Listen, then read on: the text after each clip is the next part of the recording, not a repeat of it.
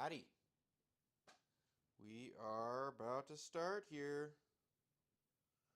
Had a busy day. It was nice outside. So,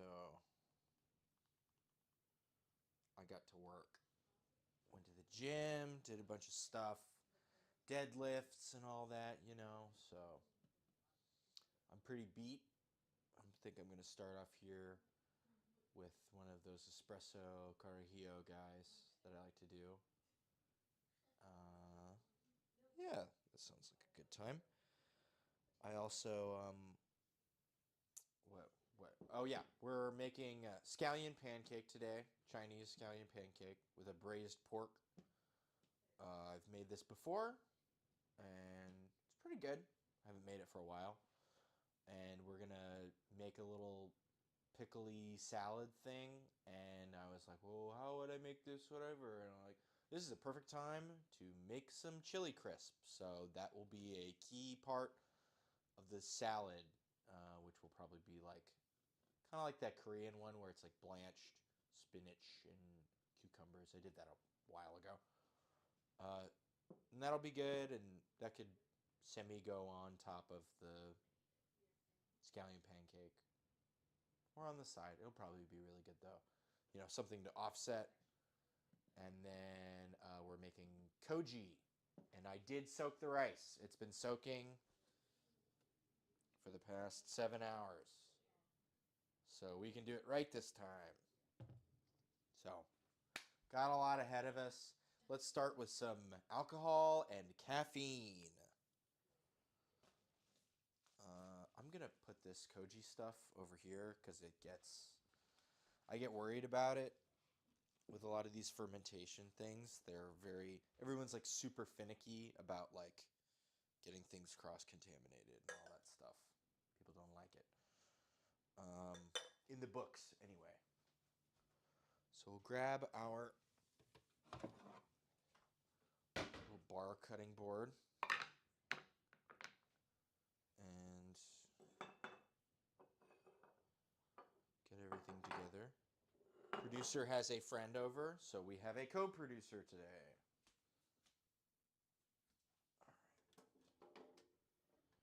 And I believe she would also like one of these, so I will make two before we get started. It's no problem.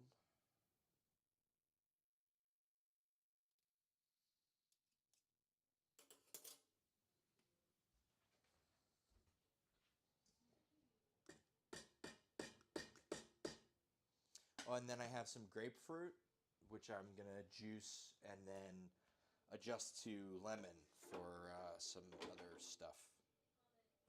Oh, comments already.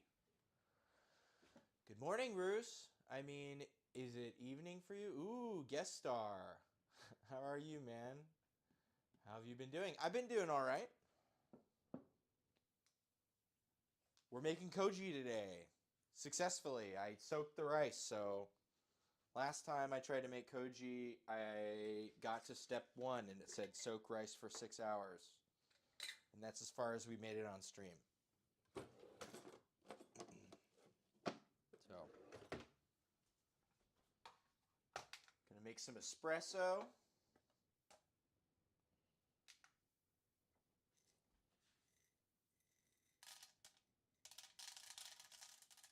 Just a little pick-me-up.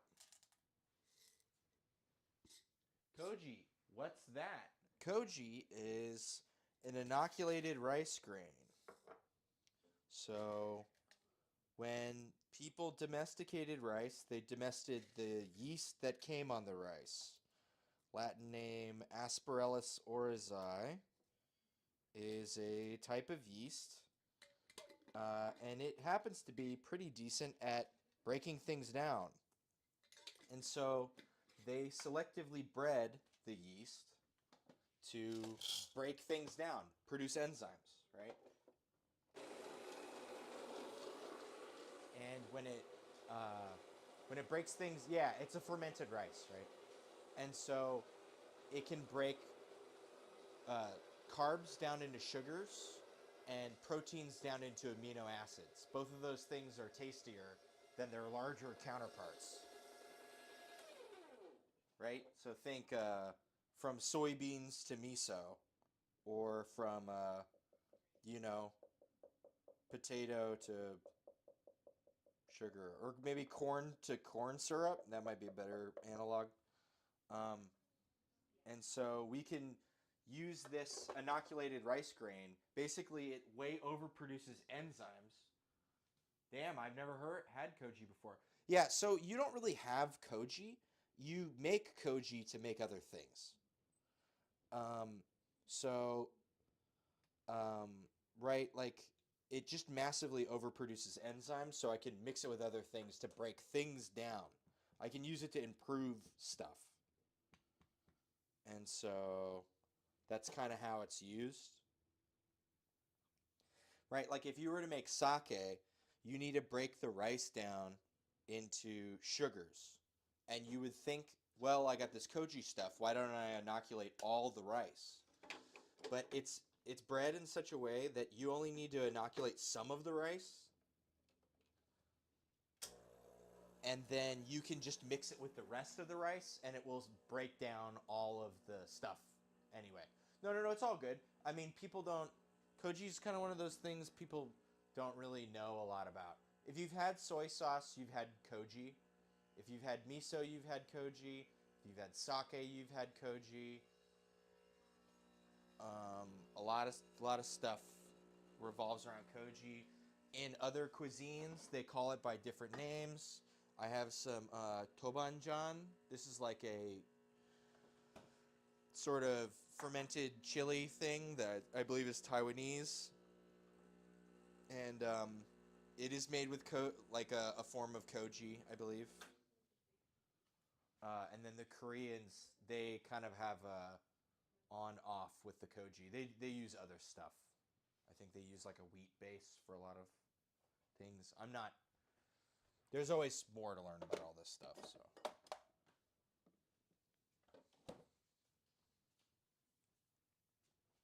All right. We have a shot of espresso.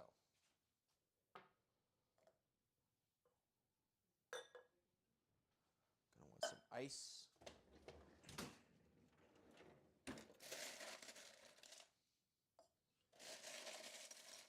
Actually, we want this to froth up. I'm going to.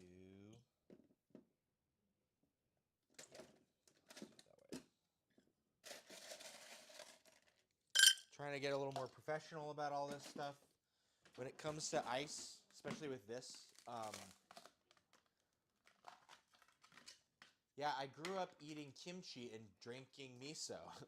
So, like, I may have had it, but was not aware. Yeah, exactly. It's everywhere. It's in a lot of stuff. So going forward, I'm going to try to be a little better about my ice, especially when things need to be, like, shaken for frothiness. Just trying to improve my game. So we use a big rock for it. What is the small ones are used for dilution, and the big one is used to agitate. This is not meant to melt so much as it's meant to move back and forth like a piston throughout this shaker and froth a lot of liquid, especially since we've got a hot thing here. Extra ice would be helpful. Sorry, just trying to explain what I'm doing, and I'm trying to up my game here. I'm trying to get that affiliate after all.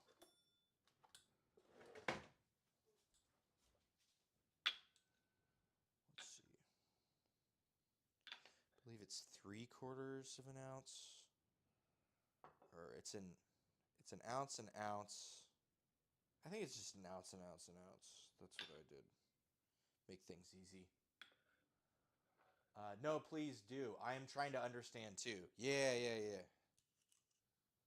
Sometimes I feel like I get in a lecture-y kind of mode and then I turn people off. But I don't know. We're still figuring this thing out.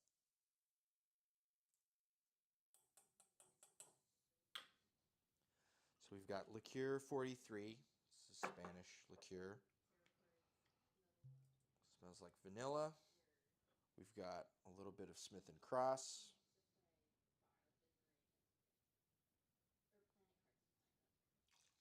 Speaking of miso, we have our peanut butter miso simple syrup that we use for this.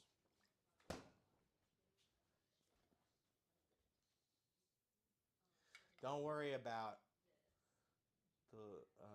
I love to yap too. I would say I have a master degree in yapology. Well,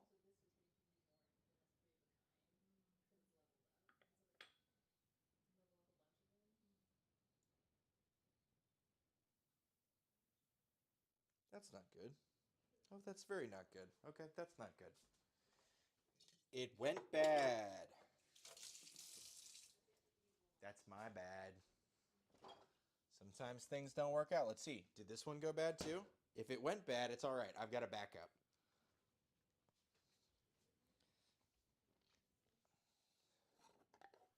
Just got to make sure we're not doing anything. Yep, that's bad too. Okay, well, I fucked that up. That's whatever. It's okay. Not too big of a deal. I must have, maybe it's because there was more of the powder and it sat at the bottom. It's all right. Last week, we made a flip with a hazelnut miso thing. So it's very similar. It's all good. That was like over a month old. So, yeah, this is fine. Hazelnut instead.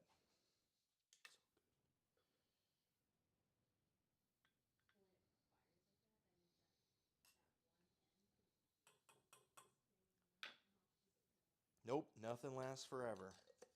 The good thing about using miso in these simple syrups, like it helps bring out a lot of stuff, but it also has salt in it, so I don't need to add any salt to the drink. It's already salting it. And then we are going to finish off this one with a little bit of this chocolate whiskey.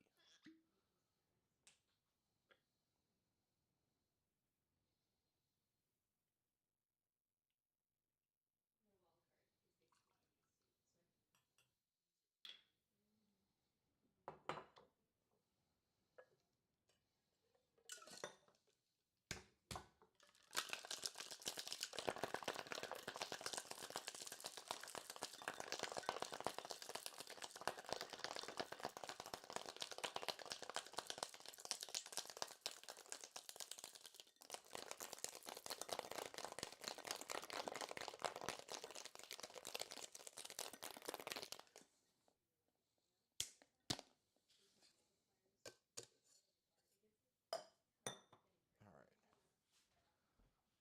Let's grab a glass. There's this dumb, like, fat one that I like to use for this drink. It's right here.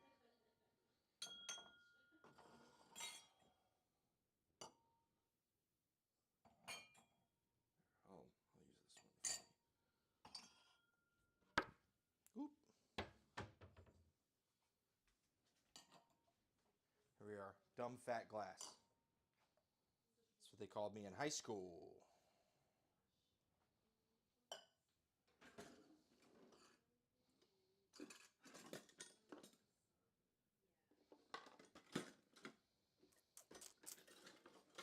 All right. Gonna double strain. Let's add the rest of the. Always like, don't waste any of it. Not a drop. Do this wrap around.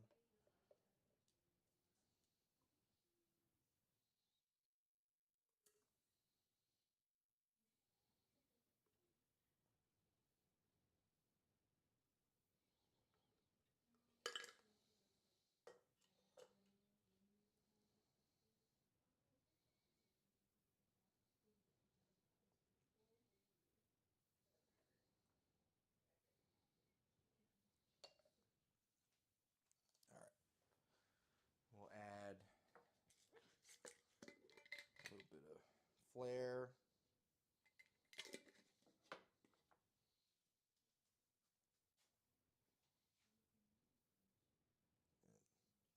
Floats on top. All right, I need to deliver this. I'll be right back.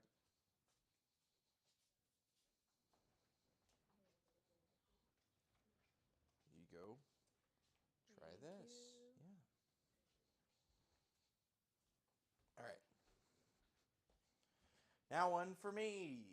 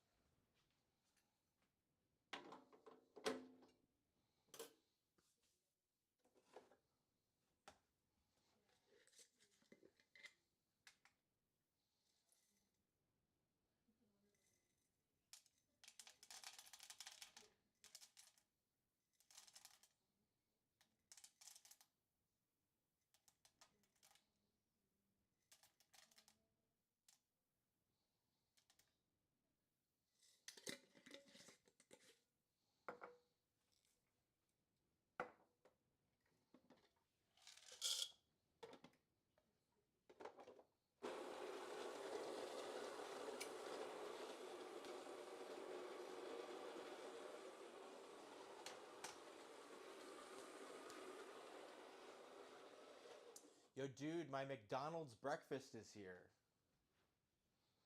What'd you get?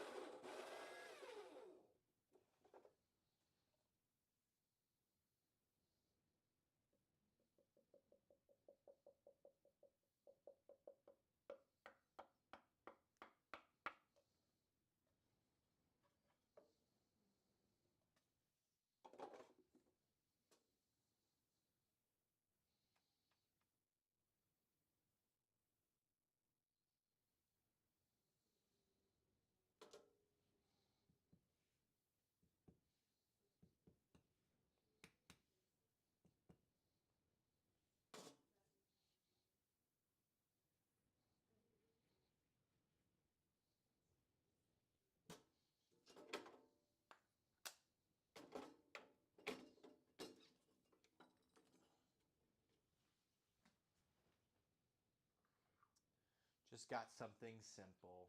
Pancake with sausage. All right.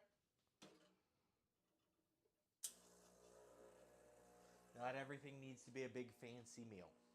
It's all good.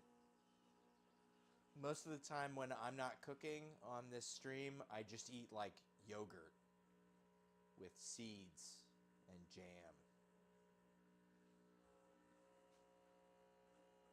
Can't eat like this every day, that's for sure.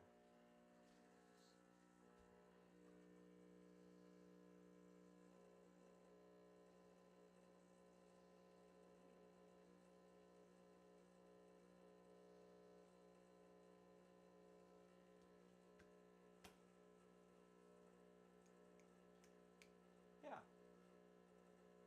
Simple is good enough. In most cases, right?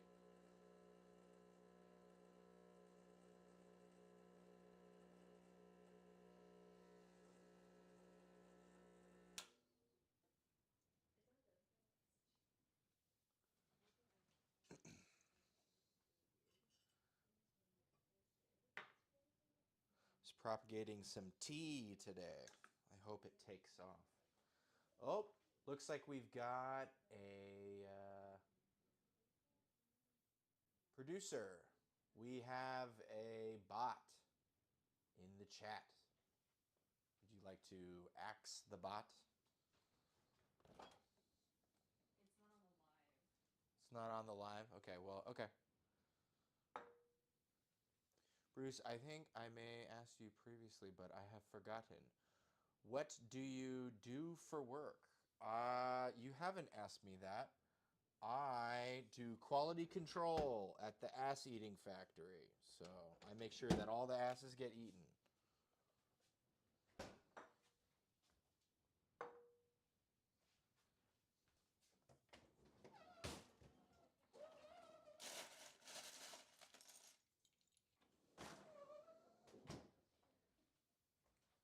The what? The ass eating factory.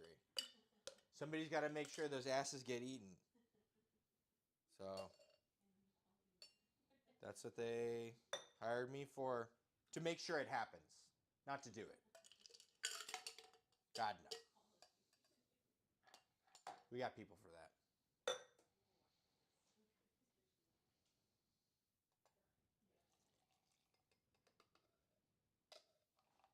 All right. 1 and 1 and 1. It's actually cash only. So it is good cash. Not good benefits, though.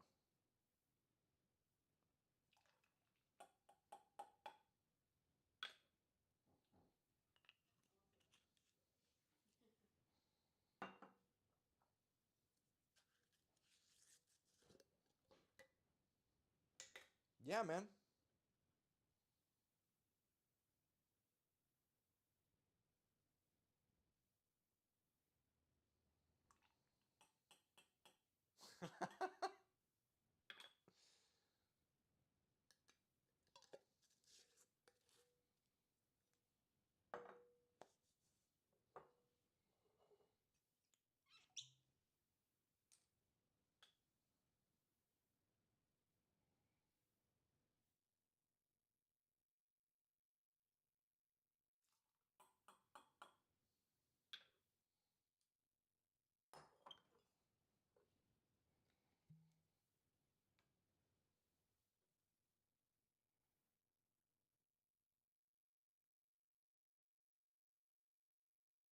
We're doing dark spiced rum for me.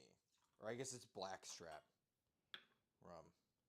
So this color doesn't come from the aging in the barrel. They actually add molasses back in, or in some cases they'll add the back set, so the stuff that doesn't make it through the still, to add color and flavor. We added the miso and everything already. Okay. Do you stay in the States? Yeah. Yeah, we're in the Pacific Northwest.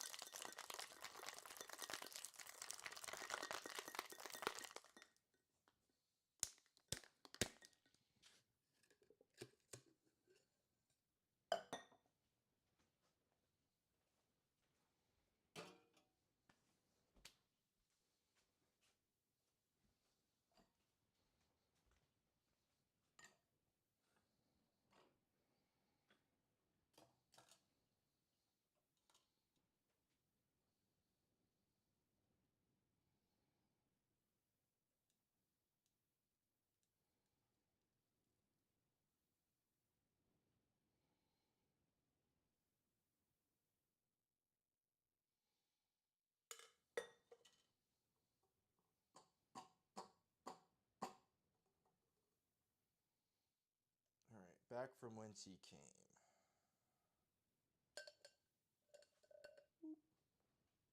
Is the weather nice? The weather was very nice today. Normally it's pretty rainy, but we caught a spot of sunshine today. I did a bunch of yard work. Dude, I'm telling you, the weather where I'm at is shit. Oh, I'm sorry. It's normally shit here too. I can empathize. I actually keep bees. I've got a couple beehives. No, I've just got 2 bees. No, I got 2 beehives, and man, they really are dormant during like half of the year. They do not come out. Wonderful. Very nice. Very nice. Okay. Let's start in with our braised pork, because that's probably going to take the longest. I just got some pork shoulder here. No bone in, because, you know, I don't want to do that. I'm fine without it right now. Just trying to do some easy breezy. Cover girl. whatever they call it. What breed are your bees? Actually, there are no breeds. Um, there are like strains, but there's no breeds. To breed, you would need to breed, and nobody has ever successfully bred bees. Keeping bees is a lot more like keeping a wild animal than it is having a pet. You basically create a situation where the bees are happy enough not to leave, um, but they are, for all intents and purposes, wild. They do not, right? Think about it. There's so many, like, right, the male bees, they go to the they go fly around, and the queen goes out and they exchange genetic information, um, and that whole process is basically, impossible to track. It's completely improbable to be able to track that sort of shit, and so it just makes for something that's like not it's just not practical. What was I gonna do with this? I was just gonna chop it, just rough chop. You don't need, I'd like it to be a little stringier, so I'd like it to have like kind of big hunks. But if it was all one piece, then it would take a little longer to braise. So I'm just gonna go like this.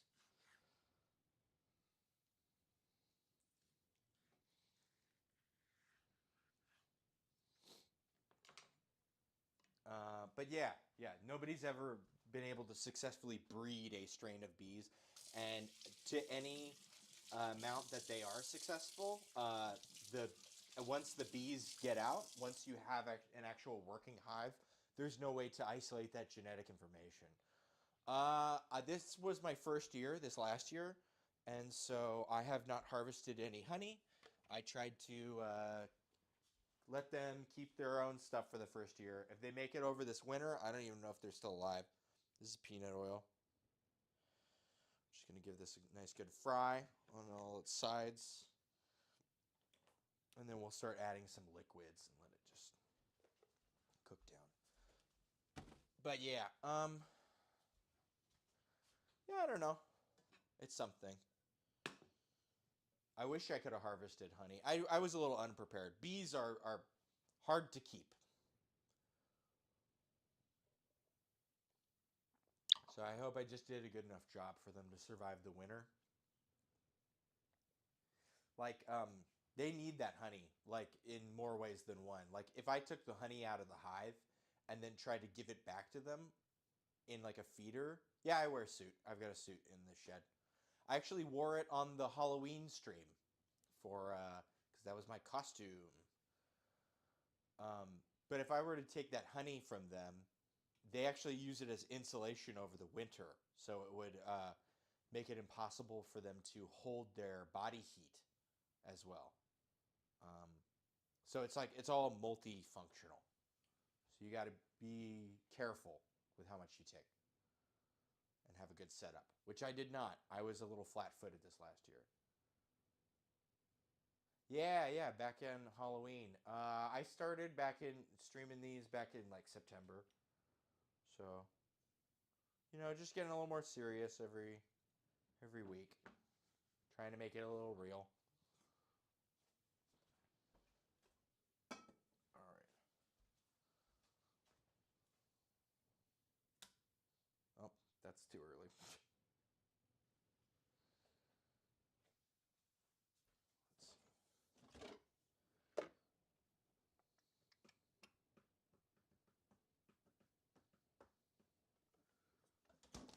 Ow.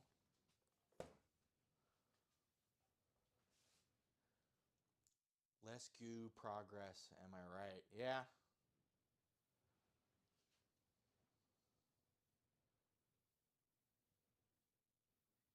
Progress is hard. Let me see. The get a screenshot. What am I supposed to? I don't have the screenshot. Oh my god. Okay. I'm going to be operating off of some screenshots of recipes because I hate just loading all this shit all the time. You were talking about feeding back their own honey, but I interrupted you. I am sorry. That's all. Yeah, it's all good. I'm just saying, like, beyond food,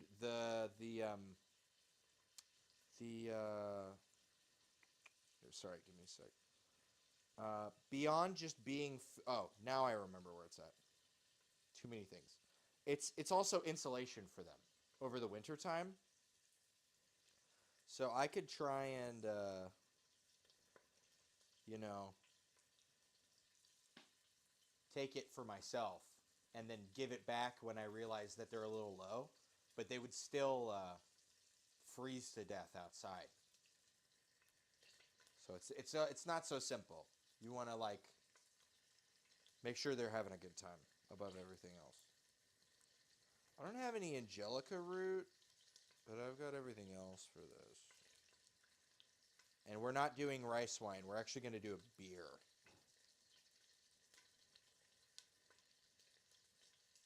Yeah. Okay, we've got some whole spices over here. I'm going to bust some of these out. Let's see. Gochugaru, we're going to need this for our chili crisp. Sichuan peppercorn, we're going to need that for a lot of stuff here.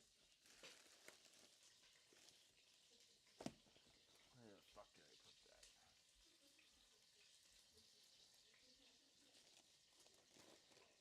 Oh, right. That was the wrong container. Apologies. Cinnamon.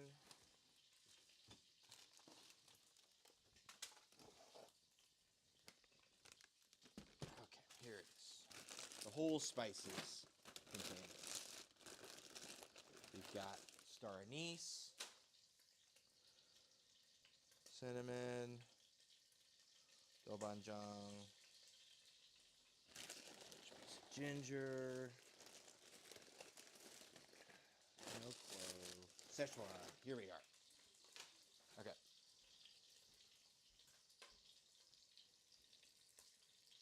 Okay. Just toss the rest of these in now that it's hot.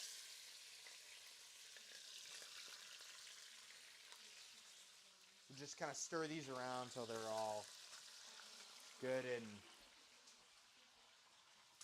brown.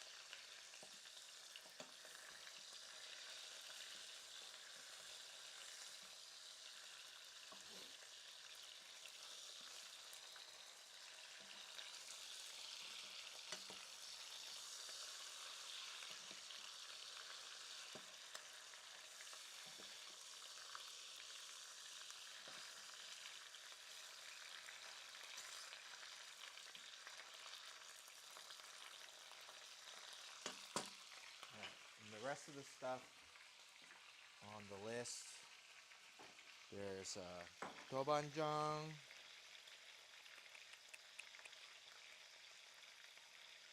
Szechuan, star anise, and a bit of rice wine. We're going to add this beer, soy sauce. I don't have rock sugar. I mean, I've got palm sugar. I'm gonna add a different thing. Sugar, garlic, some scallion. I'm gonna leave the scallions out because we want them for other things. And ginger. So garlic and ginger, brown sugar. I'm also going to add some of this black bean garlic paste. And then brown sugar. We have demerara sugar, but I think brown sugar is a little more appropriate. All right.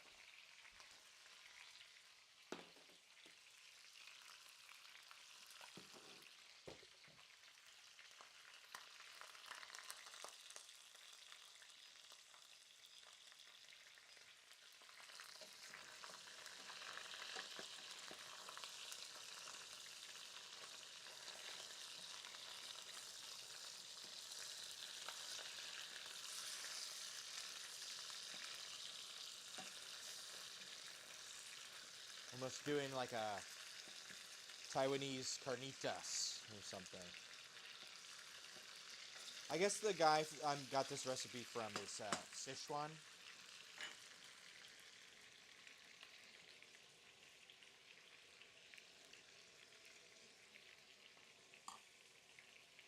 I'm going to put this back over here.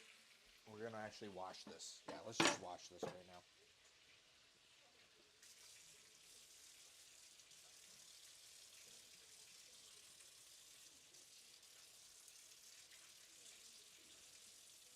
So wooden cutting boards actually are more hygienic than plastic cutting boards for cutting meat. You wouldn't think that, but they've done studies on it. So a lot of what keeps bacteria alive is water. Pathogens need water to move about. And the good thing about wood is it has pores, so it can wick water very well. And when the water wicks away, all the bacteria dies. Whereas the plastic doesn't have pores, so it can't wick the water. And then even worse so, whenever you cut with the cutting board on it, you end up making all these little pockets that can accumulate bacteria and liquid, right? So active bacteria. Yeah, it smells. It's almost like I said, like a carnitas almost. You like kind of fry it up, but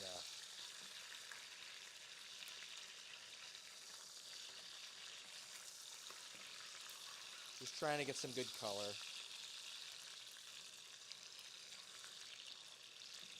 Nothing too complicated. Try not to burn my face any more than I already have.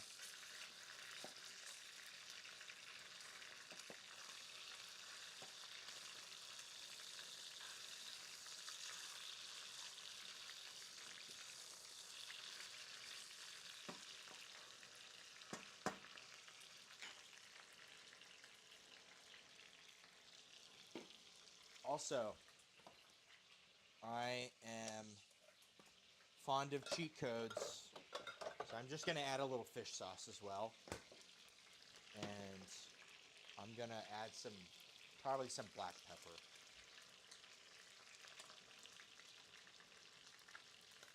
So there will be, there will be cross-contamination. Yeah, if you have those pockets of liquid with the bacteria in them, that can be a cause for cross-contamination. Right? So, and I was a staunch plastic cutting board for meat only person. But I was converted by reading up on it.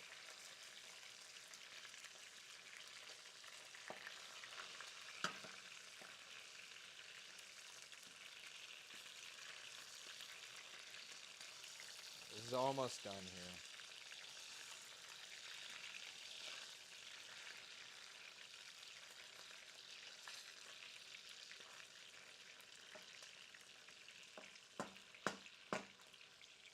No, we don't want that. I'm going to turn the heat down. We're going to start adding our... this is probably going to spurt a little bit because it's frying oil and liquid. So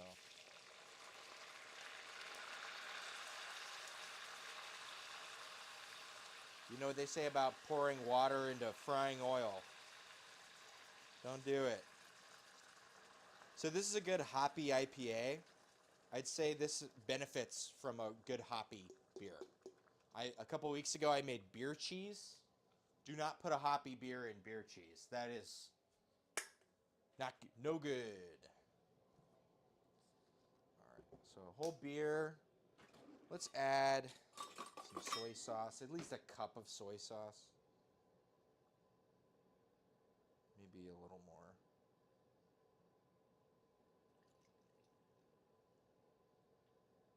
Let's do 1.5 cups. How about that?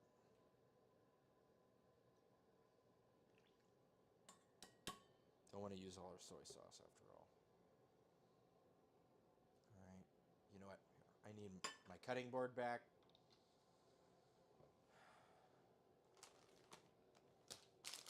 All right. You know what? Let's try it out. For the bigger cutting board. All right. Okay, there we go. Let's add some fish sauce.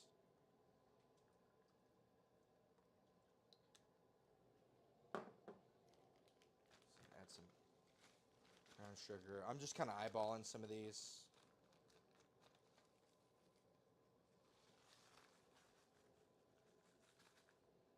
And then there's doubanjiang. Doubanjiang, black bean, and then our whole spices here.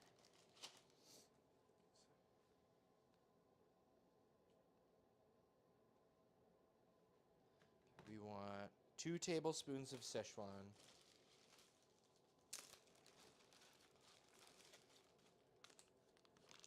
I'm just going to add a good handful. That's definitely 2 tablespoons.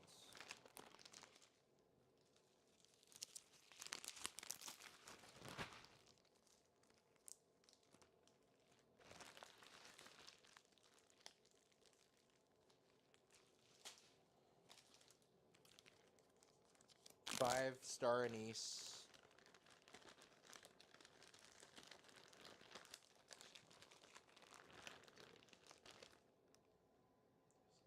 One, two, three, four. Call that 5. 3 grams whole cinnamon sticks. Okay, that's a typo. It's definitely 3 whole cinnamon sticks.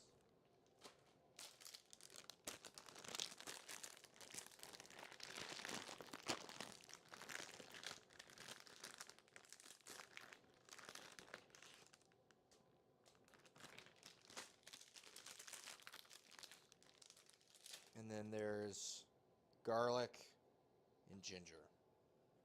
Just gonna add a little more sugar to this. We'll just kill this, but just use it all. We've got more brown sugar somewhere, I'm sure. Brown sugar is one of those things where you forget if you have enough of it, and then you just always buy another bag of it, and you still have like 2 bags. Bruce, your spice game is strong. Yes, strong spices. That's what we're here for. Garlic, ginger. Oh, and then, yeah, the doubanjiang and the bean paste. Let's see. About how much? A tablespoon of okay. Well, yeah, that's going to actually thicken this up a little bit here. Big ass spoons. Will this even fit in there? I don't know.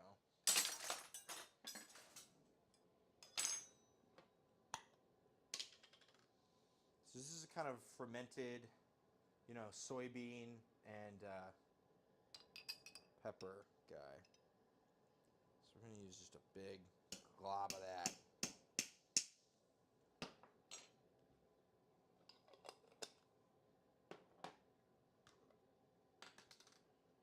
And then this black bean garlic.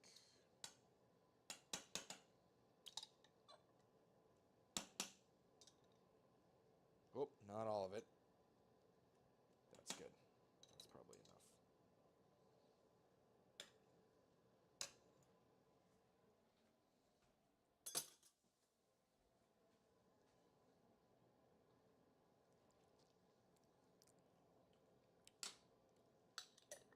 it's just umami-y.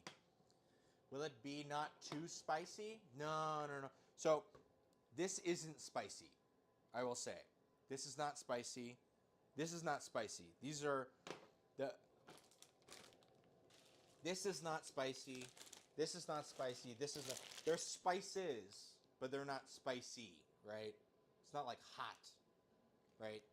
It's just very flavorful.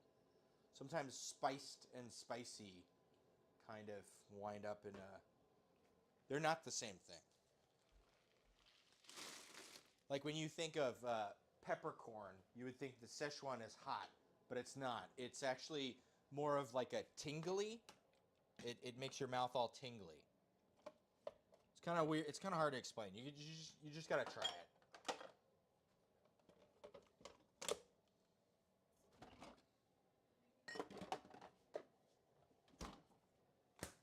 And we're gonna let this braise for a couple hours. We'll take a look at it and taste test it and adjust it as we go. But and the garlic and ginger, yeah, that is what we need.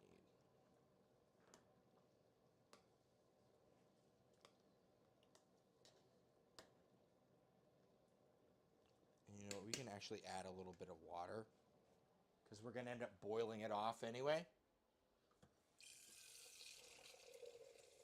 So I don't feel bad about adding like maybe a cup or two of water just to make a better braise and help get everything a little more cohesive because we've got a lot of time with this.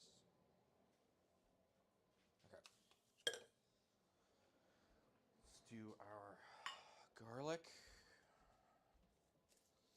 And we've got some old ginger here. Oh, and then I'm making a ginger bug too. I forgot about that. A lot of things today. We don't have Dungeons and Dragons tomorrow, so I'm trying to use this opportunity to like make koji and make ginger bug. I was also got some grapefruit, and I wanted to acid adjust a lemon. Try some cocktail stuff with that.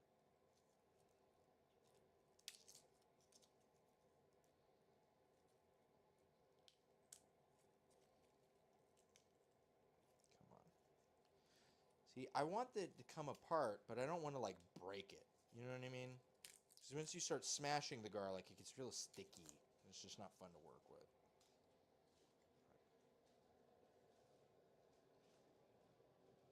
Yeah? When did you last play Dungeons and Dragons?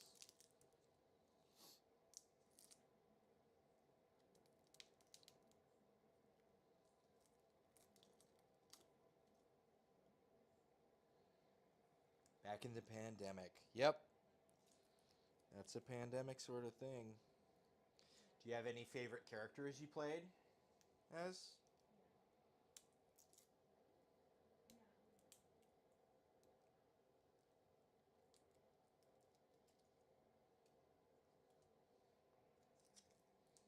An elf. Okay. What kind of elf? Were you a rogue? Were you sneaky elf? Were you talking elf? The talk to people elf? I've been the talk to people elf before.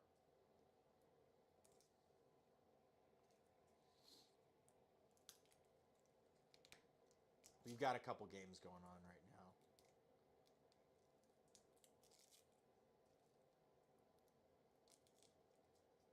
I'm actually a kobold. That was the last one we'd played last week. I talk to people and like animals. Okay, so you're a druid. Okay. Yeah, druid's fun.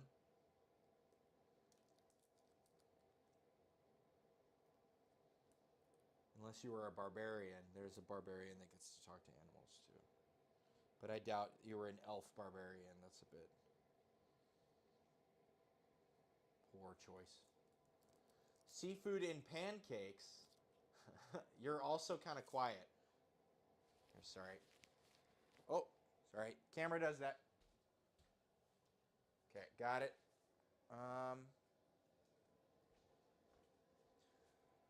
Do I sound quiet in the...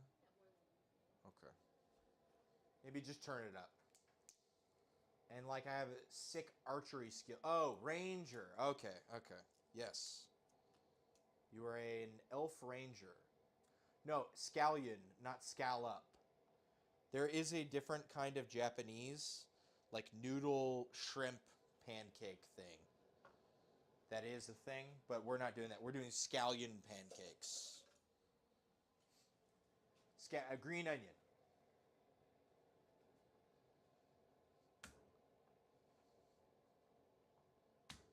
Abroad, they call them scallions.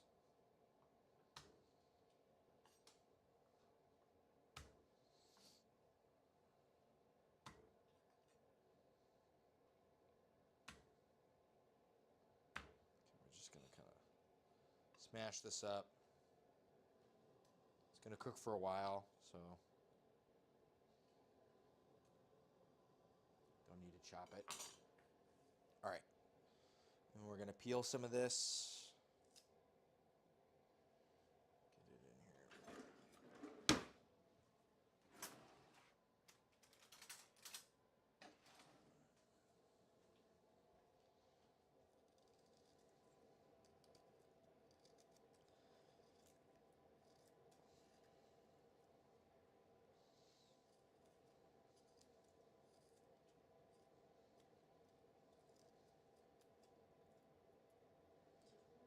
Oh. Yeah, so I'm like a mid to long range. I think in my last party I have a pet, maybe a wolf or something. It's been too long. Yeah, Beastmaster, a ranger. So you're a Beastmaster. There's another version of that called Drake Warden, where you get like the spirit of a dragon that like actually its health scales with your level. Because sometimes those pets aren't so, or your companions aren't so helpful once you level because they don't scale very well. The Drake Warden one is fun from what I've seen.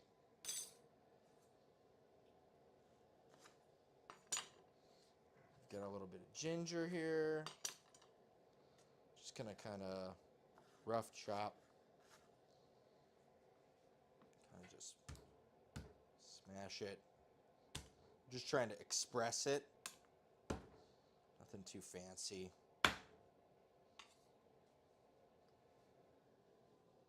Maybe I should have been using my one that looks a little more like a cleaver.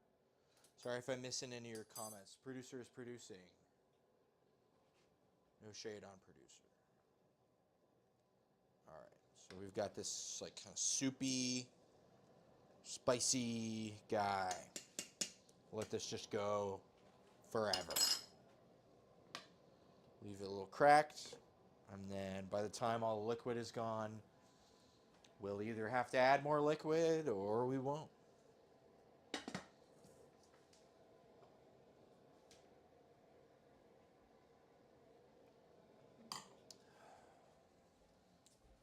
Let's see. All right. From here, let's start our scallion pancake. We need to make a dough. Oh, that's right. And to make that dough, we need... Sorry, there's a little bit of... that's frustrating. When I last used this, I made dough as well. Looks like there was a little bit left over. We need a little bit of hot water. Apparently that's the... well, I lost my D&D Beyond account. Aww, that is sad. Actually, let's just use a measuring cup. That's easier than boiling a bunch of water on the fucking... Real estate is always an issue with this fucking stream. Okay, we want a cup of each, all-purpose and bread flour, half a cup of hot water, half a cup cold water. Canola oil plus more for greasing.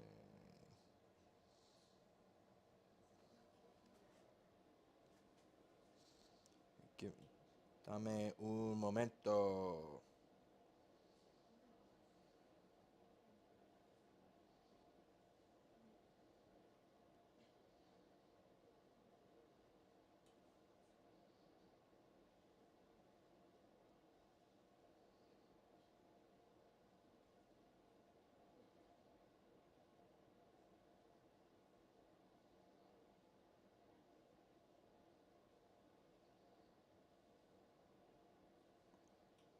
dumb? I swear to God. Can be blah, blah, blah, blah. Just gonna mix it in. Yeah. Flour, sugar, salt, pepper, and the hot water. Add a quarter cup. Cover with plastic. Wait, yeah, okay, so sorry, I thought it called for oil in the pancake itself, and I'm like, that's not right. All right, a cup of each, and then half a cup of hot water. Okay. I'm going to elect to take cold water and microwave it as opposed to use hot water out of the tap, because if you use hot water out of the tap, it has to go through the hot water heater, which can make it weird. How clean is your hot water heater? I bet you don't know.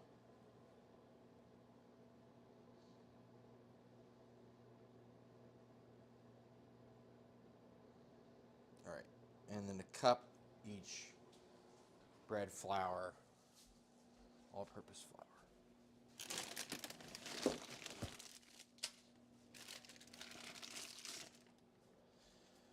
We've got bread flour, all-purpose flour. All right.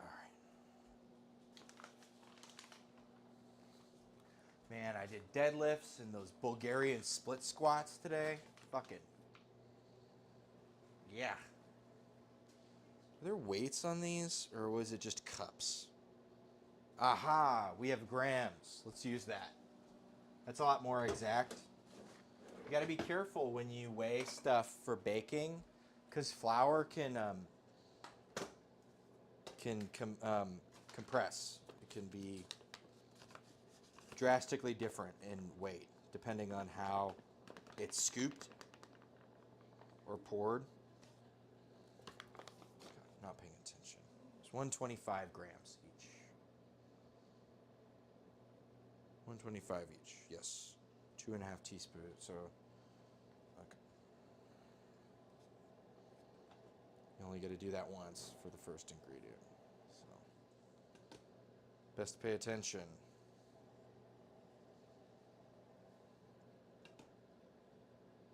All right, that's fine.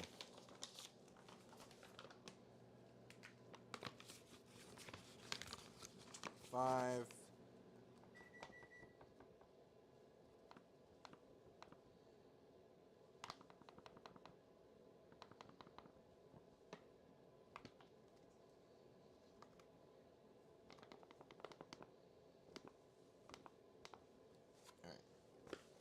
And I'll put the all-purpose away, but I'll keep the red flour out. I'm sure we're going to need it at some point for something. We've got our hot water. We're going to want to make sure to mix all our dry ingredients together first for our hot water, which is hot. Just put this over here. Real estate and all that.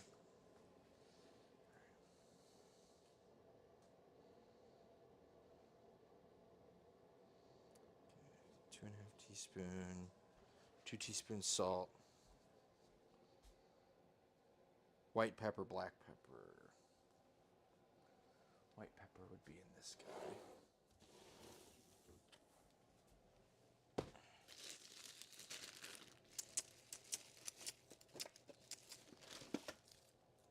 White pepper.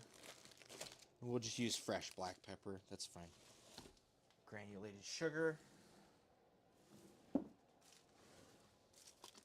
It's powdered sugar. Here we go. We got a little bit of granulated sugar here. And salt.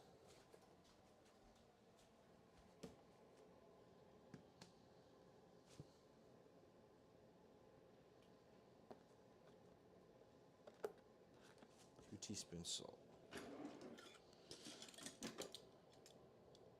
Half tablespoon. It is 3 teaspoons to a tablespoon. I don't make the rules.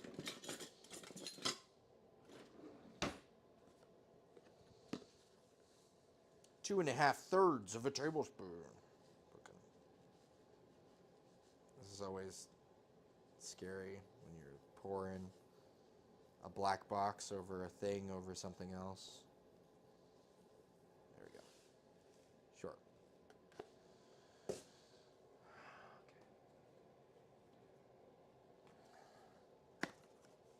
Yeah, and I can't find that axe. I am cooked. There goes my progress. To be fair, I only played one campaign. Which campaign did you... Was it a homebrew sort of thing, or was it like a module? This is powdered sugar. God damn it. How many deals of powdered sugar do we need? You know, it's probably for the best. I know that there were multiple times where we needed powdered sugar and we didn't have any, and I literally tried to make powdered sugar on stream, and it just made me cough. That's all I did. That's all I succeeded in doing.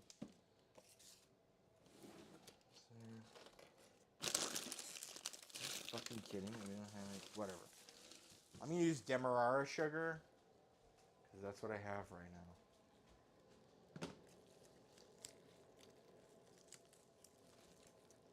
I can't remember the term. Was it like homemade?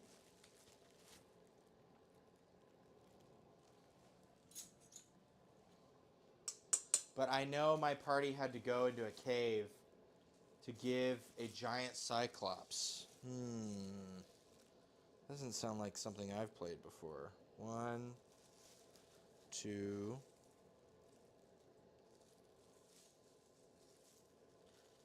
0.5. 2.5. There we go.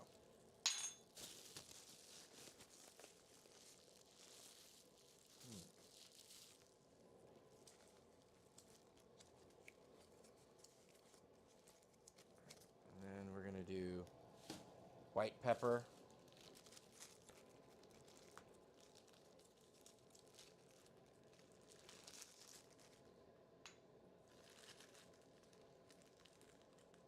This is 1 1/4, so I'm just going to grab a big fat deal of white pepper here. And then another teaspoon of black pepper. I'm just going to use some fresh cracked pepper. And we're going to go until we're done. Whatever that means. Yeah, fight. You had to fight a giant cyclops. That's kind of what I thought. It's all good. I'm following along. Doesn't sound like any modules I've played before. I will say that. Sure, that's something like a teaspoon. Okay, and then we've got half a cup of hot water. He added some more cold water in the video, so fuck if I know. Okay, we want to mix this together, and then I can just go there. Un tenedor.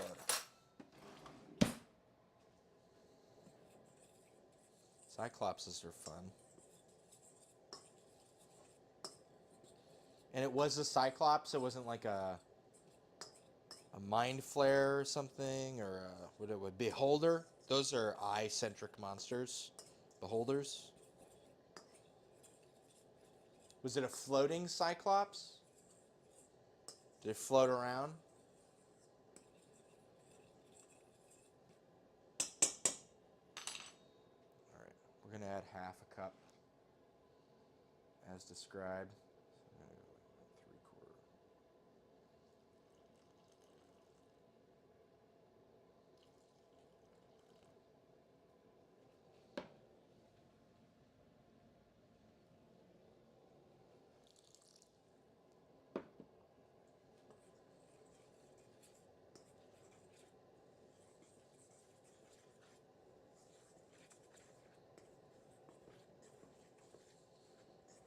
So when we use hot water, it helps to relax the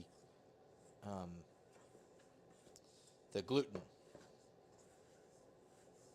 You use it in like Japanese milk bread.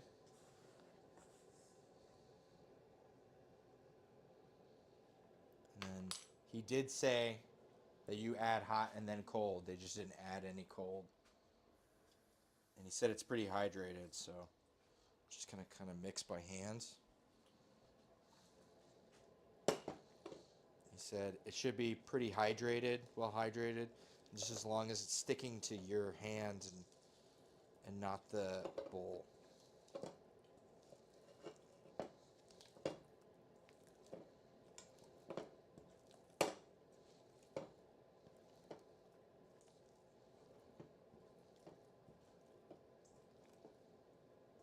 kind of feel like I should add a little more flour.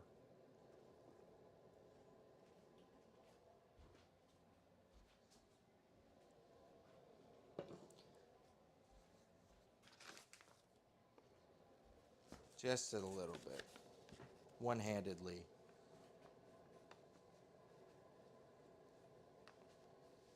Just like a tablespoon, half a tablespoon.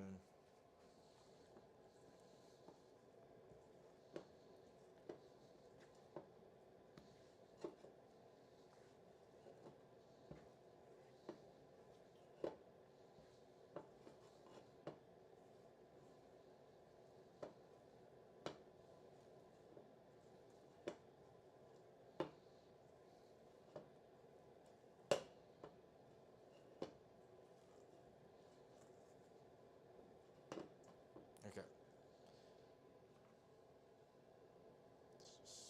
Scrape this off.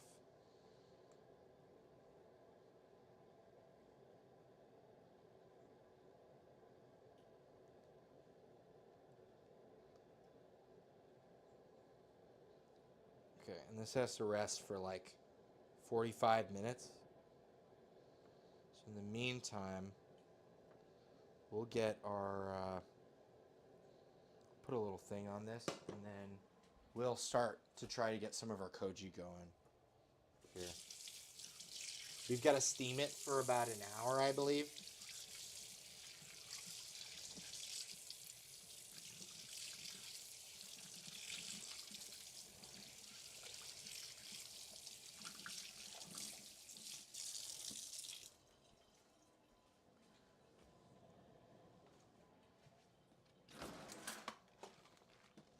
Got one of these handy dandy little guys. It is not quite 8 p.m. where we're at. So at a little past 8:30. Should be about good. Start working. We can make our little scallion guys, and then they need to rest for another 45 minutes. That's baking for you. It's a lot of waiting. Strategic waiting,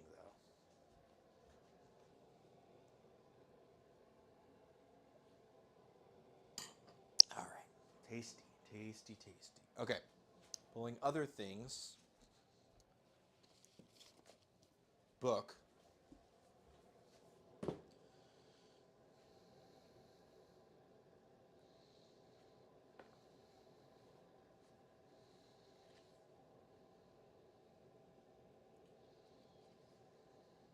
How to grow koji.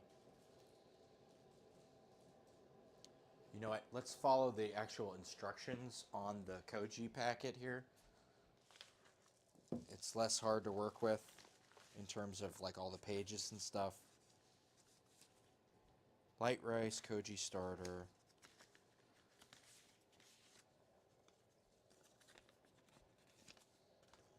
We've got homemade koji, rice koji, and we've got basic amazake ferment. We're going to do the homemade rice koji. Okay. So, rinse 6 cups of polished rice several times till it runs clear. Rinsing is important to remove surface starch, which can allow steamed rice to stick together into lumps, making it difficult to culture properly. Allow it to soak in water for around 6 hours. It's been like 8 hours.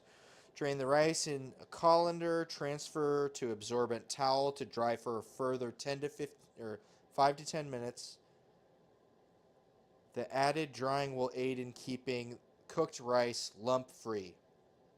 In a 4 to 6 quart pot, place a 2-inch tall can with both ends removed. What the fuck? Yeah, so we're gonna like use a steamer on top, wide open. Line the steamer bed with cheesecloth. Spread rice firmly. Cover and bring water to boil. When steam rises through the rice, not just up the sides, Time the steaming for 50 minutes. Be careful to watch that it does not boil dry.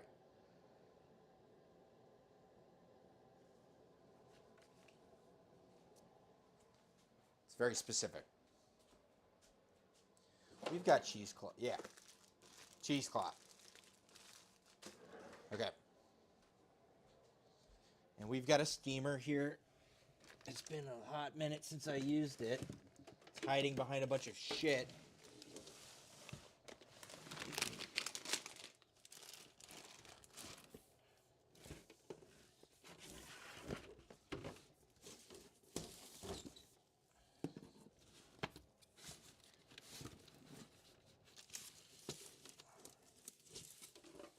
All right. Here's our steamer. We've got 1, 2 deals. And the top. God, my legs. Deadlifts, Bulgarian split squats. No. All right. We want to strain this and put it on a towel. That's what it says. You know what? I'm going to grab a hotel pan because that ends up making this a lot easier. And that's the vessel it's going to end up going in. So we might as well just keep working with that. I believe I've got one out here that we used last time.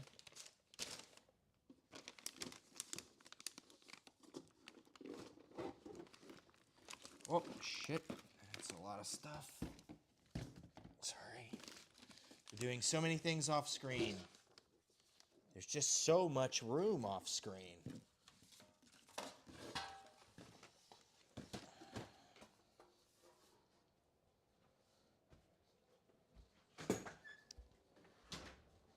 There's a whole world out there. All right, I got a hotel pan. This will make things a lot easier.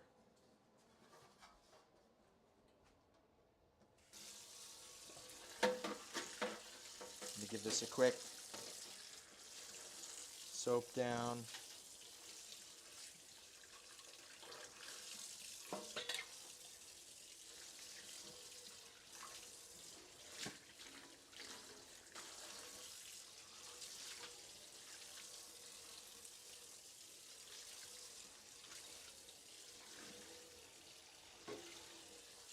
All right. It's looking good and clean. I would be careful about drying this off with anything that has been touched by a lot of other stuff, right? You don't want to just dry it off with anything, any old something. So we're going to use clean towels because we are starting a ferment in this container. We don't want to contaminate our ferment.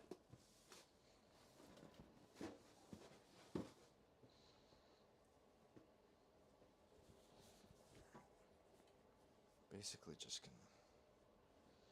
gonna rice is gonna come in and out of this a couple times before it stays in it for a while. So we're just gonna play around with that container because it's the most obvious one to use.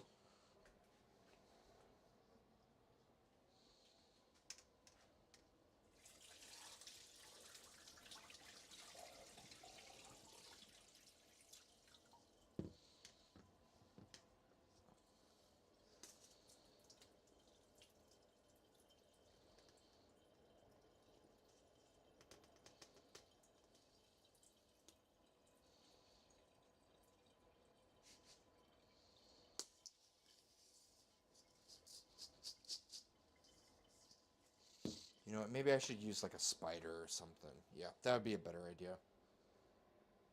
That's fine. Doesn't matter. Spider. Helpful.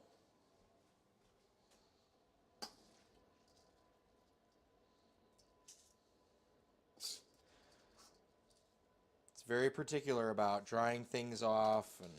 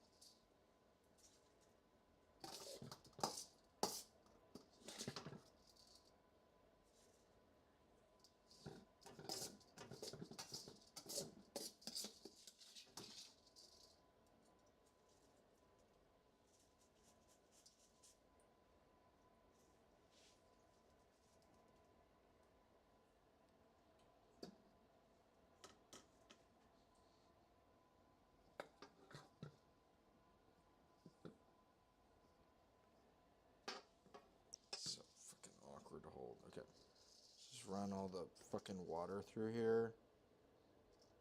Okay. That's all the water. We're just going to scoop everything straight into here now.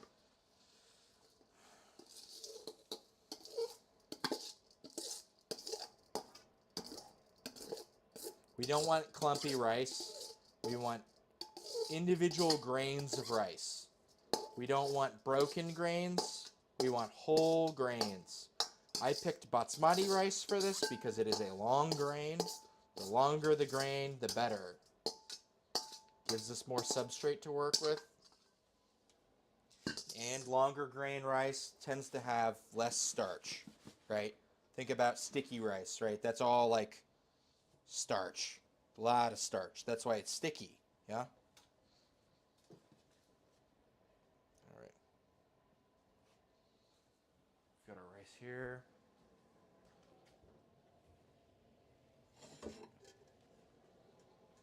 Well, just to make sure that this doesn't run dry, so I'm going to just fill it pretty high up with water.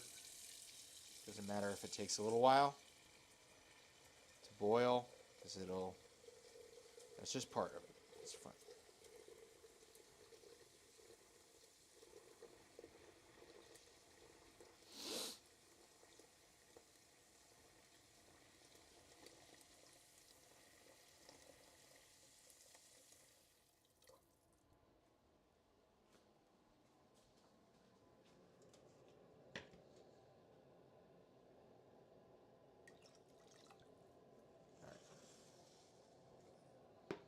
Let's bring this to a boil.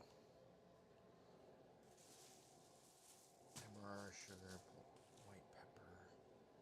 Okay. And then from here, we want to prepare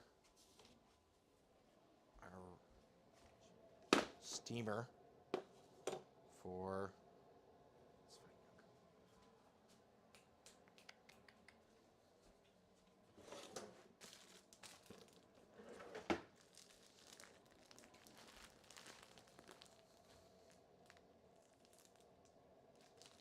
whatever.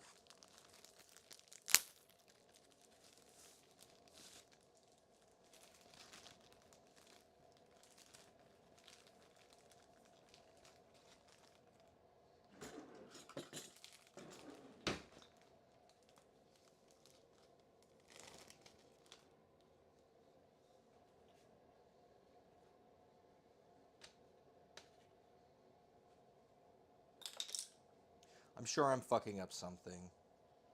Somewhere Dave Arnold is looking down on me with a look of disapproval.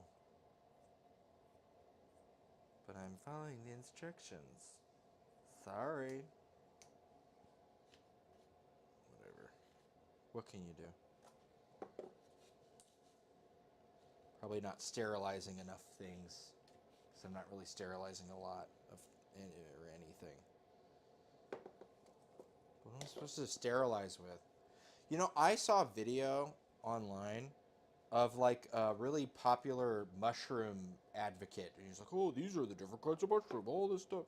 And he was talking about reishi and how they like look really cool when they're in like a really humid environment because they like glisten. They're all like shiny, right? And then he was like, but if you just spray water on them, they look bad. But we found if we spray them with isopropyl alcohol, then they look good. And it's like, you're going to put that in your body. And isopropyl alcohol is like, you can't consume that. That's bad for you. Why are you putting that on the thing you're going to ingest? Isn't that worrisome? Isn't that a problem? Whatever, fucking hippies.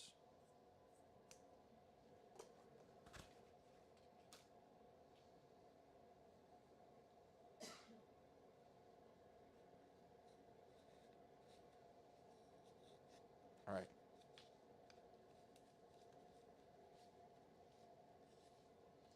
We've lined our things. Oh, shit. I was like, oh, I got an extra one. No. No, you don't.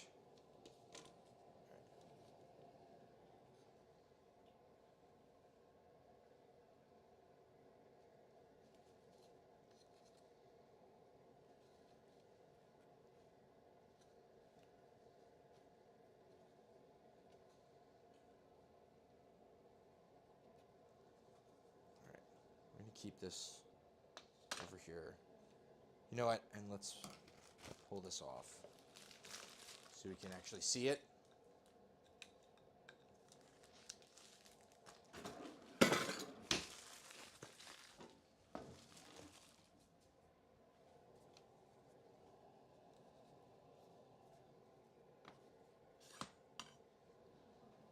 Alright.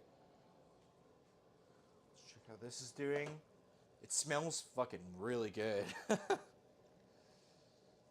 Yeah, we're getting it. We're getting it here.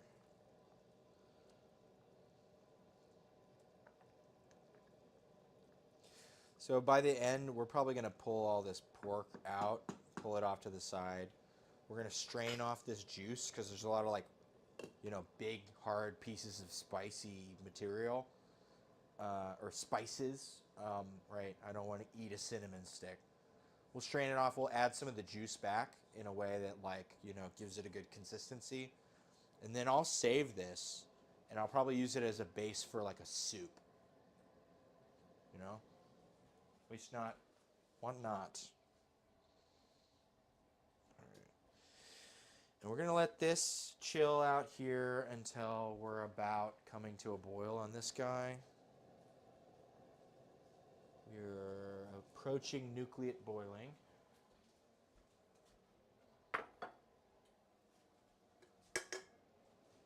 Finish my drink. I want another drink, but I don't really have time. This is one of those, like, kind of, a lot of stuff is going to happen at some point. I'm not sure exactly when.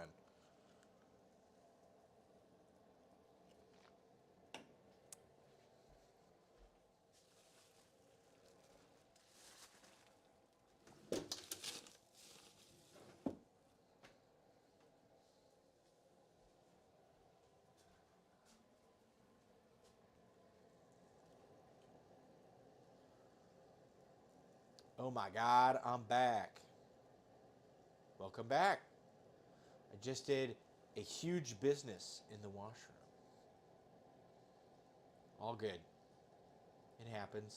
We all have to go to the washroom from time to time.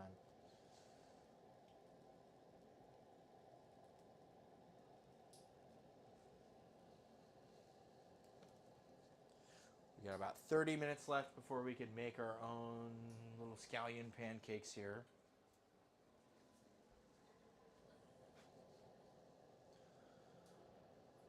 Apologies, I missed so much of our chat. It's all good. It happens.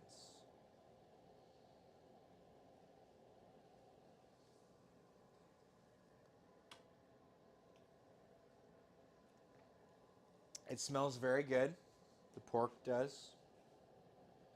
I was just saying I'm going to pull the pork off and then strain the liquid when this is done. So that way we don't get the whole big spices in it. And then I'll add a little bit of it back. Nah, man, I just want to be genuine. You feel me? Yeah, I feel you. Well, I was going to save some of this juice and make a, you know, I'll probably freeze it. And then when I don't know what to do, I'll bust it out and use it as a base for some vegetable forward soup. Hiya, it's Uncle Stinky. Yeah, like stock, exactly.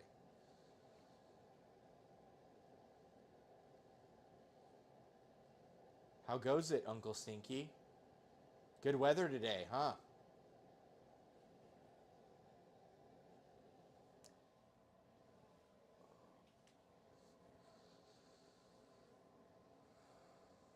Come on, boil. A watch pot never boils. Well, let's see. What else? Is there something else we can be doing right now? I feel like I can remove this here when this is ready, and then we can... honestly, you know what I'm actually going to do? I'm going to this on high.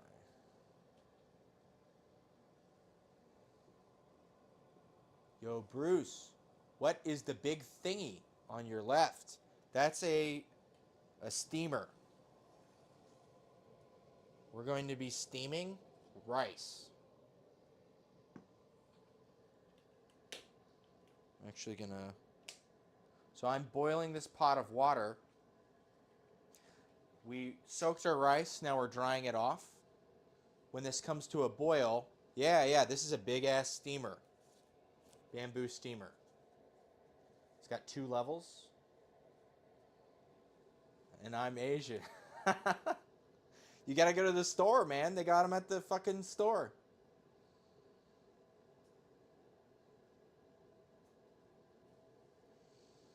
But the whole idea is we want our grains of rice to be separate. We want them to be cooked, but not to glom onto each other. We want a right that way you can get more of your inoculate everywhere. Like, have Din Tai Fang? I haven't had Din Tai Fang. What is that? Is it a? I'm guessing it's a dumpling of some kind.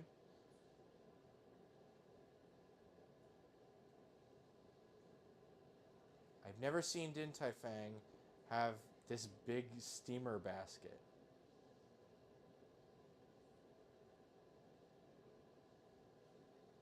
Sorry. I get big ass industrial shit. I'm cooking rice in a hotel pan. This is meant for serving breakfast at a hotel. And I'm making fucking koji in it. So I get industrial shit. I get the big ass bowl. And we make the big shit.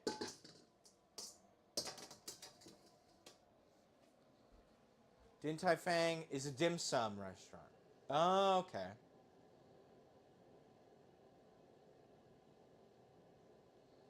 I haven't.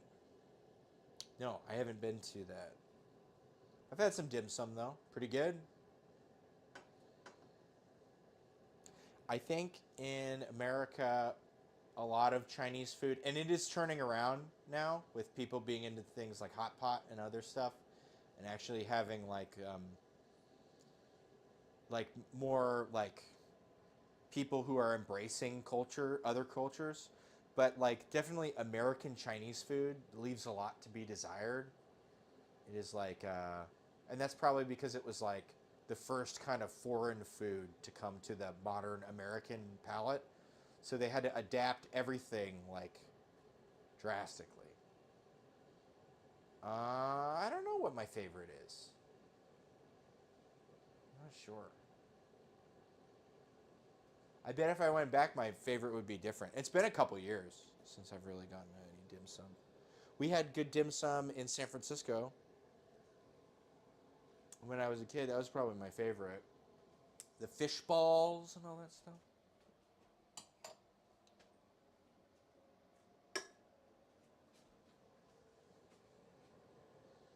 Okay. Bao's really good. I should make some buns. That would be good. That would be a good one. Very QQ. Soup dumpling. Okay. Do you know QQ? I bet you do. The satisfying chewy. Make like a dim sum episode. That would be cool. Yeah, QQ. That's why I use hot water with the dough. Like springing. Okay, that's more of what QQ means. It's like springing, like springy. Okay, I was always told that it's like a chewy sort of thing.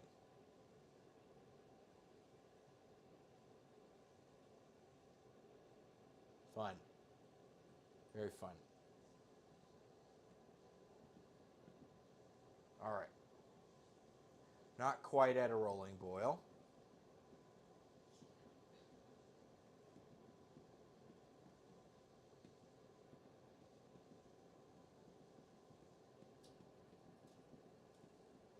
Chewy and springy. Okay. I should do some dim sum.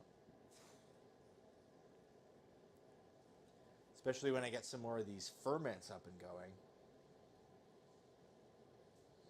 I gotta say, I'm really jealous. There's this Johnny Qwong or something like that on Instagram.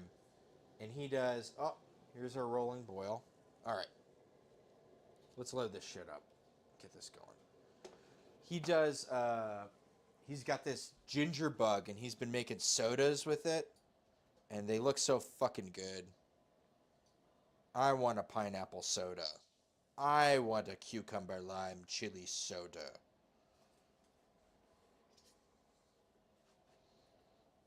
Alright, we're going to just load this up with the rice here.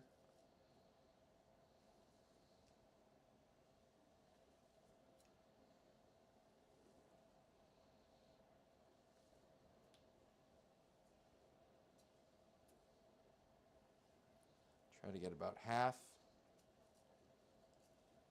I want to spread it out to all the edges.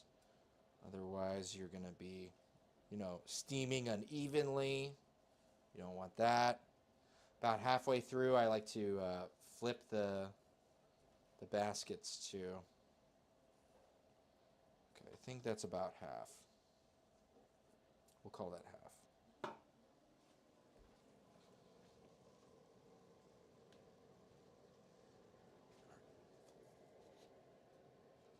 Johnny, I think it's like Qwong, or I'll find it here.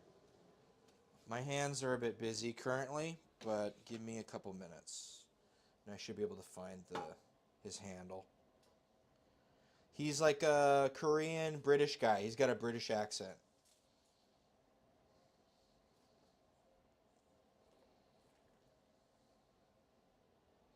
Yeah, that's why I'm making a ginger bug today, because I want to start making my own little sodas and stuff.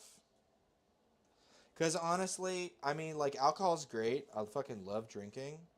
It's super fun, and there's never any downsides. No, it's just like, not everything needs to have alcohol in it. Things can be their own.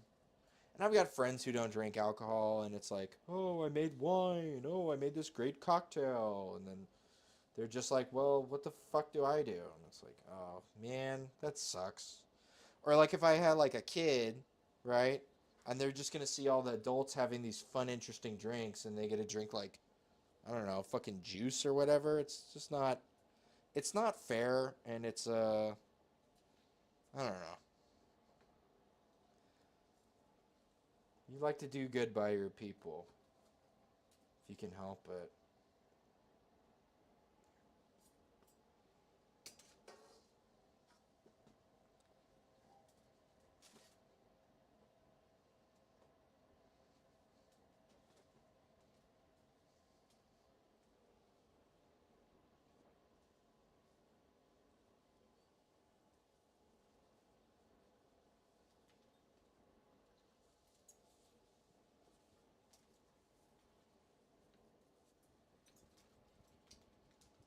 All right, it's pretty spent. Let's make sure we get all this rice in. And then we're going to even this out. Steam's still trying to work its way through that first basket, so I'm not too pressed.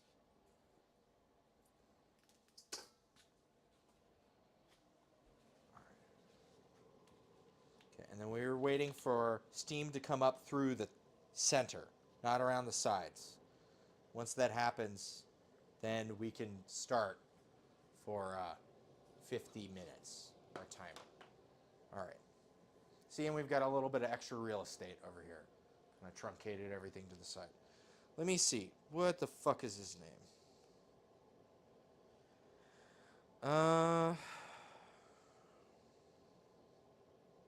Instagram. Johnny.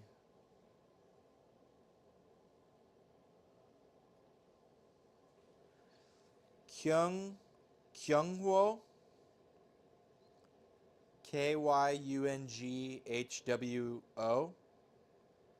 And if you look, a lot of his recent videos are all these like ginger bug sodas. They look really fucking good.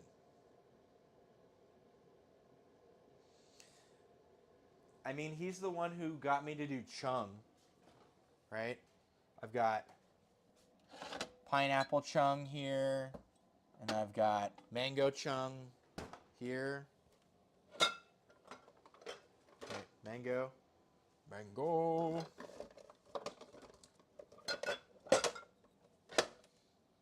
Still got a good 15 minutes before we can mess with our. You know what? Let's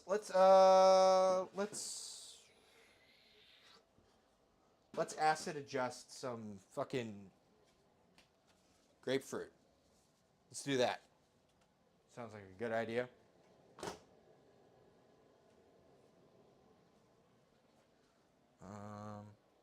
Let's go to get one of these little.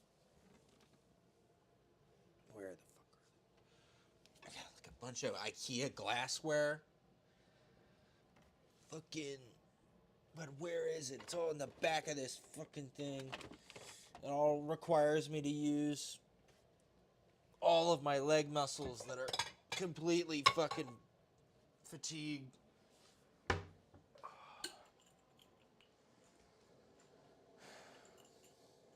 Man, I just subbed to your YouTube and I saw your beekeeping suit. Yeah. I'm not lying.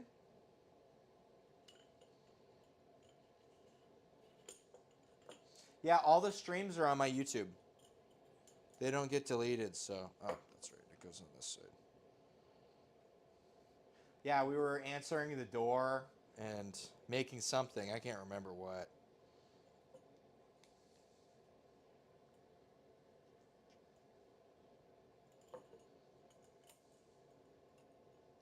All right, should be good. We've got our juicer. Let's start with a grapefruit. Yeah? One of these need to be used more. Let's use this. Make sure to toss your stickers if you're composting. I'm going to use this cutting board because it doesn't have onions and stuff on it.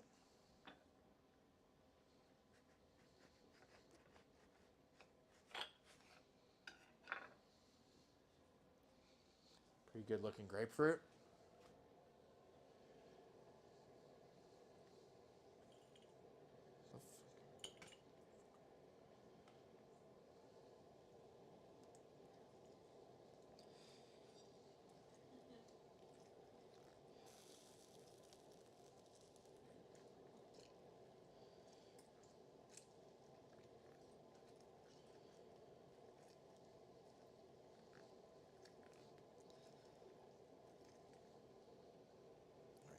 It's looking pretty spent.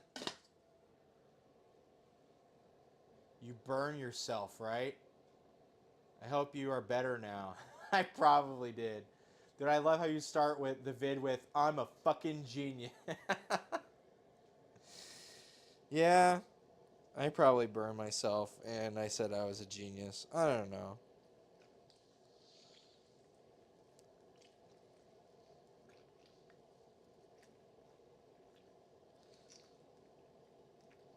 I've burned myself many times. You need to give a background. I don't remember which burn this is. I've got like I burn the shit like this is a burn right here from a fucking cookie sheet. I burned like my thumbs multiple times. I had a burn doing sourdough like a couple months ago. I don't know. I burn myself like semi-regularly. It's just like, I don't know. I'm making like 6 things in here. How? On the oven. Every time. On something that was nearer or in the oven. I don't know. Maybe I'm an idiot. Or maybe I'm a fucking genius.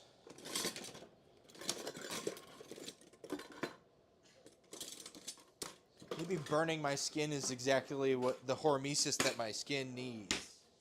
You don't know me.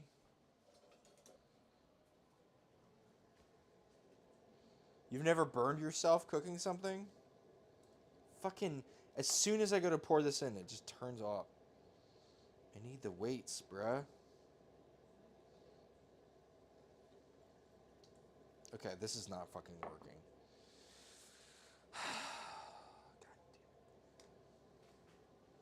Oh, I thought you are like when you were kneading the dough.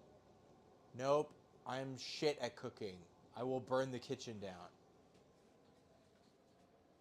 Maybe I fixed something that was unfixable. I can't even remember what I was making then.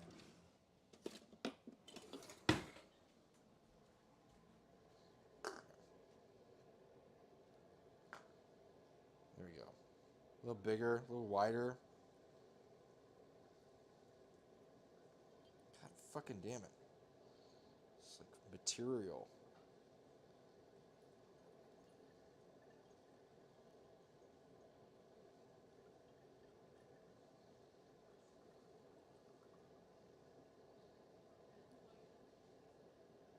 Alright.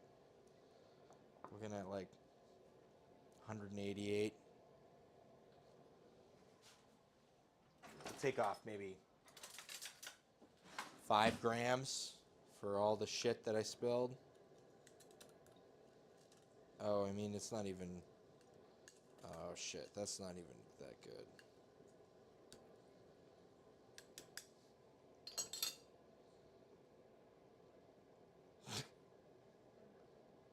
$118. Okay, we're going to do another grapefruit. That's why I watch Cooking Stream. I am living vicariously. Well, burn yourself vicariously, I guess.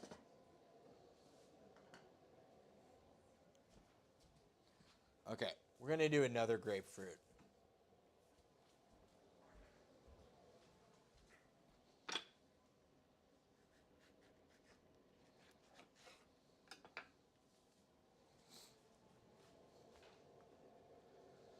I hope you are okay. Yeah, I'm fine. You just burn yourself sometimes. That's I mean, you can't take the heat. Get out of the kitchen. Can we do a hydrate check? Yeah. It's good. Always good.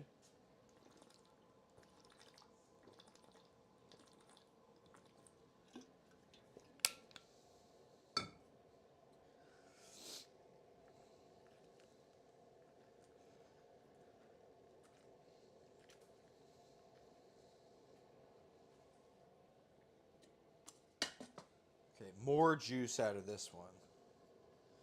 And we're going to try to be a little more bold so as not to spill it all over the fucking... as much all over the fucking thing.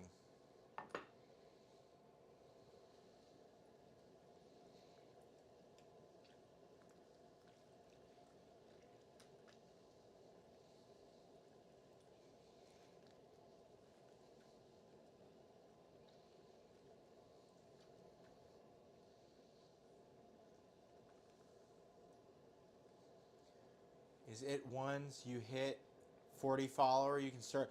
I need 50 followers, and I need to start doing 7 streams a month. I'm only planning on doing 1 cooking stream a week, but I also have Fridays off, and I was planning on doing a... I'm finishing a project right now to convert a standing desk to have a pull-out, a drawer underneath, like for your keyboard. Except it's going to be big and wide enough and heavy duty enough to fit like a piano keyboard. I have an 88 key piano keyboard. And then I'm going to hook it up to my computer and I'm going to do music streams. We're going to try to produce some music. Oh, hey, Steam. That's Steam. We'll call it 8:30. Yeah, music stream. Yeah, my main instrument is the trumpet, but I also play keyboard fine. I wouldn't say I could really hang well, but if you give me some time, I could put something together for sure. I know some decent music theory, and I practice. It's just one of those things where my parents never. Okay, 275. We'll go with that. 275. Oh, and a fucking seat. Okay.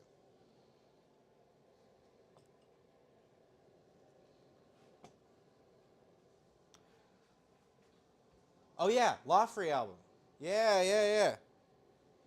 You like? The record vinyl just came in. It is so good. Wonderful. I'm glad you're enjoying it.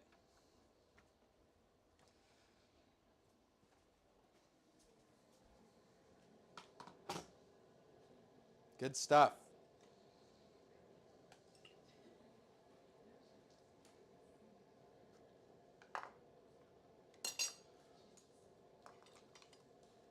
It is so much better than Spotify. Oh, okay, yeah.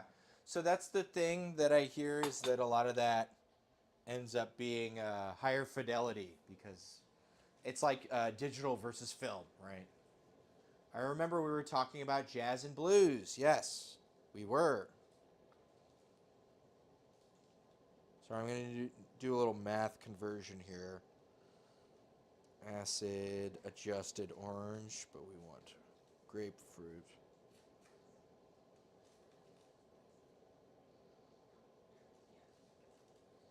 Grapefruit to lemon, 40 grams per liter. So we want 40 times 0.275, 11 grams. I remember, yeah, jazz and blues. Well, I'm glad you liked it. Getting into it. Musical journey. It's always fun.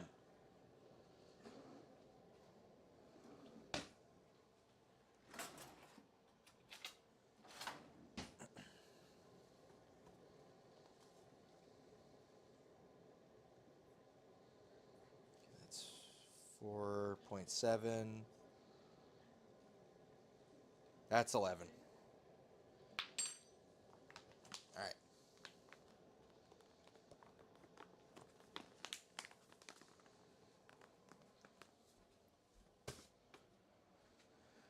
All right.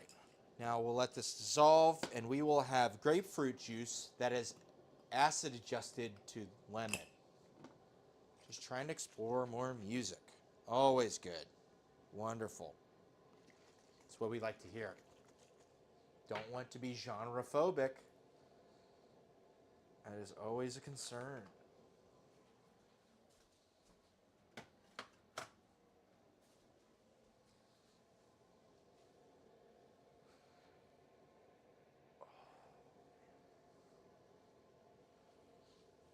All right. Let me clear this work surface a little better, and we'll pull the dough over and start making some of these scallion pancakes. You know what I should do first? Is I should cut up. Bruce, do you have a blues artist or album to look up?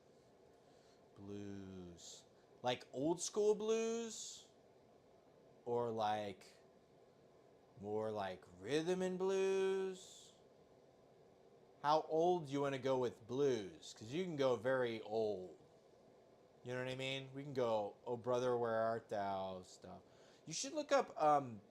There's a trumpet player called Roy Hargrove, and he did some really good stuff in the '90s with a band called RH Factor.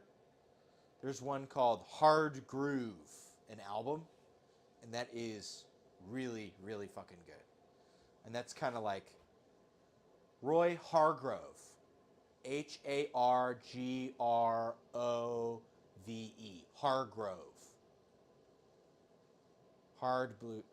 Hard groove. Sorry. It's got like this like kind of a painting of a dude and a trumpet, and it looks kind of.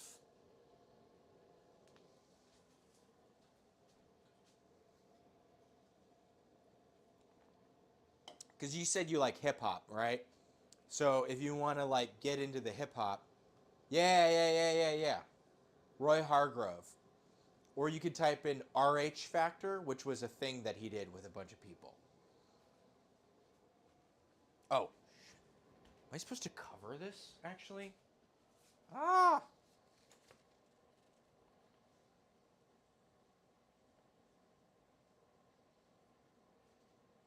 Cover. Bring the water to. You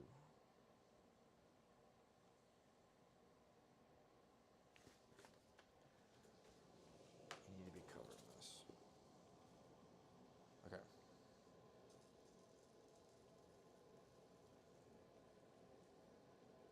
Okay. More of a country boy myself, actually. Okay, sorry. I misremember. Like to listen to unhealthy amounts of Zach Bryan and Taylor Swift. That's right. Okay. For some reason, I thought you said hip hop. Well, then, blues and country are always a good mix. Let me see. I mean, if you want that, like, country blues kind of stuff, you'd be looking at, like,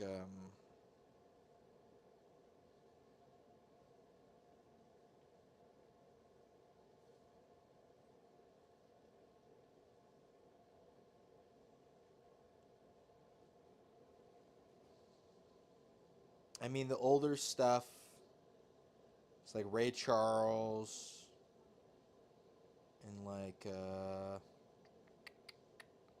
what's his name?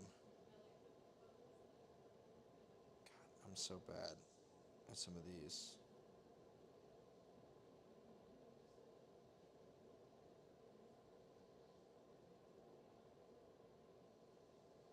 Just thinking of Steely Dan for whatever reason.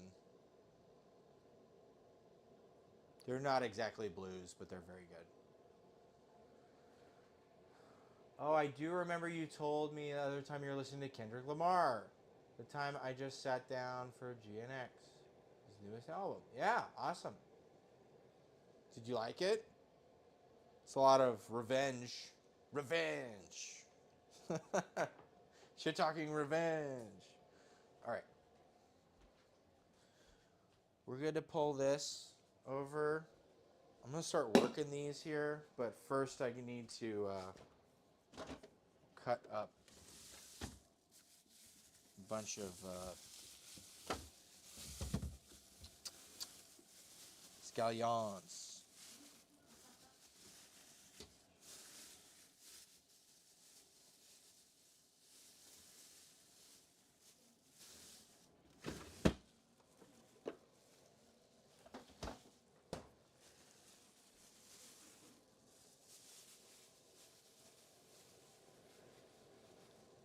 Yeah, I did. It's on vinyl, my vinyl wish list.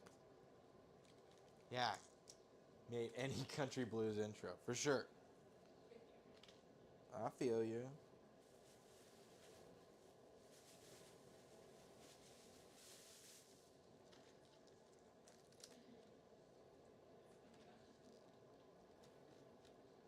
Okay, we're just gonna cut all these up.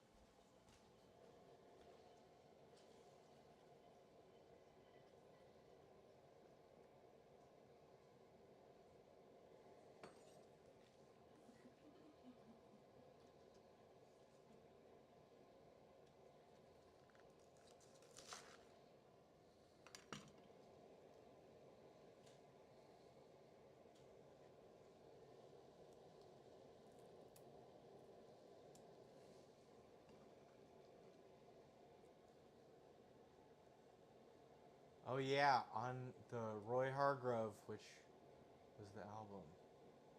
Yeah. Fuck yeah.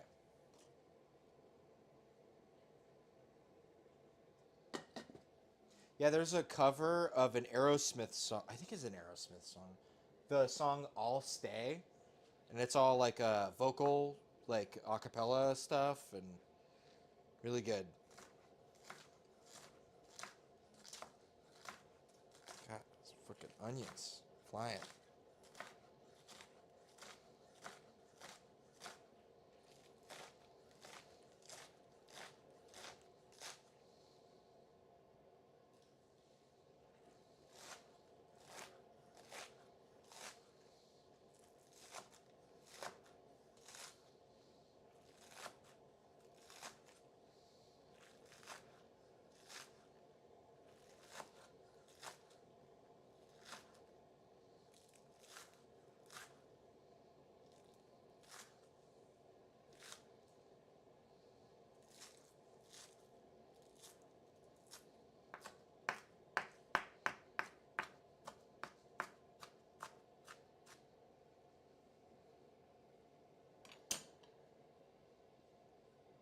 All right, scoop this all into a bowl. All stay. That one, yeah. All stay. Ba-da-ba. Ba-da-ba. Ba-da-ba. Ba-da-ba.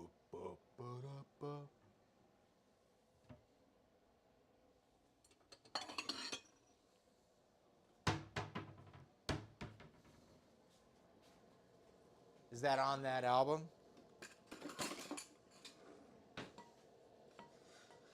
I thought it was. RH Factor.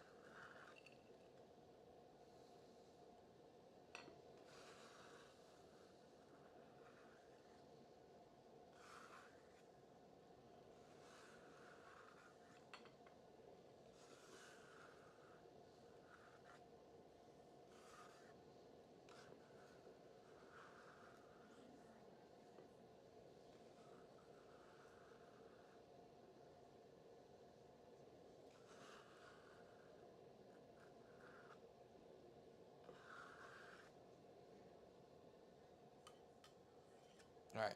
Fucking scallion on scallion.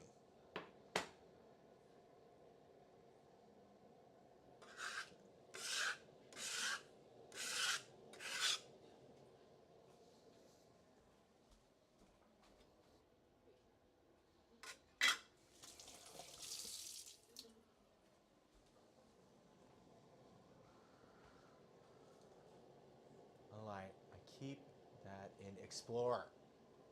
I will go take. I will go take time to sit down to that song. Yeah. All right. Cool. If you want more like modern jazz stuff, there's Hiatus Coyote. They're a good one.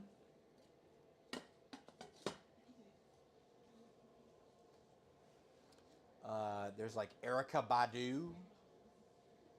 If you want more of that, like kind of R&B.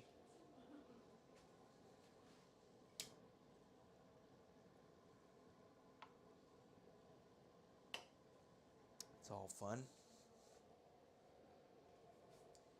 Hiatus Coyote, like you're taking a hiatus, like a timeout.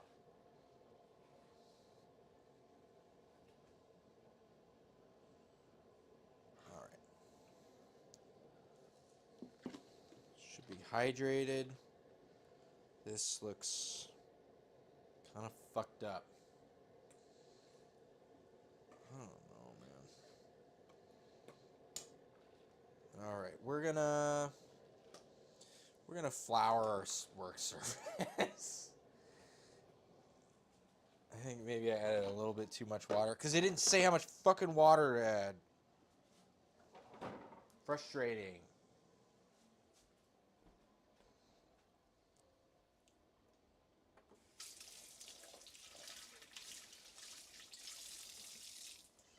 Also, I'm gonna pull off some of my pork fat here, put it in the container on its own, so that way I can spread it on stuff. Maybe I should have done this earlier. We should have done everything earlier. Should have just made the whole food and just sat down and ate it in front of the camera.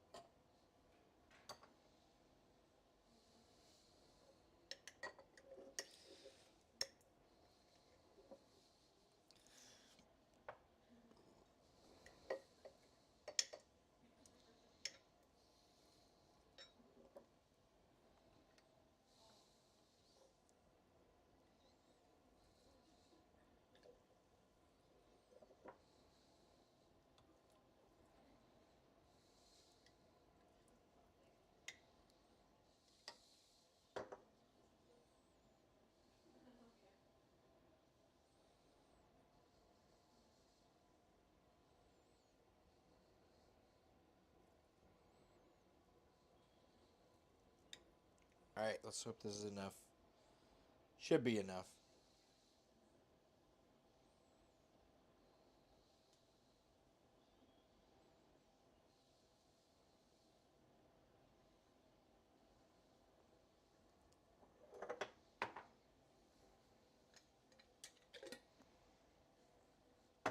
Just gonna heat this up a little bit so it's a little more spreadable.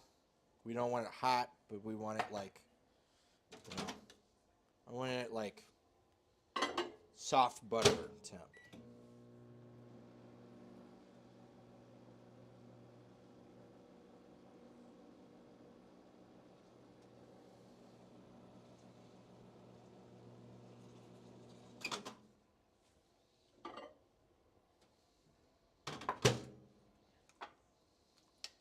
There we go. I think this is a good temp. Hiatus Coyote, that one, yeah.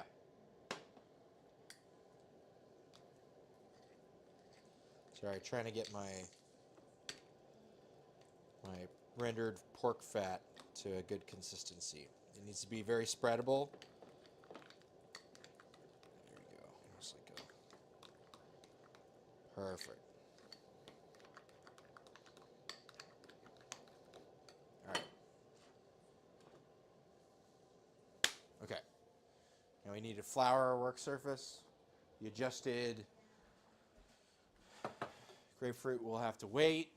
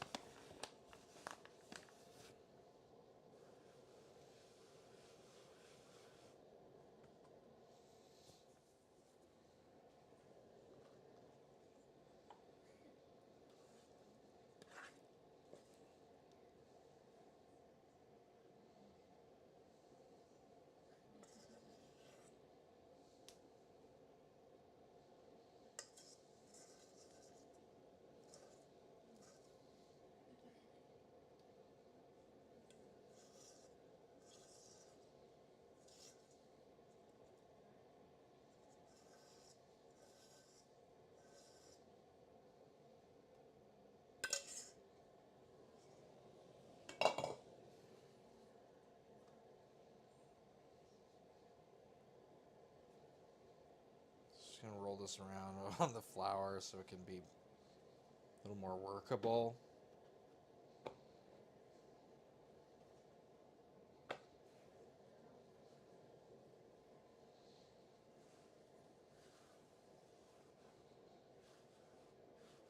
Get in there. Get in the thing.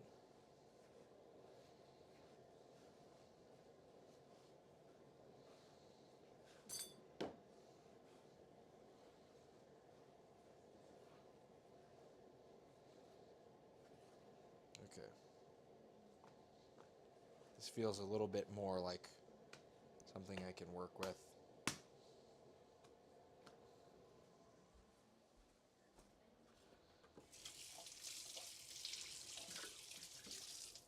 This off.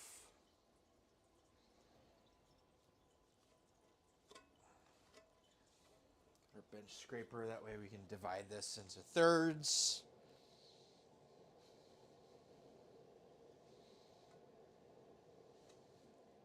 are about thirds.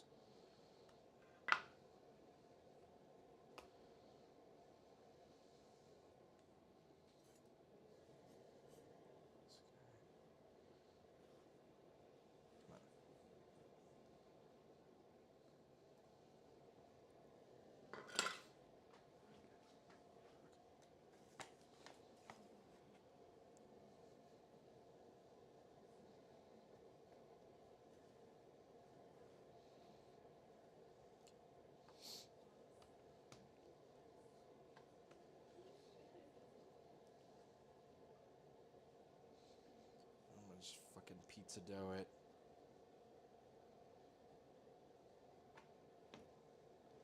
This is not turning out as good as I remembered.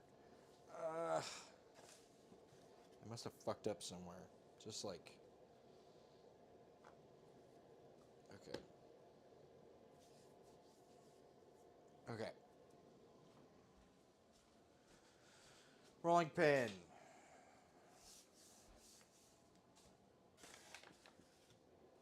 Probably adding too much flour now and fucking everything up, but what am I supposed to do?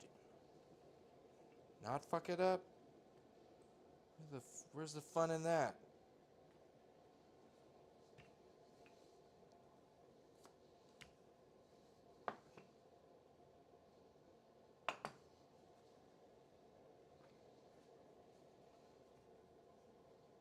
God damn.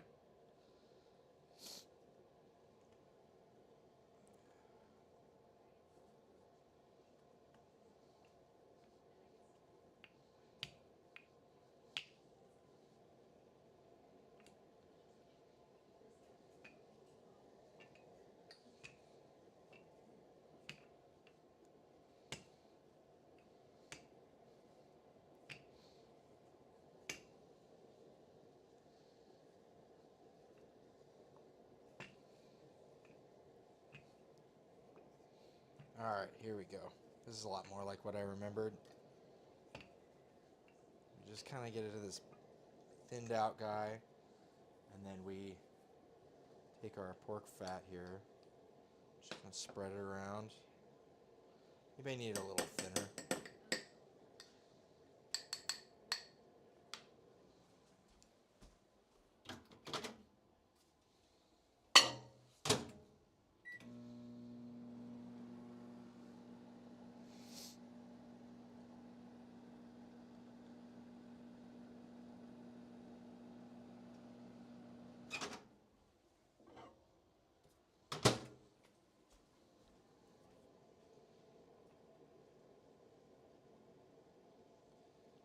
A little thinner.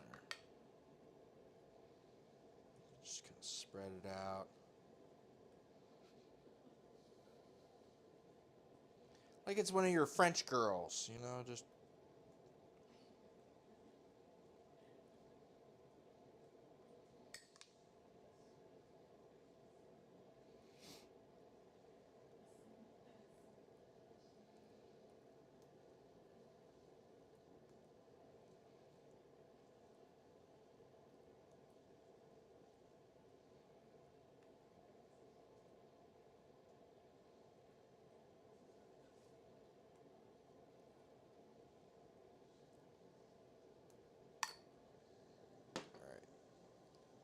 We just add hella scallions.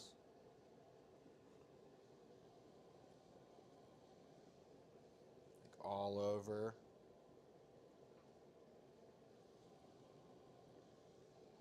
Just coat it in scallions.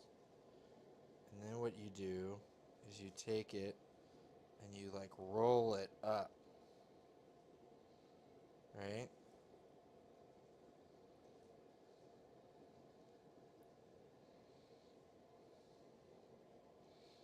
You want to make sure you get all that good scallion flavor. Don't leave anybody behind.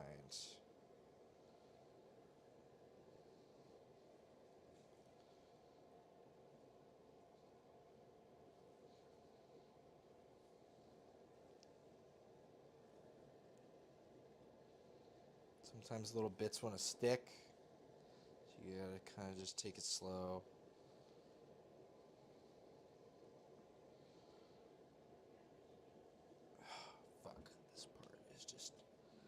stuck.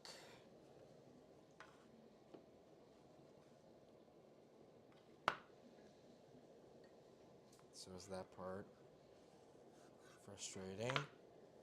Okay. So you got this kind of like scallion log, right? And then what you do is you twirl it up on itself.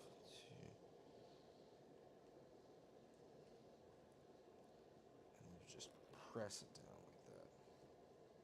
And there you go. This, in 45 minutes, will be roll-outable into a scallion pancake. It needs to rest for another 45 minutes. Let me grab it.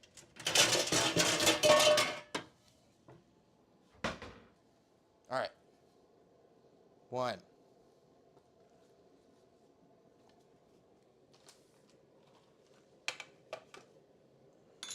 right. Back to the over-flouring everything in a paranoid way stage.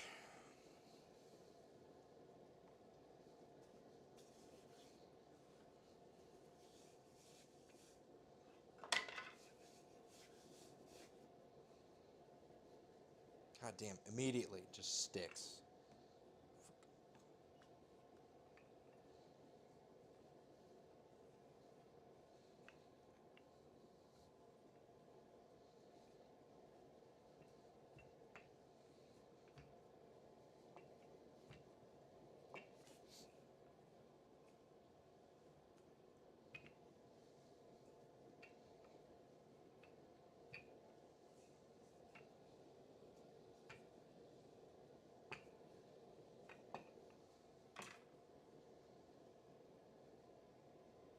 God damn it.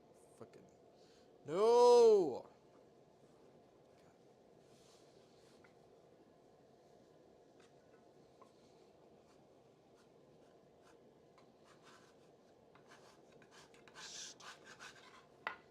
Be one with the thing. Just be one deal of stuff. God, I fucking hate dough.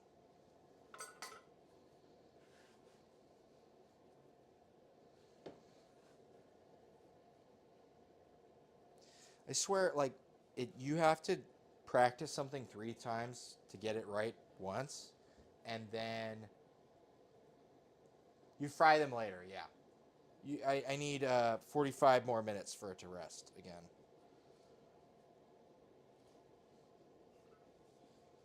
But it takes 3 times to get something right, and then if you don't do it again within a month, you have to start over. Like you don't get to do it right the first time anymore.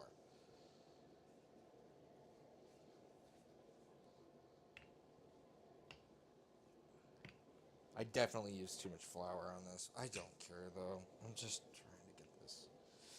I'm just trying to feed my family.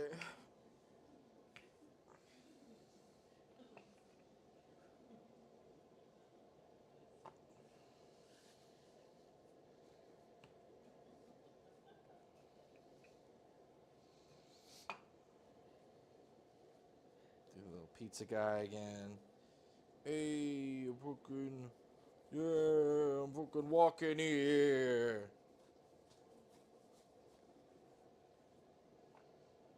Actually kind of works pretty well. Only problem is it's like it really tapers it around the edge. We don't want a fat edge. We want to.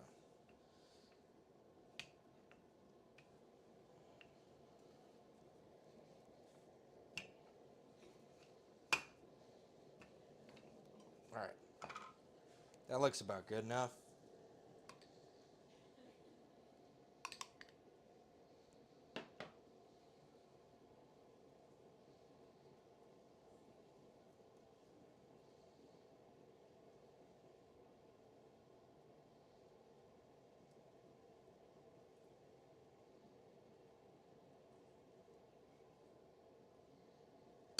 All right. Back to our pile of scallions.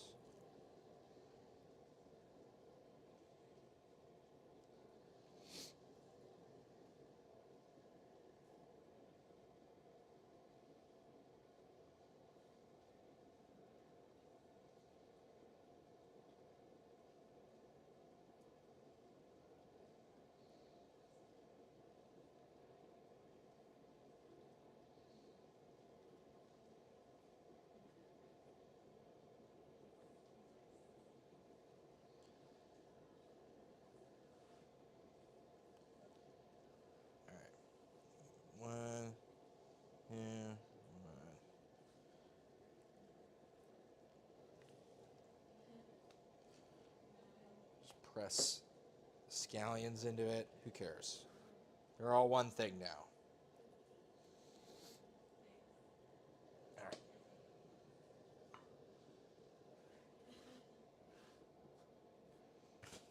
Uno más.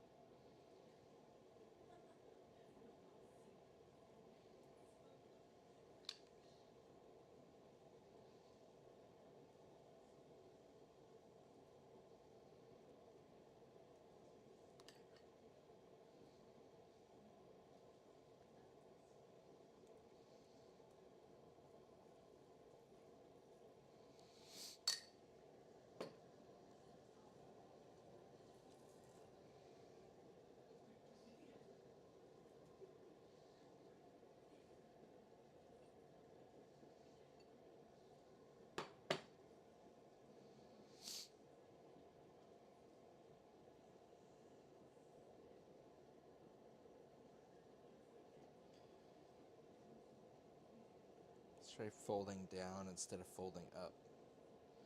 Let's make it easier. I don't know if it's just because it's the third time, but it's easier for whatever fucking reason. 1, 2, 1, 2.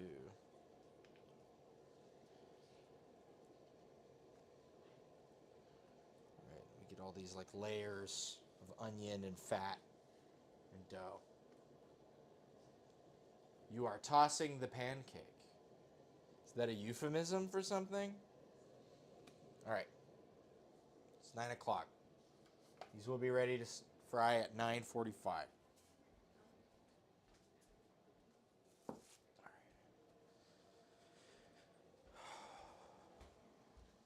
That was that part.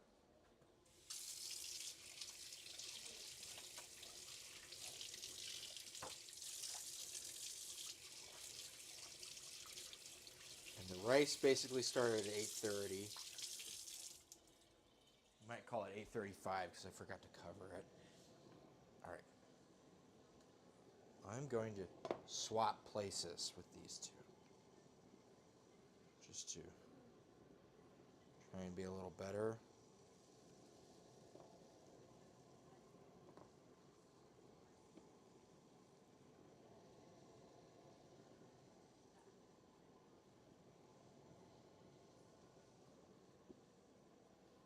Alright. That's not that hot. It's all good.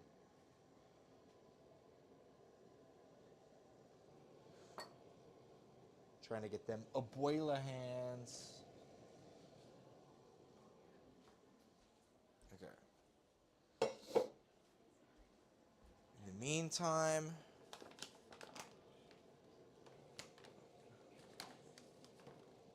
we're going to move this back over here.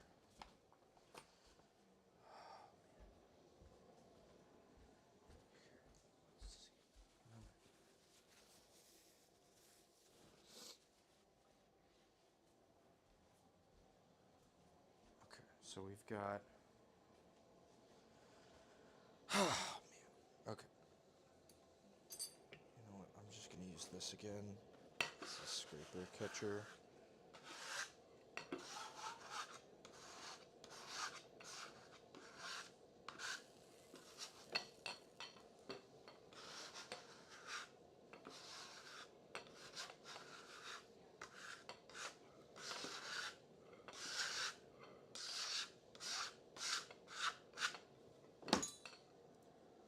Grandma hands. Yeah, yeah.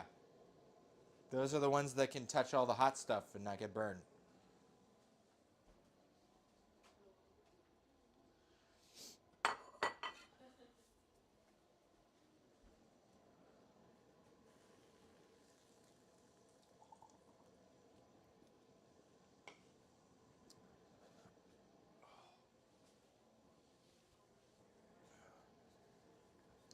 Let's make something.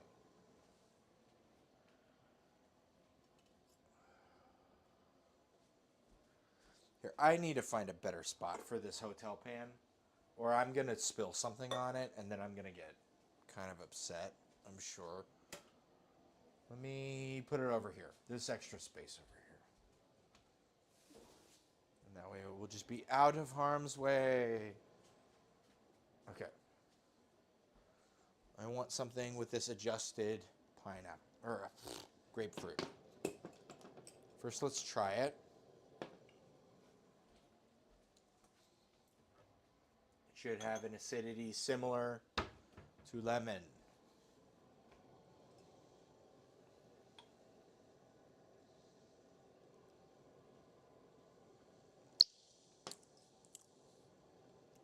But with a little bit of bitterness. My late grandma used to be like fearless. She'd be touching things without flinching. Yeah, that sounds about right. Let's see, what do we want?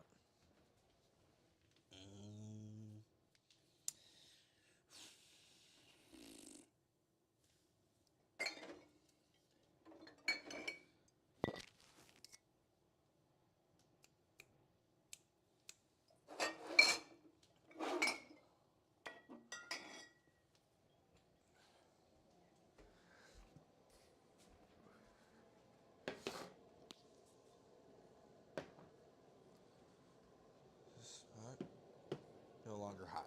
Okay. So I've got acid-adjusted grapefruit, gin, Campari, a little bit of Saint Germain elderflower liqueur, and some homemade. It's probably going to be hard to pour. Homemade grenadine. Whoop. That lid almost came off and fell on the ground. Oh, shit. Okay. What's that did you drink? This is a beer.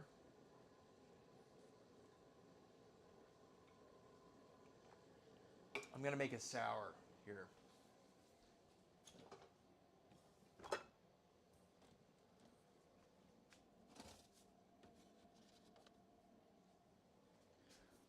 right. Yes, we don't want to drop. That would be a good part to the stream. Probably.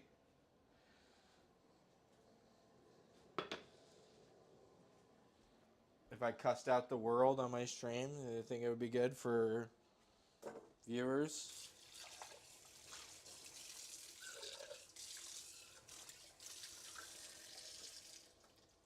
That would be the saddest stream. It's just like, you can pay money and I'll drop anything you want. Nah, the red juice in the... Yeah, this is grenadine. This is, yeah. Oh, this is grenadine. Homemade grenadine. So pomegranate with a little bit of pomegranate molasses, some sugar, and orange flower extract. It's fun. It's good.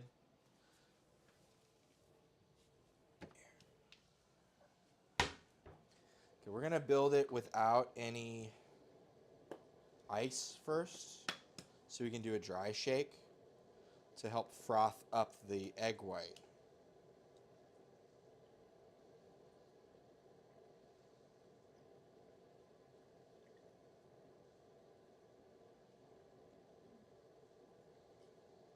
Check this out. We can save the egg yolk, and you can just soak it in. You can soak it in soy sauce, like the red pink one on the J. This one in the jar. This is the acid-adjusted pomegranate or grapefruit that I just made earlier. So it's acid-adjusted to lemon. We've got an egg white. Let's add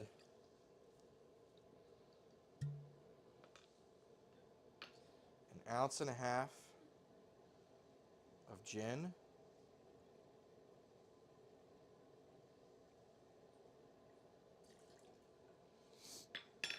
And then we're going to bolster this with a little bit of Campari and Saint Germain. I think we'll just do 3/4 each. Ooh, yeah, that was the one I was referring to. Yeah. So I've added citric acid because lemon has more citric acid than grapefruit. So we're doing 3/4 Campari. I should just be using the other side of this. And we'll just...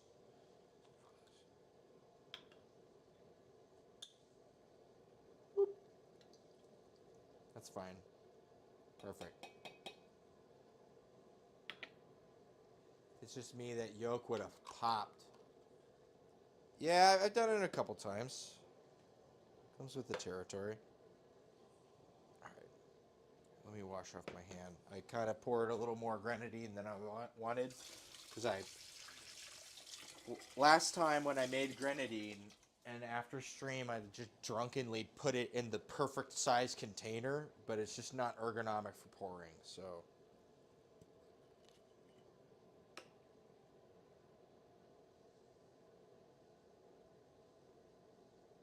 And we got a little Saint Germain elderflower liqueur.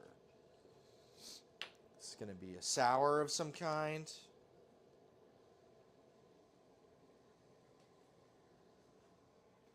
Return everything back here. I'm also going to wipe up... Actually, it's fine. Wait.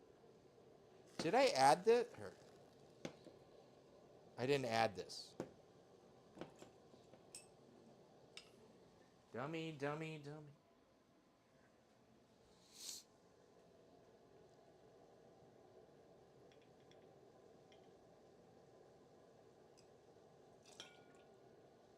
Let's just add a skosh more.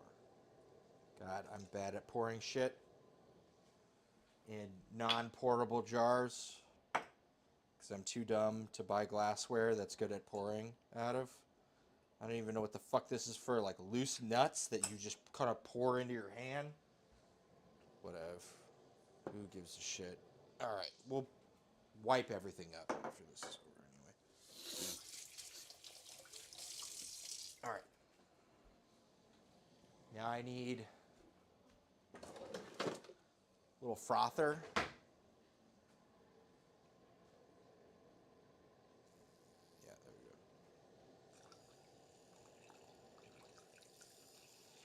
And this will help get that egg white to frothy before we add our ice.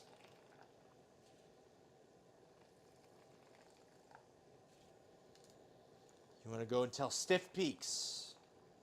All right? So we're making bubbles. You can either make bubbles with fat or with protein. The egg white provides protein.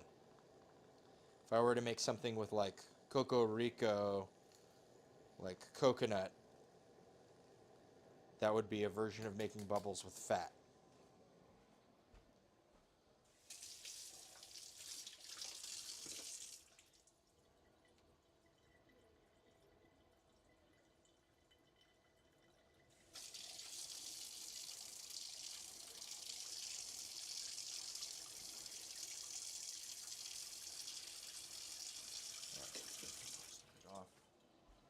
Okay, now we can add our ice. And like before, we want our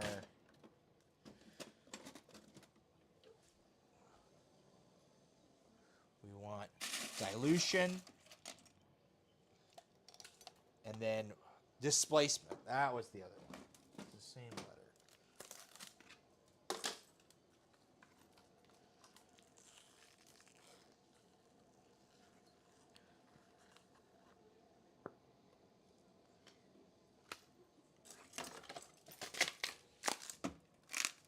All right.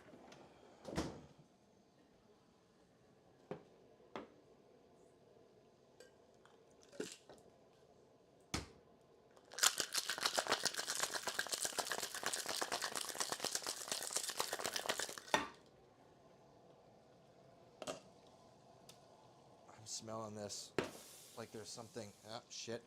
I'm burning that on there. Yeah, this needs more water. I knew I was smelling something.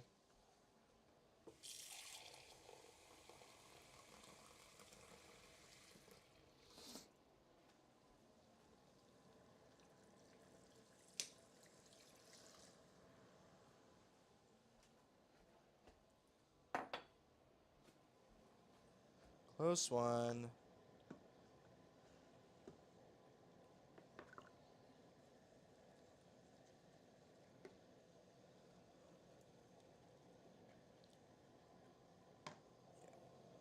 Let's move this back over here.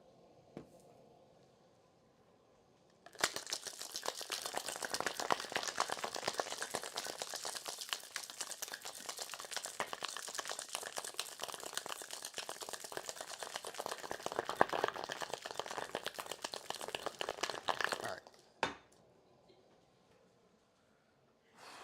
Let's get a rocks glass.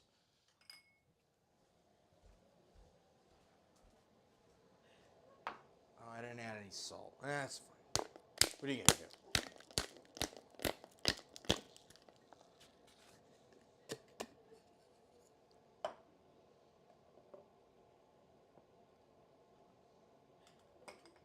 Whoop.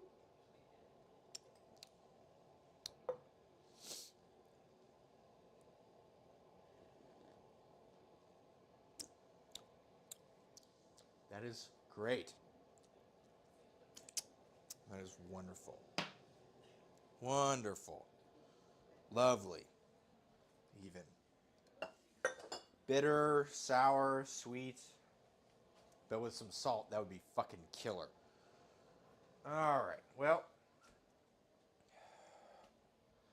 another mop-up job here.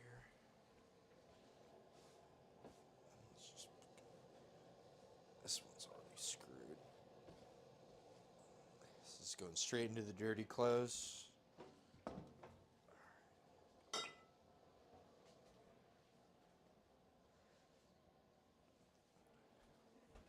We're coming up on our 50 minutes here for the rice.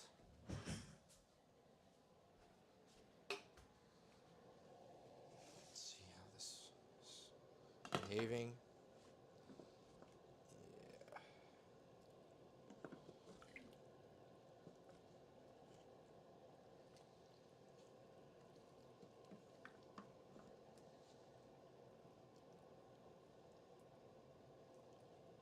Yeah, this is about where we want it anyway.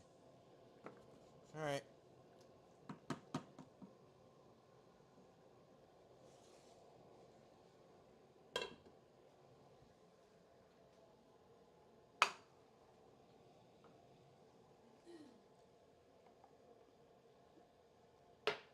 It is good.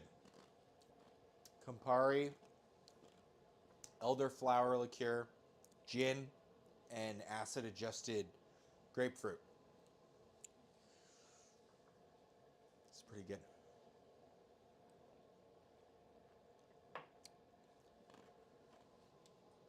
I'd like to make another one, and I think I have something I could use that would kind of amp it up a bit, even with some salt. I have some of that tea-infused gin. I bet that would make it really good. Sorry, I shouldn't be touching this. Did we go dry? I hope we didn't go dry. No, we've still got stuff. Okay. It is hot. All right. Let's read the instructions a little more, just for everybody. Prepare starter and work area. Heat a dry skillet, lightly toast a quarter cup of flour to sanitize it. Transfer it to a small bowl. When the flour is cool, add 2 teaspoons of spore powder to it and mix well. Expel air from the starter bag and reseal it. Clear your work area and spread a 2-foot square of 2 layers of terry towels. The center make a... Okay, we're going to do that on the hotel pan.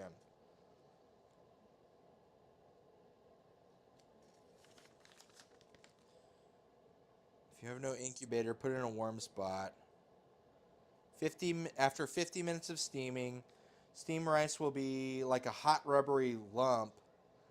With protected hands, put the rice in the center of your work area on the sheet and remove the cheesecloth. With a rice paddle or wooden spoon, break up any moist lumps and mix the rest to create a uniform overall moistness. Spread the rice to a 1-inch thick layer, occasionally stirring.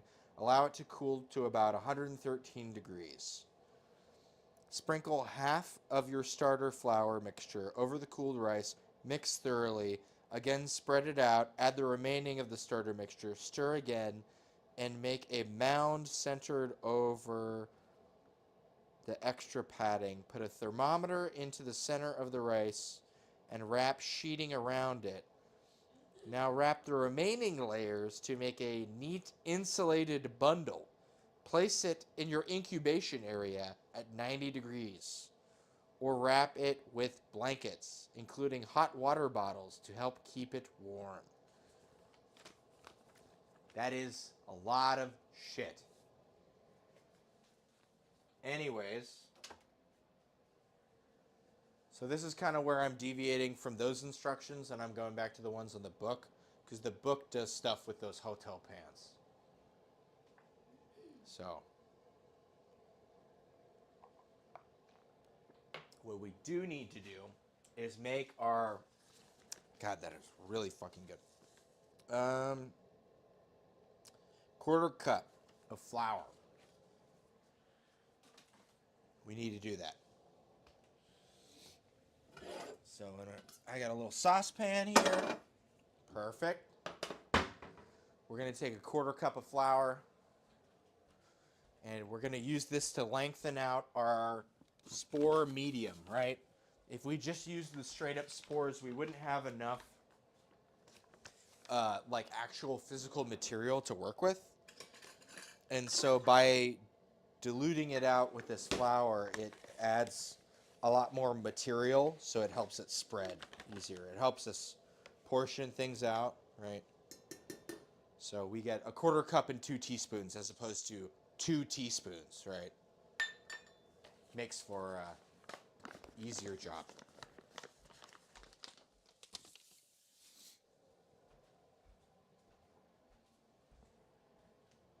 So we're gonna toast this.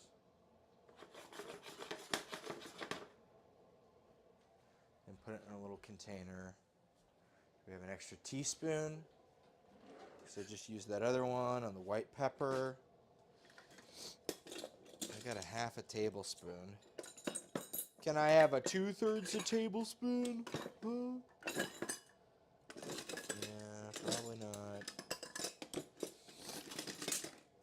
I've got half a teaspoon. We'll do that one.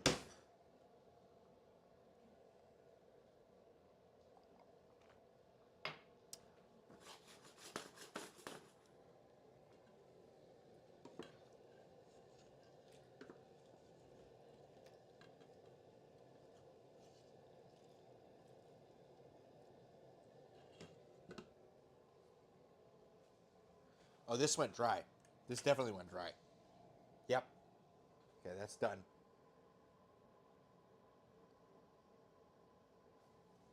Just put this right here.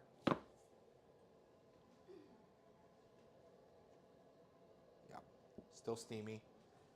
That's fine.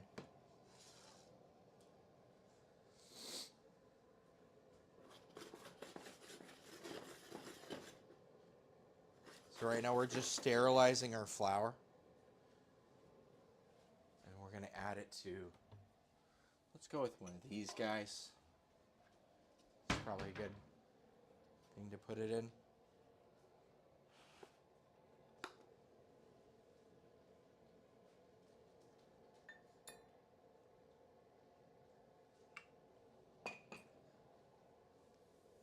Yes. Right? This has yeast in it, right? That's how you make sourdough. You just take your flour and mix it with water and more flour, and you wait a couple days, keep mixing with more flour and more water, and you start to get, you know, something. We don't want that happening in our rice. You got to kill all the yeast that's in here. We're not trying to make sourdough rice. We're trying to make koji.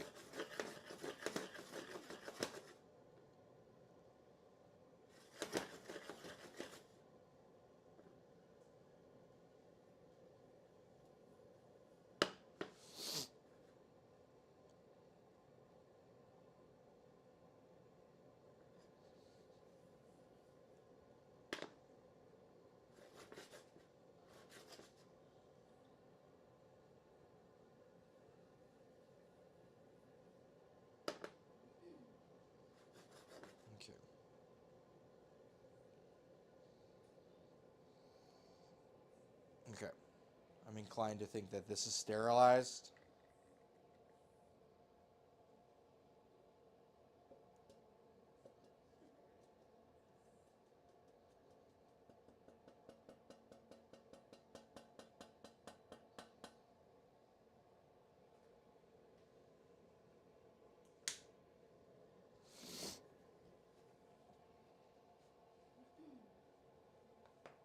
All right. We need to let this come down to temp. And then we can inoculate our flour. And then we can bust. Actually, we can do that right now.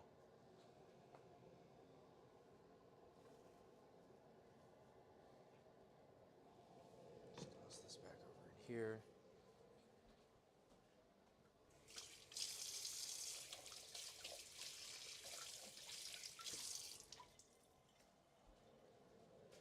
All right. Let's grab our hotel pan. And we are going to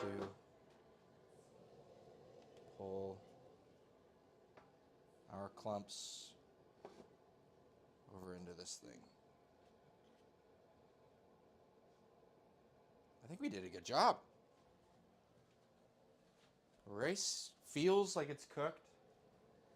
And it's not really a lumpy mess like they were talking about. But it feels cooked. This actually feels like the best job I've actually done. I've done this several times before. I'm just going to dump it.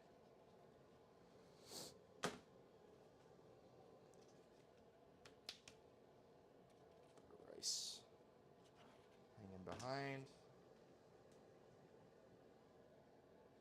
Yeah, this is feeling really good. Oh, shit. That's okay. Not a big deal.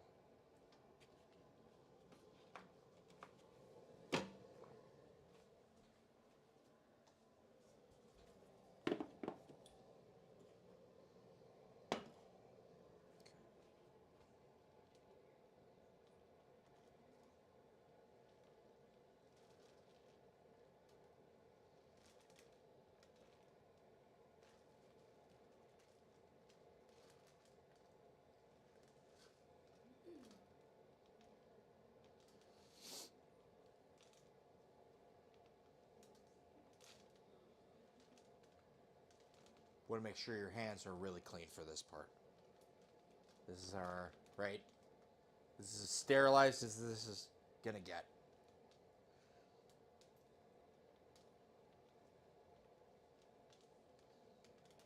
Just trying to strip any lingerers off of some of these.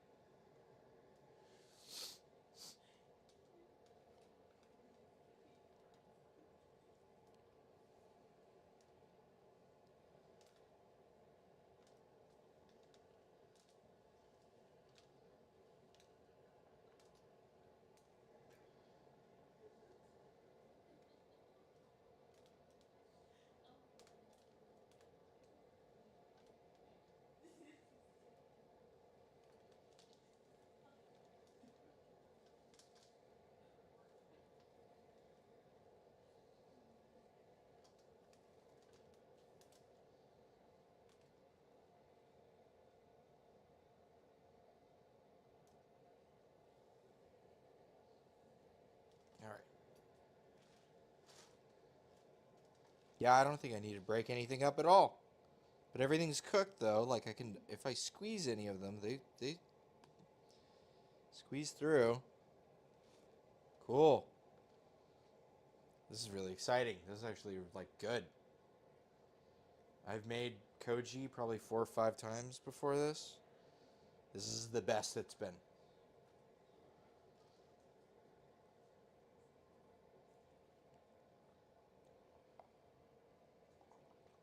Are we down to temp? I believe we are.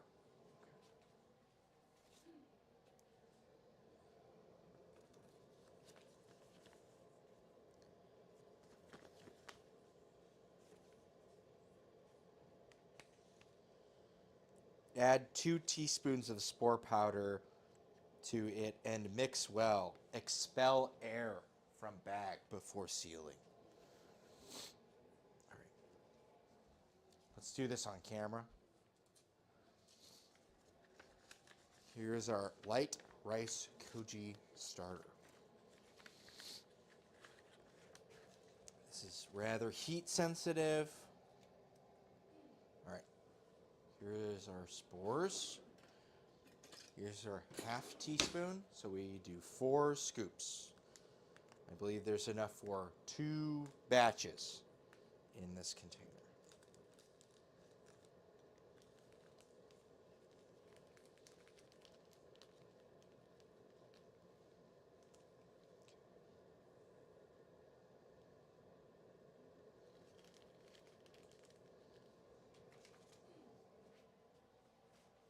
This is 2 teaspoons, right? Add 2 teaspoons. Okay. Well, this is half a teaspoon. Feels like this is a lot. 2.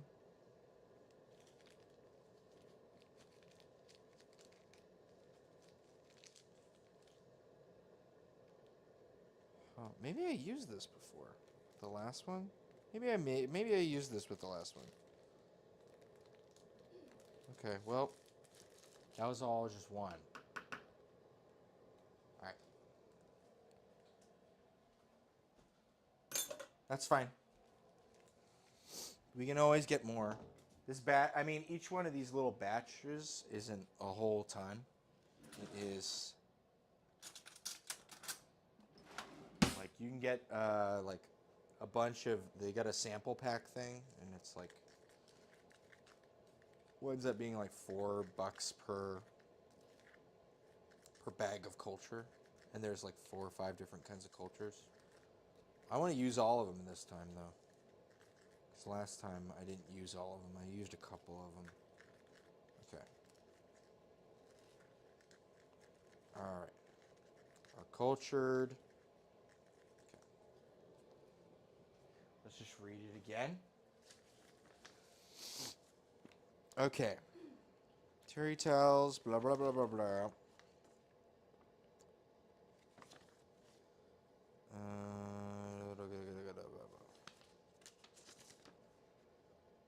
Hot rubbery lump, blah, blah, blah. Allow it to cool to about 113.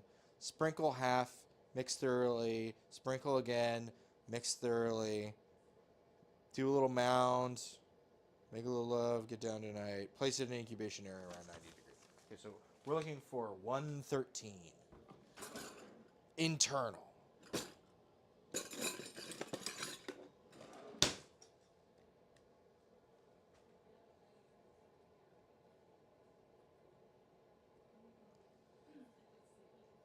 This is C.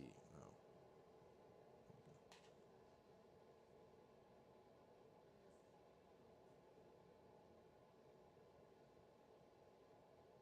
Okay.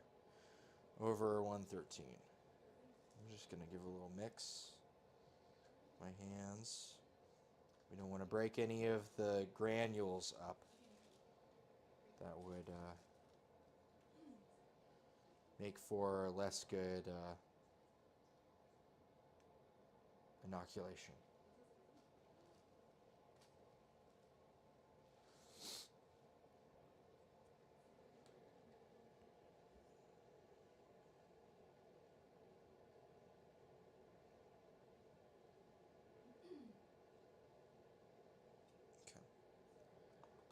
just gonna put this here.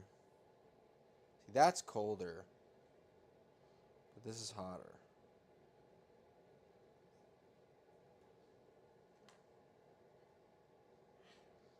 Is this side colder or is this side hotter? This side is also colder. Okay. I think I just need to mix it together. Right. There's extra heat in the center, and there's a gradient of temperature as you go out.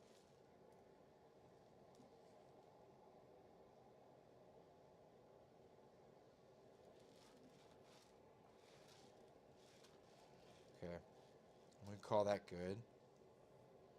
We're going to start inoculating.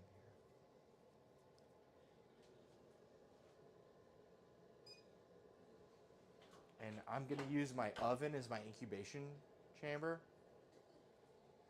And so it's just the oven with the light on. And then I'm going to use some cling film.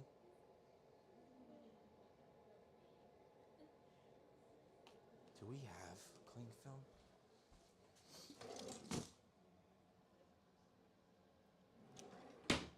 Hey, producer?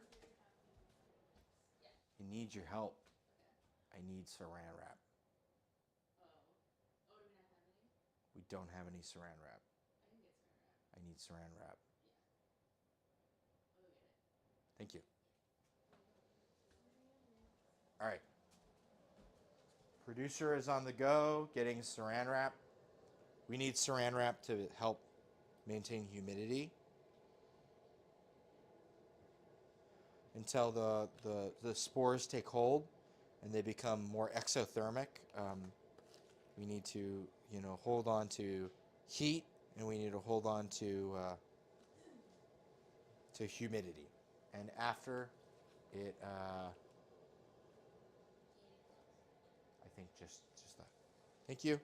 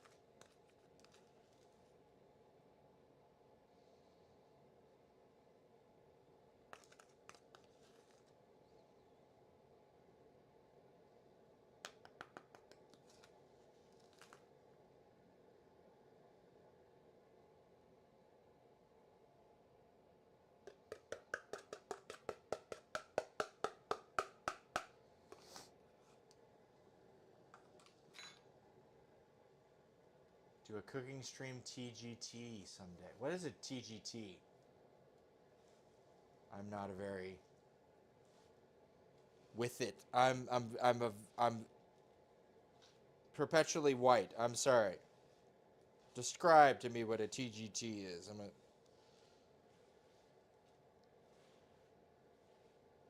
Stream together.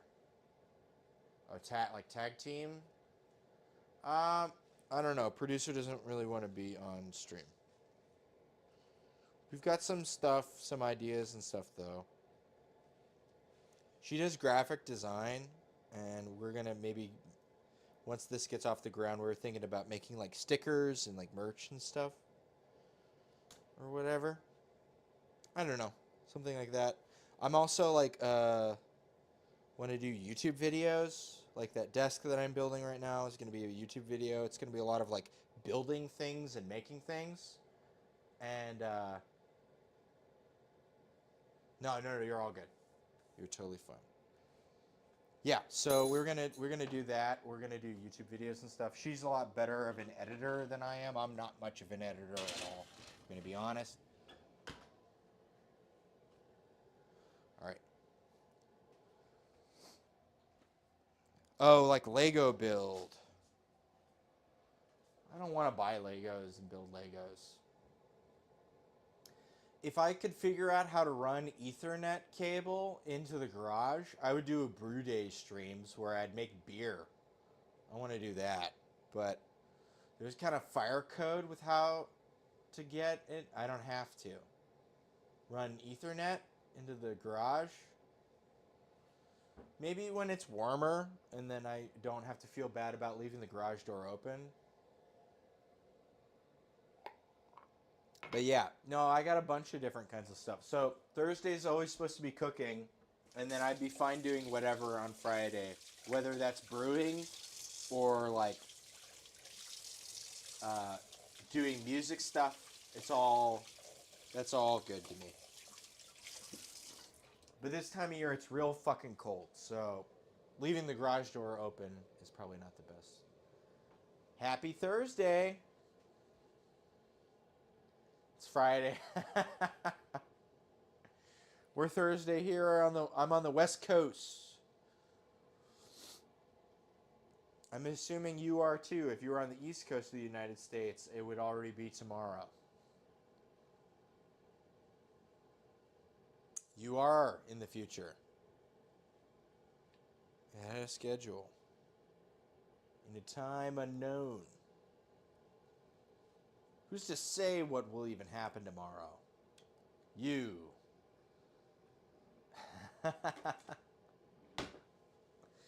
Fun. I want to go to Singapore. That'd be so cool. Is that a steam basket? Yeah. It's a steam basket. So basically, you boil water, and the water comes up through these vents. And I just steamed a bunch of rice. Yeah, that would be so super fun. I'd love to go to Singapore. Yeah, so I just made koji. It's in the oven right now. Bro, if you ever come to Singapore, you need to hit me up. I will. We can meet up and hang. That would be great. If I go to Singapore, what better way to tour Singapore than with someone who's from there? That sounds like an ideal scenario, honestly.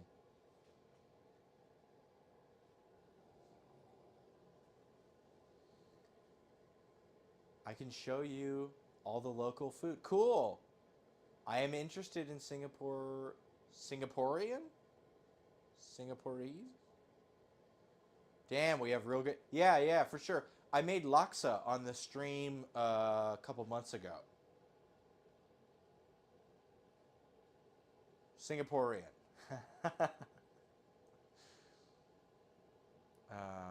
Yeah. What else besides laksa is Singapore food? You mentioned that the first stream when I... Yeah. That's right. Follow age. Sorry, we don't have a lot of... I need to get producer to work more on that. But she's busy on a mission right now, so... We're figuring it out.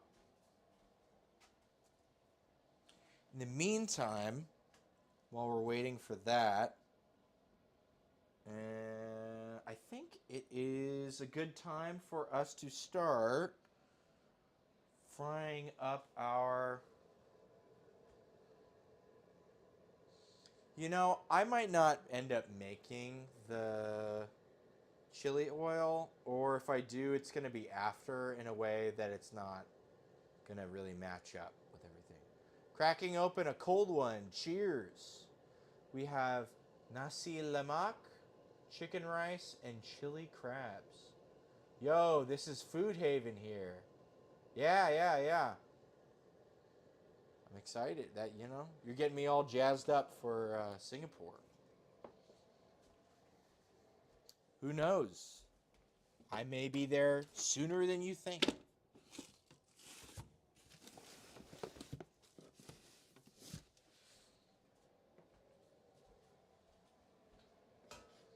All right.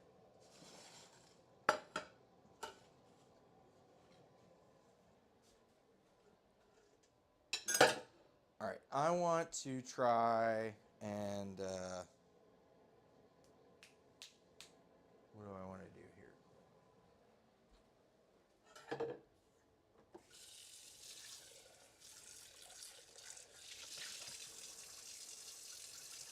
Yeah, let's just do this chili oil. Or chili crisp, rather. It's not too hard. It's mostly just like pouring oil from one vessel back and forth into another one with different ingredients in the thing. So I think that's very doable. I think we can get that done. Yeah, and we don't have to be like stuck talking in chat. Hey, follow. Woo! We like follows here. Trying to get an affiliate. All right. Thank you.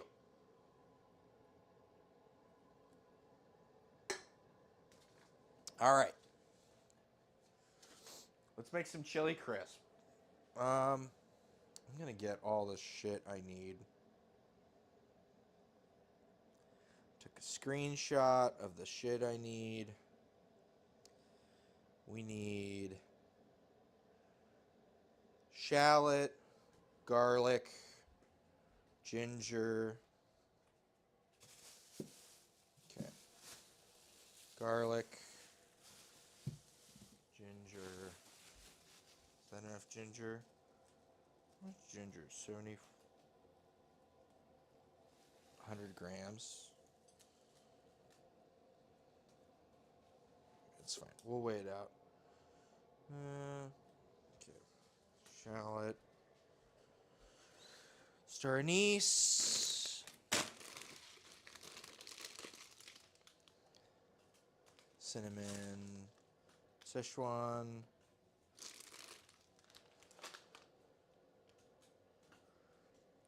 Gochugaru. Chili flake. I know I got some chili.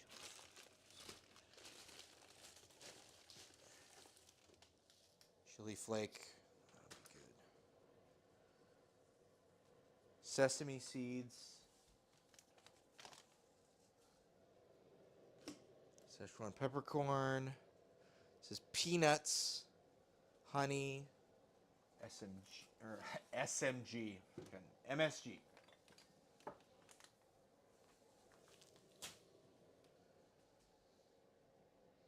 Salt, fish sauce, soy sauce. Make sure there's no water in here.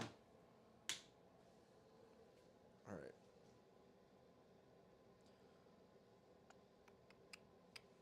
Fish sauce, soy sauce. Boop.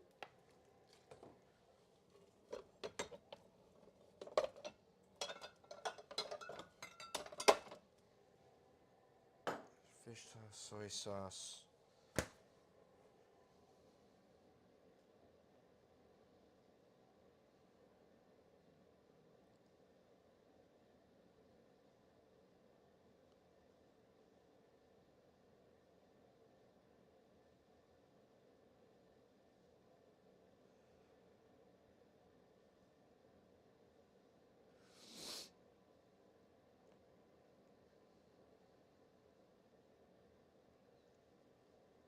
All right.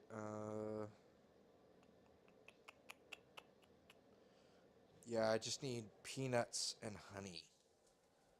I think I've got peanuts in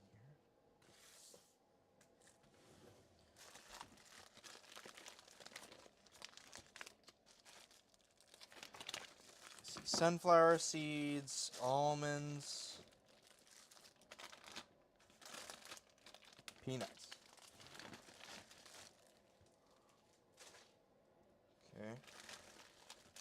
And then honey. We need honey.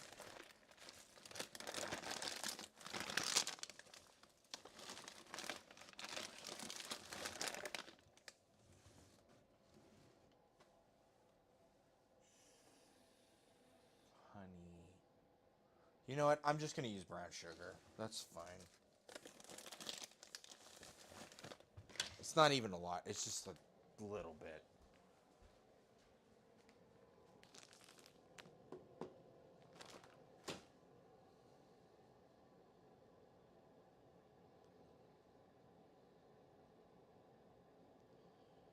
Yeah, it's like a quarter cup. 40 grams. Who gives a shit? Okay. So we need to heat 3.5 cups of oil up to 300 degrees Fahrenheit. Back with the thermometer. Wasn't me. It's all right. I'm just reading the chat again. Sometimes I get distracted by making food. All right. We've got olive oil and we've got peanut oil. I think I'm going to use a mixture. Or not olive oil. Sorry. I'm sorry. Whoa, that's really bad to say. Avocado oil. Did I say olive oil? I don't even know. Too many things. 5 too many things.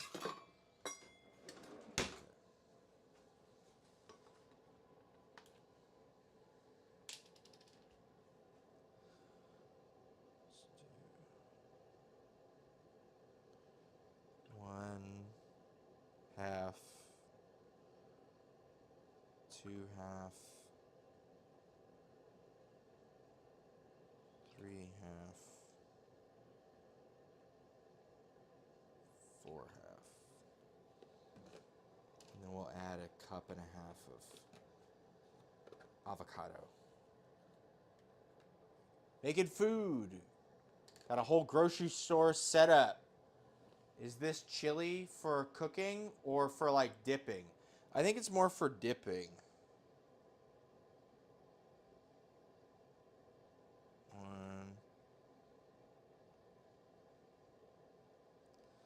2, 3. Yeah, I believe it's more for dipping. I was actually going to use some of this oil as like a oil for salad. All right.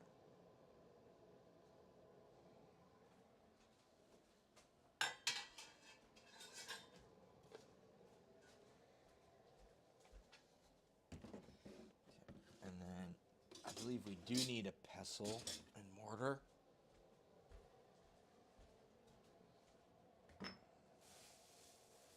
And we need a bunch of fucking cloves of garlic.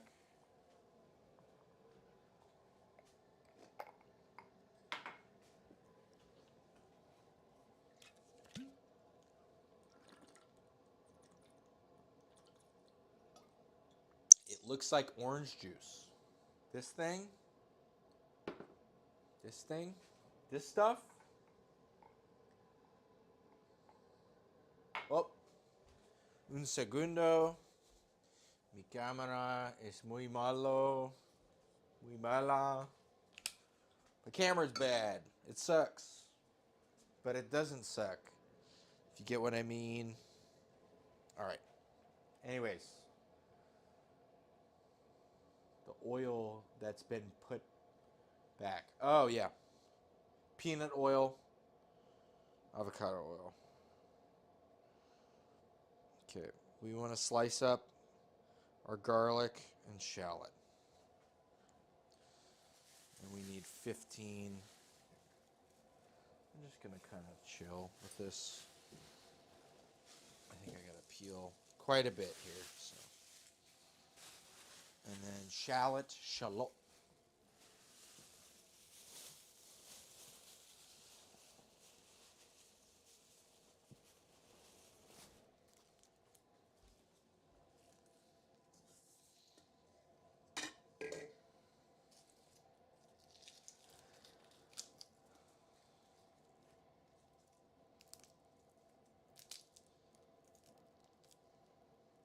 It recommended using a mandolin, but I don't want to bust out the mandolin for this, so I'm just going to cut it up. Sorry. How much onion do you need? Equals shallot. It said... Sorry, I'm going off of a recipe. I've never actually made my own chili crisp before, Um, 2 to 3 large shallots, 200 grams, 75 grams of garlic, so 15 cloves, and 100 grams of ginger. Actually have a scale. Let me bust the scale back out again.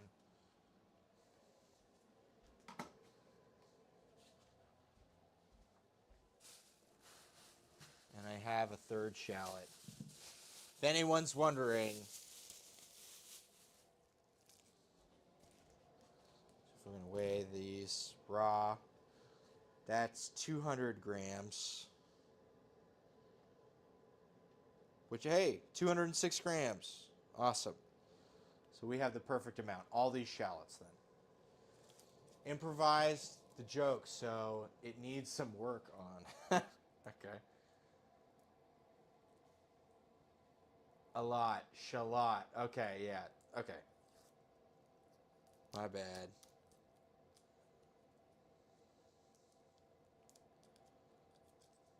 Sorry. I'm always multitasking on here. Shallot. Shallot or shallot?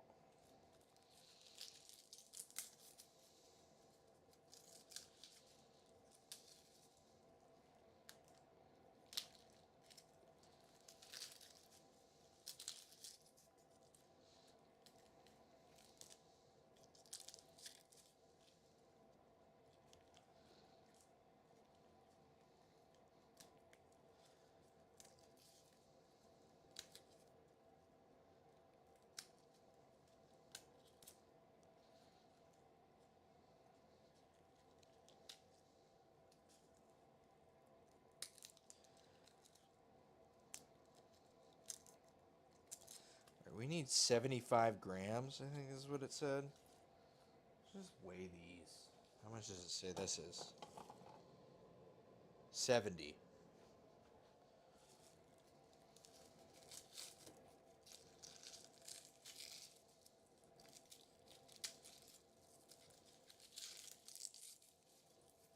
Just that way I know how much I need.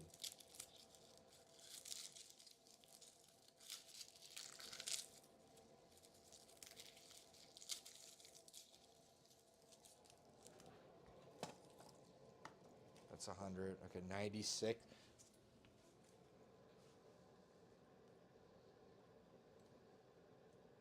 Let's go with that. 81. Whatever. Who cares?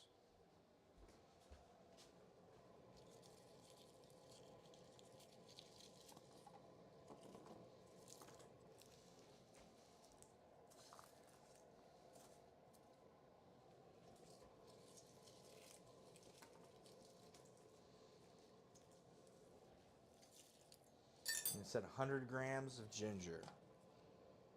This is 39. I have more ginger over here, but I want to use it for ginger bug.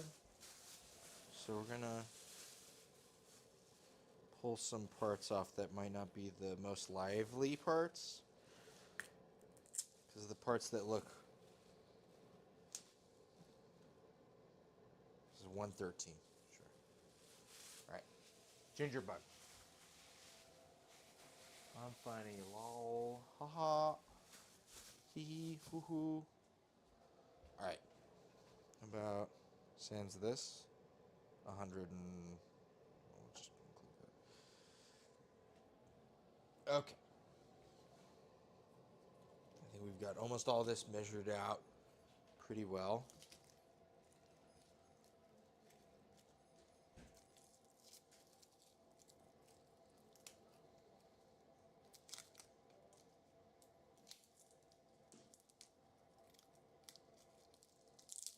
Always.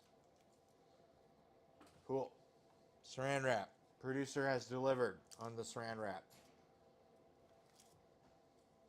Well, if you gotta take off, it's all good. Me and my darn puns did it again. Bye, y'all. See you in the next stream. Thanks for coming. And I'll have to take you up on that whenever I'm in Singapore. I'd love to hang out.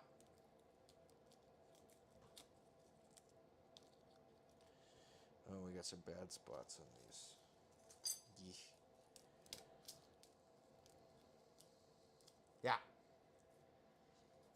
See you later. Have a good one.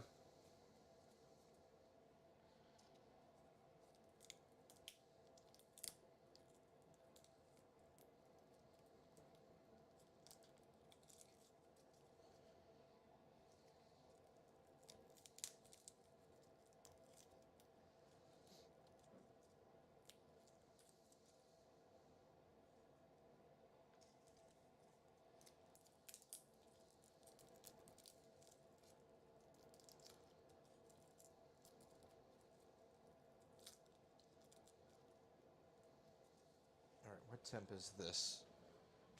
Let's grab another thermometer. We have many a thermometer. We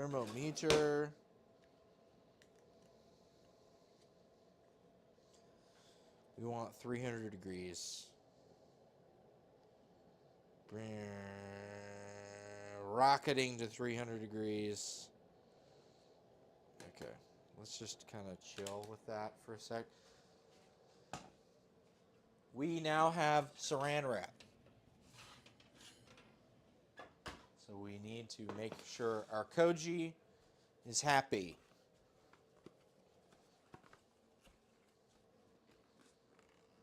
You want it to be a little covered so that way it can retain heat and humidity, but you don't want it all the way covered. That way it's too humid and too everything. It's very particular.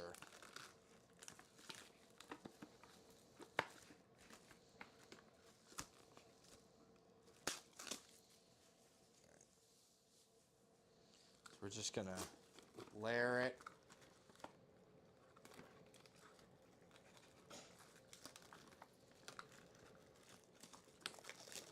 I fucking hate this. What the fuck? Is it going like revert? What the fuck am I? Am I dumb? I am so dumb. So very dumb. God, just come out of the thing. You know when you start a new roll of toilet paper and it's just...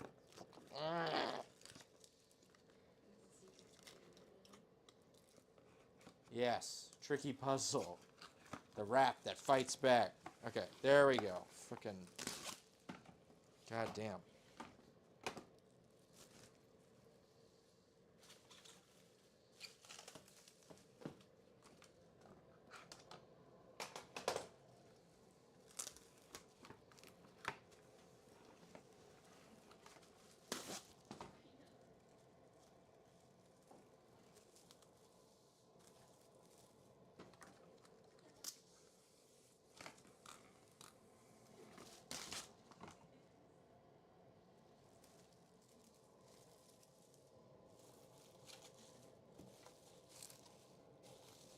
Okay.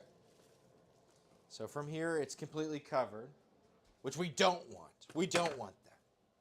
I swear we don't want it. Okay, so now we gotta like take this now that it's all fully encapsulated, and we need like kind of poke holes in it in places.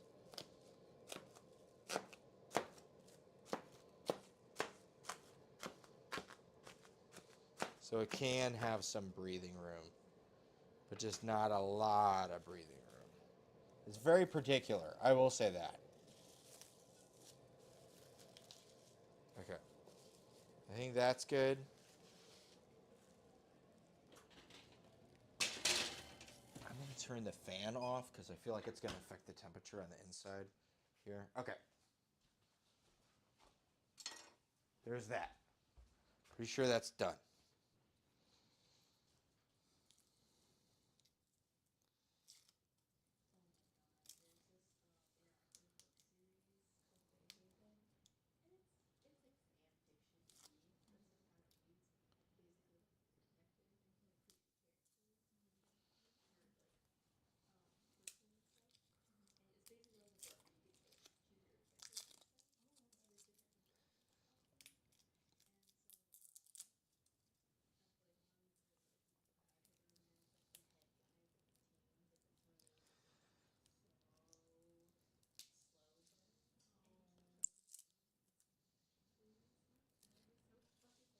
Yeah, I'm not sure if I'm going to make ginger bug today on stream. It might not end up happening. But next week, it may be up and running, and I might be able to make something with that, which would be cool.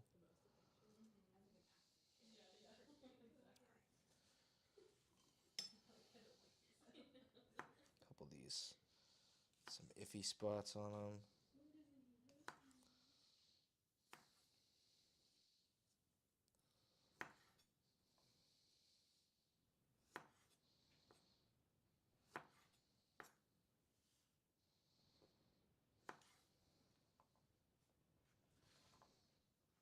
Okay, cool.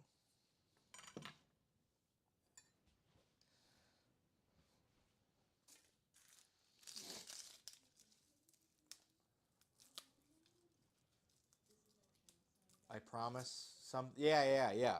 If the thing is up and going, I promise I'll be back next week with an interesting soda or something. There's this guy who's been making gingerbug sodas, and I'm really envious of. He's like, "Oh, I made a fucking pineapple soda out of this gingerbug," and I'm like, "I don't want that. The fuck."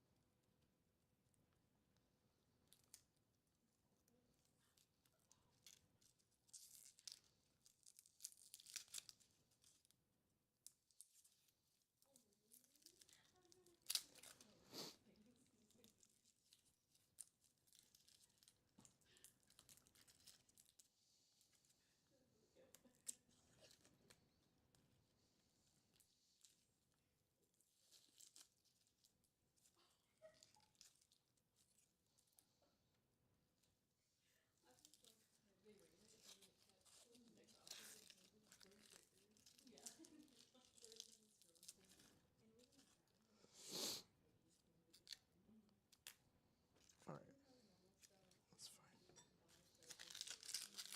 fine. Oh, and it's a shallot of peeling. That's the most frustrating thing about onions. I can hack the sting, but the peeling makes me furious. That's fine. It's just kind of what it is. I remember being a little kid and we were like canning tomatoes, and my parents just would give me bulbs and bulbs of garlic, and they're like, just peel this. Peel these 5 bulbs of garlic. And you're like, 5 whole bulbs? That's like fucking like 50 cloves. This sucks. It's just kind of part of it.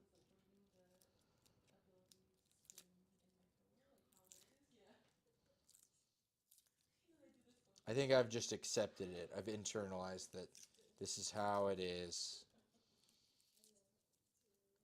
And they all have like the hacks for like the garlic and stuff, and it's just like, yeah, if you smash it, then it comes off easier. And it's like, well, it kind of doesn't, because then it gets all sticky, and then you just get like, you can get most of it off, but the little extra bits, because everything's fucking shattered, kind of sticks to everything, and then you're just like, I don't want to fucking deal with this. So I just end up peeling it regular anyway. All right, I'm gonna try to slice these kind of thin laterally.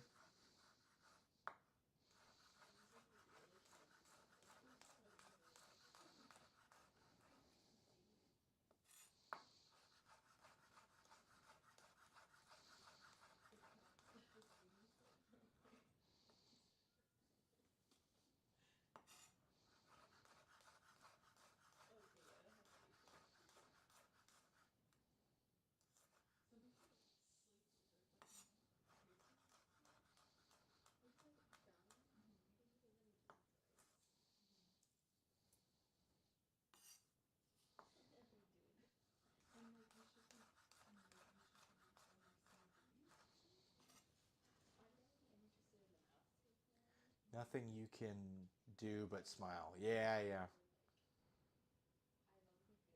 I mean, it's all right. I just know that at this point that like I'm not so shit at making food that like you do all this work and then it just sucks, right? So at least I know at the end it's gonna be some tasty thing. And like on stream right now, it's like, oh, this is like something I've never done before, or something or whatever. Like I haven't made this in like a couple years, so it's like, oh yeah, fun to get back to, this thing that I haven't made for a while. And then like this chili crisp is something new, so it's like, I don't know. It's all just like experimentation at this point for me, and that's fun. I'm excited to see the end, but in a good way, not in like a ugh, just to have it be over.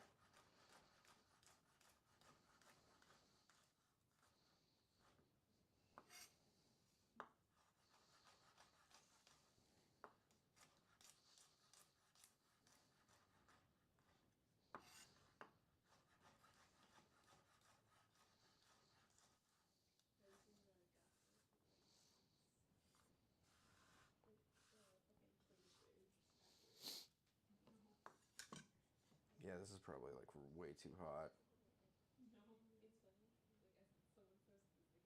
Yeah.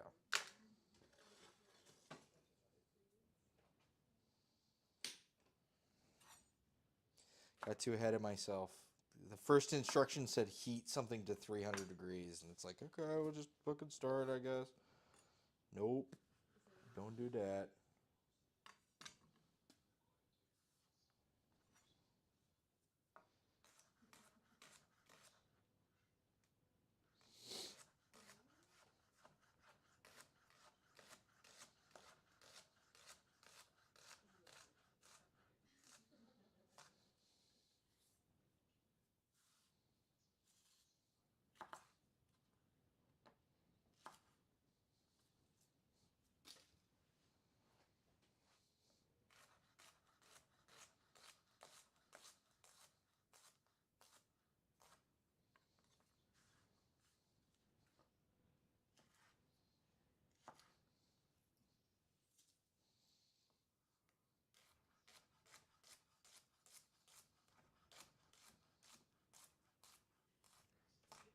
Yeah, I'm kind of in that hack the sting part. Ah. Anyways, if it goes downhill, takeaway is always a phone call away. Oh, fuck.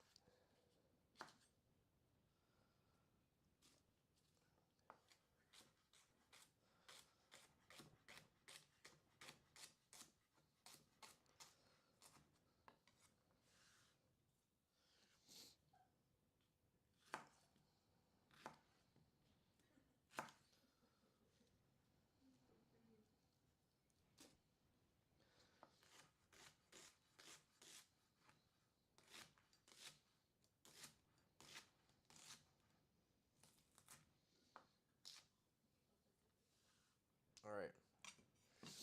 I think we have just about everything. Ah. Oh, I thought you grunted over my comment. No, no, no. Just the fucking shallots. Oh, God. Fucking Christ. They're attacking my eyes. This is way too hot. I heated it too hot. Fucking dumb.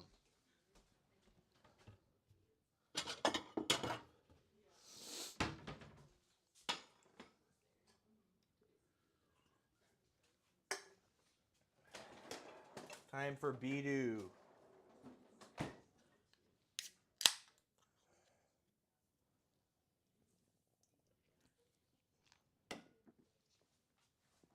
All right.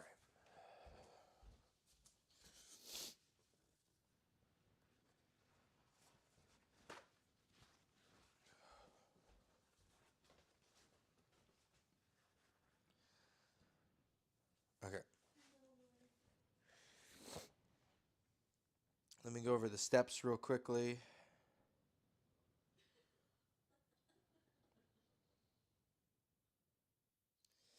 Okay.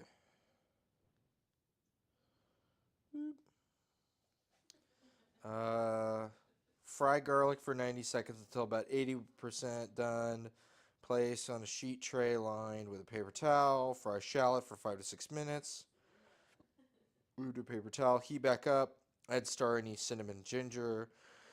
Cook for 5 minutes. Pour over 30 grams of gochugaru. Then let sit for 5 minutes. Then strain the hot oil back into the pot. Reheat the oil to 325. Pour over the remaining gochugaru, chili flake, Szechuan peppercorn, and sesame seeds. Fuse for 10 minutes. Once infused, stir in peanuts, salt, honey, MSG, fried shallots, and fried garlic. Be sure to crush garlic and shallots before adding them in the mixture. Let cool. Place in containers and refrigerate. Okay. Seems not that actually all that difficult. Just follow the fucking steps.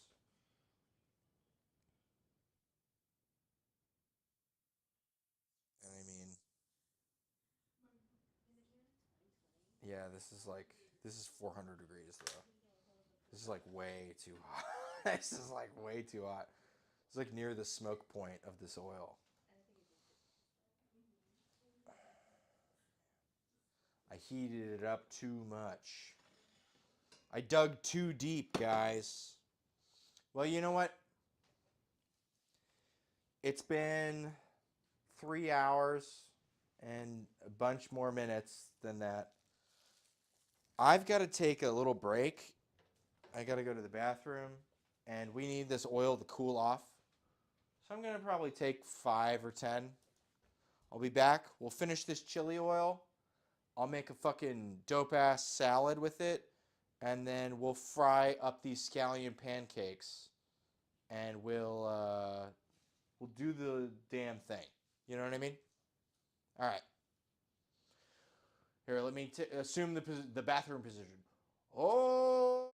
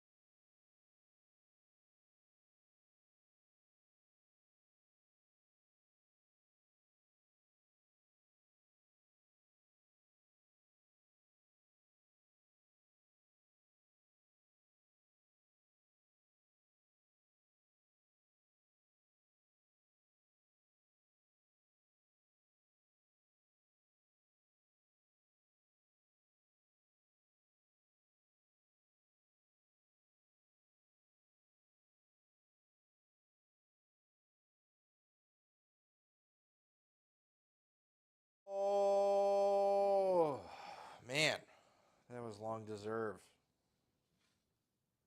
Hard work. Alright, let's see what this temp is.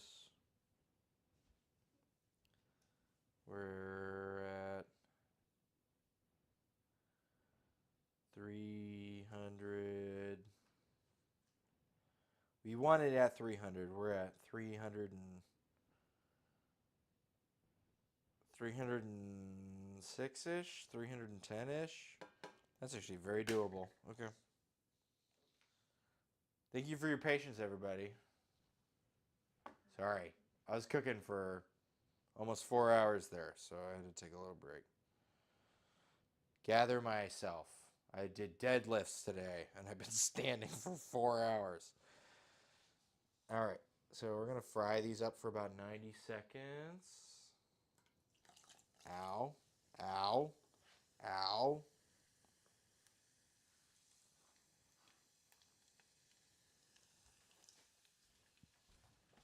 Grab my little spider here.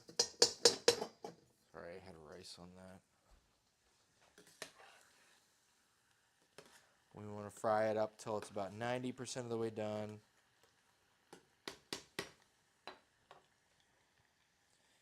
In the meantime, we want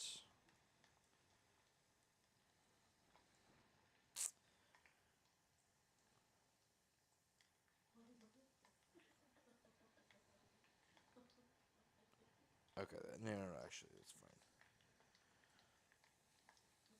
We'll get there when we get there. This is more prone to screwed upness.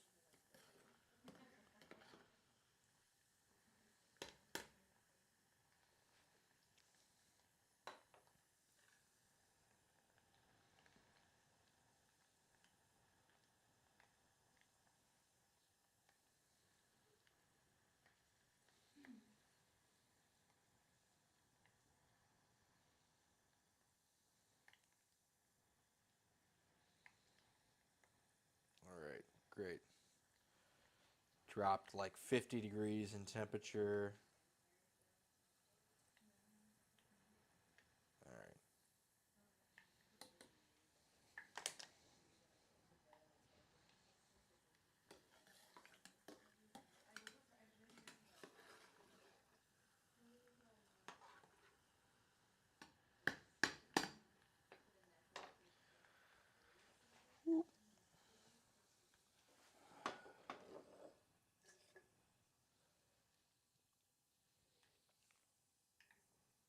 Gotta ice my burn. I already burned myself. This is the first frying event of this marathon of frying events. And I just already fucking burned myself.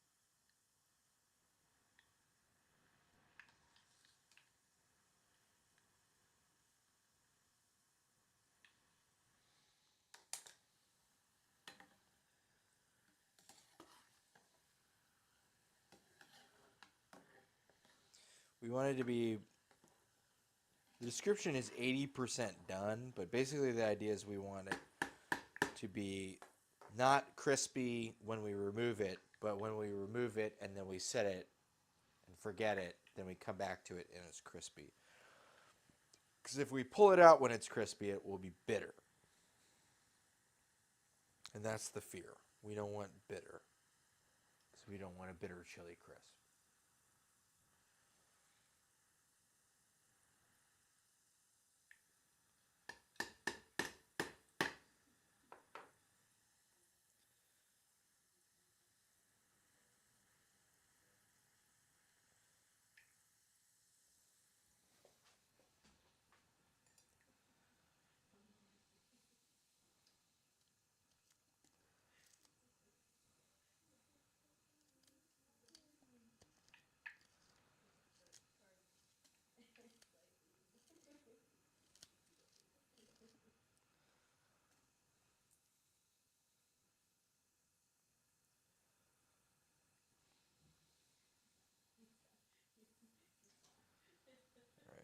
rest of these pieces look alright. Okay, and we're getting there on this. Where are we at temp-wise? So we're probably like 65, 70%. And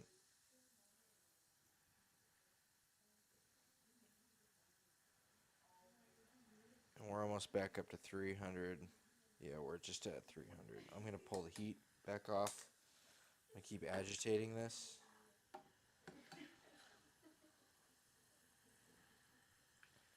Yeah, like 73, 74, 75.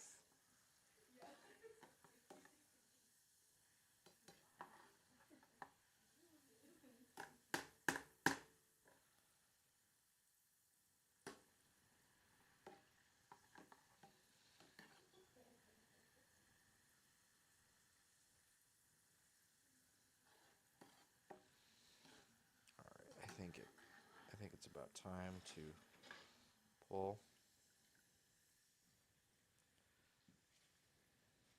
We're going to put the garlic on one side and the shallots on the other.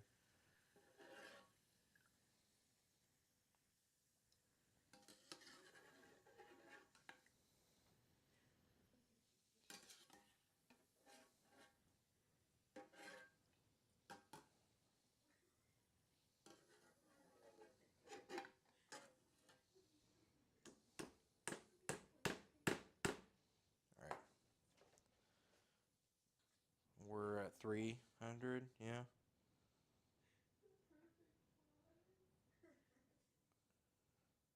Most definitely.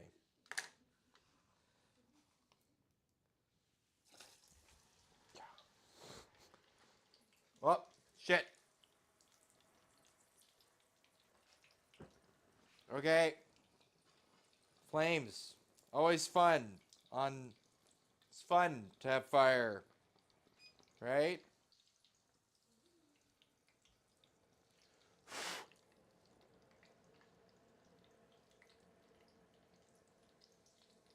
Pretty good.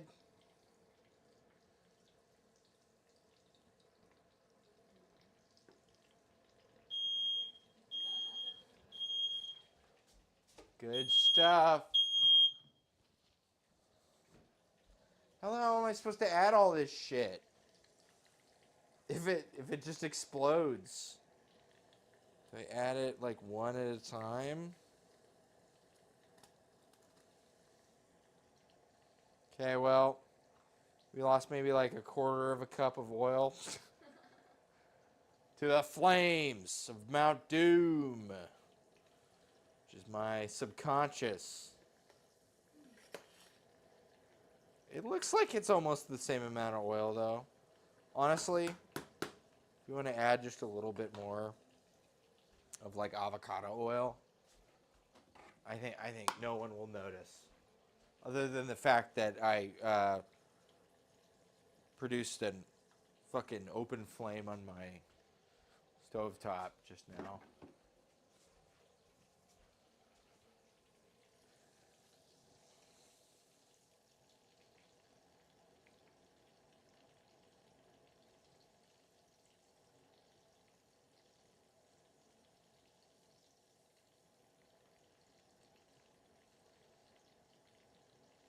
Okay, well.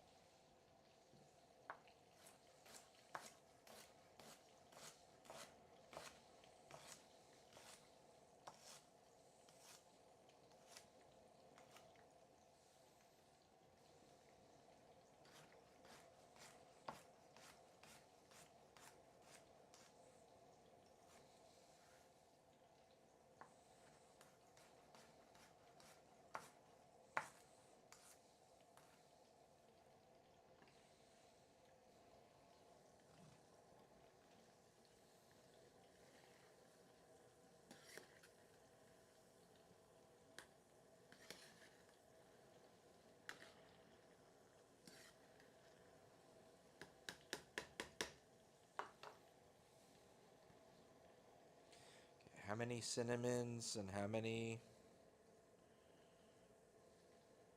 We want 6 star anise and 2 to 3 cinnamon sticks.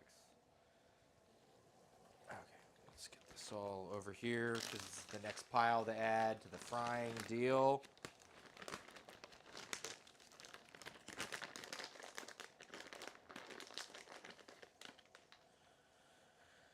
So 4. There we go. Yeah. And these are small. Some of these are halves. That should be fine. Whoop.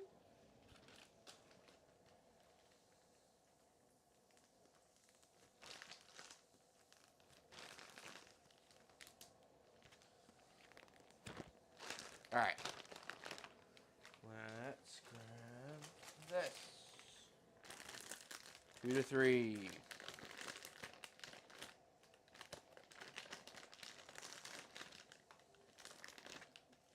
Okay, and then we're gonna have a back and forth. So we need to set our second deal of oil. Deal for oil, rather. Let's do this one because it literally just is metal. I've got another like kind of metal bowl that's good for this sort of thing, but it's also got like silicone on the bottom of it, and I'm not sure if like 400-degree oil mixed with silicone is like a good idea. Like it won't be direct in contact, but I just feel like it's gonna get all fucked up, and I like that bowl. So this one is just metal. It's kind of hard to fuck with.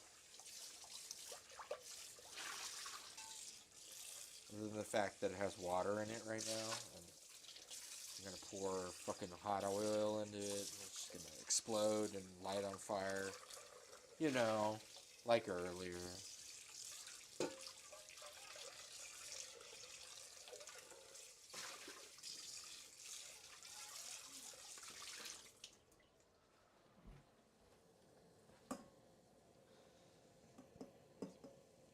Alright.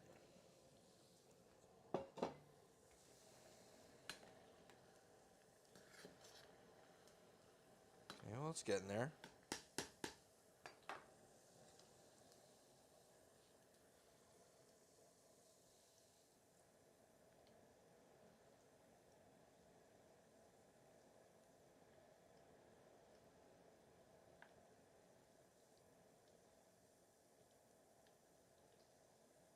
We're at like 270-ish.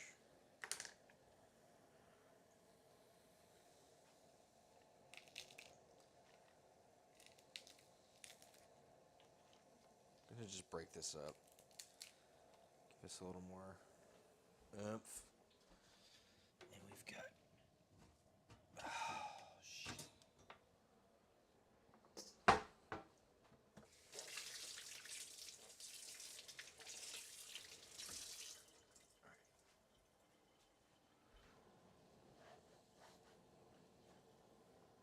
Alright.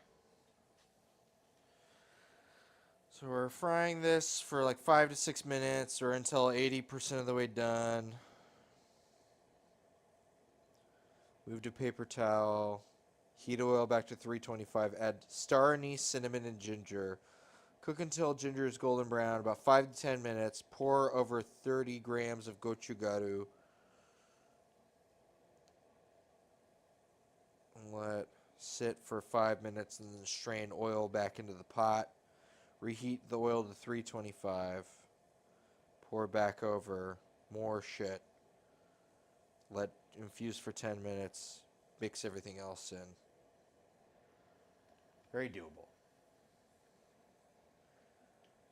Hey, this looks good.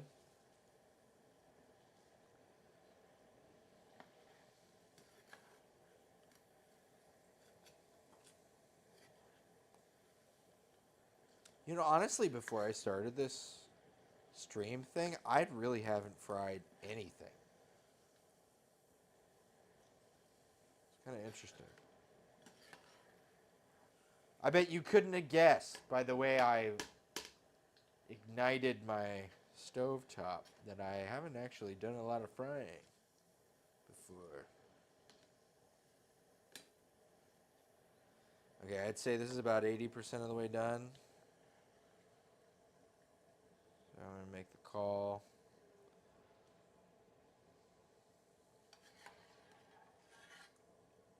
I know it's going to keep cooking, so we're just going to fucking pull this shit.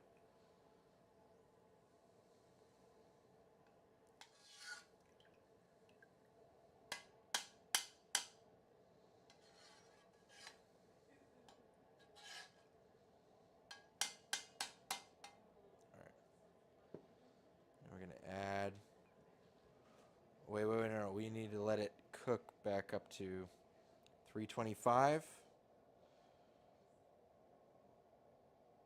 And then add everything.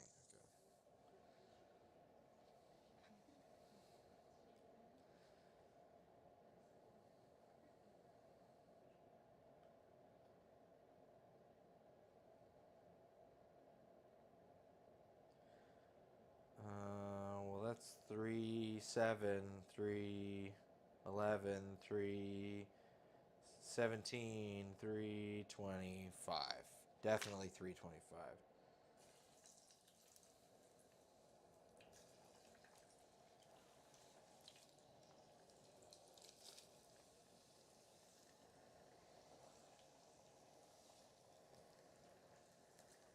All right. We're going to grab our scale. Where the fuck did that go? Ah, here it is. Okay.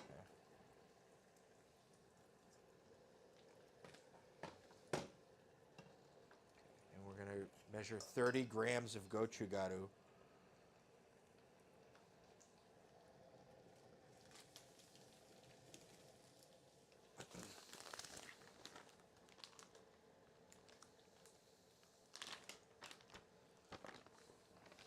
Right. I'm pretty sure that's what it is.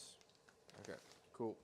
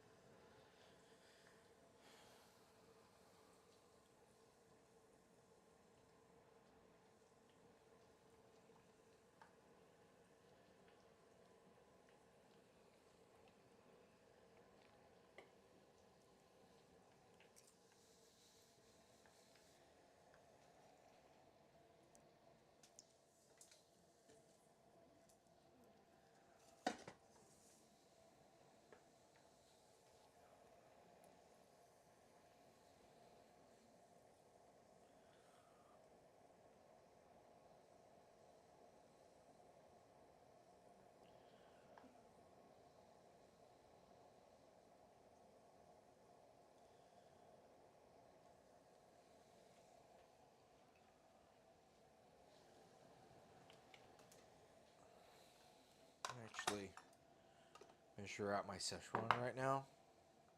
2 grams, it said. So, it's not a lot. This one's pretty light on the Szechuan, I would say.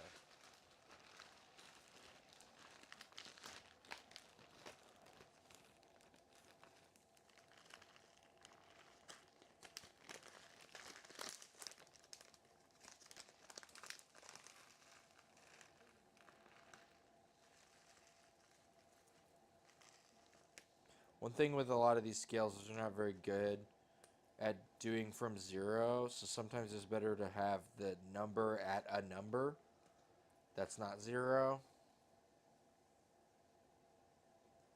And then it's more granular. The thing to get it to jump from 0 to something is more than it is letting on, if that makes any sense. That's how a lot of these like scales work, of lower quality. Unless you're getting like lab grade scales, you know.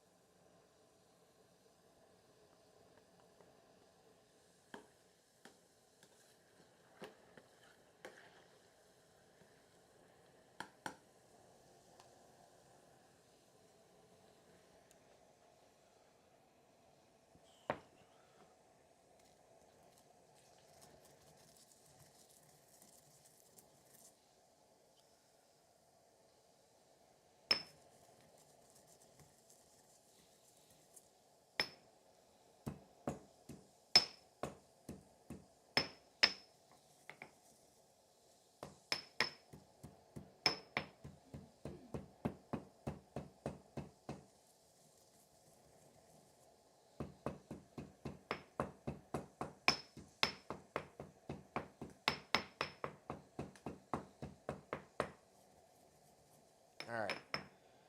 So there's that. Just going to add all the rest of the stuff that I need to put in there after, because I have a feeling this is going to heat up to 325 very easily.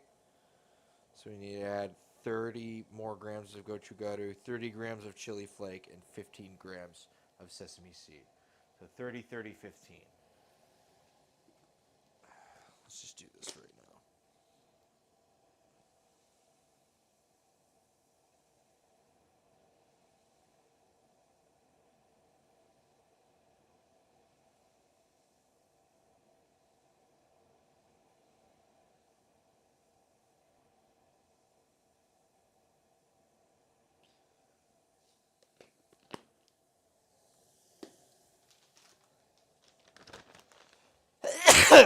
God. It's a lot.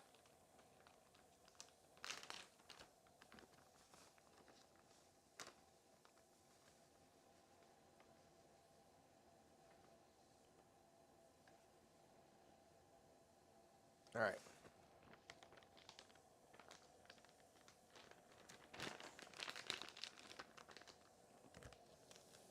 Oh, man. Ugh. And then 15 grams.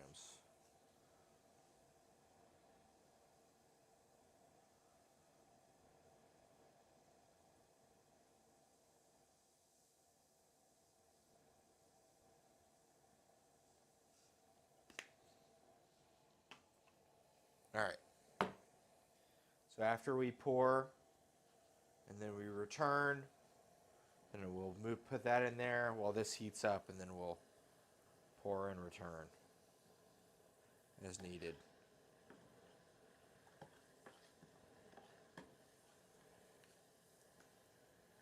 I think the ginger is pretty well cooked. So we're going to infuse this oil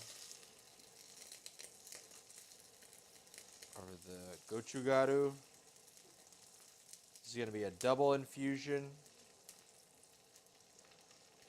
so as to make for better, tastier stuff.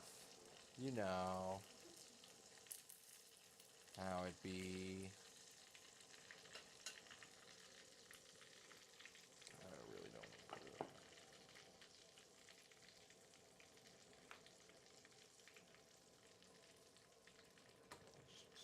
We're just going to set it like that. And that's going to sit there for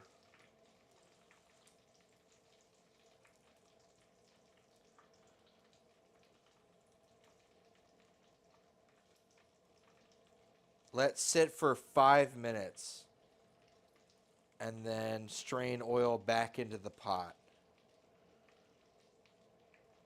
Reheat to 325, pour over the remaining things, and let infuse for 10 minutes. 5 minutes. We got 5 minutes. Well, I'm going to make a drink. How about that? Let's do that.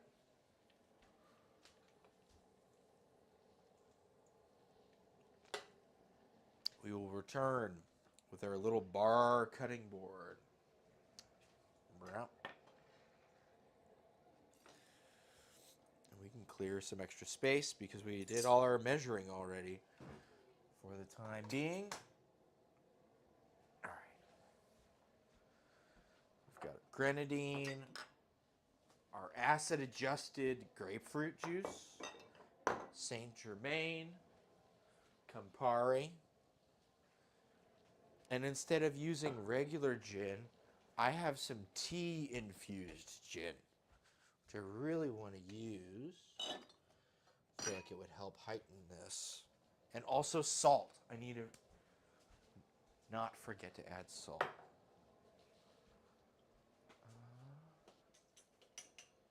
Sal.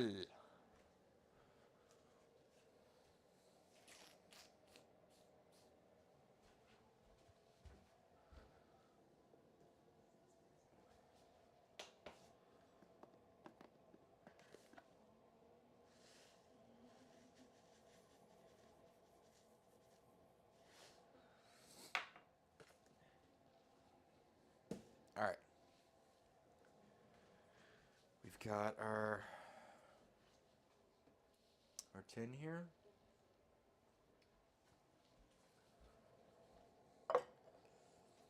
And we've got, let's grab our ice. Oh, actually, we don't want our ice. We want an egg instead. This is a sour, after all. We got our little yolk guy and our egg. Let's start with the egg.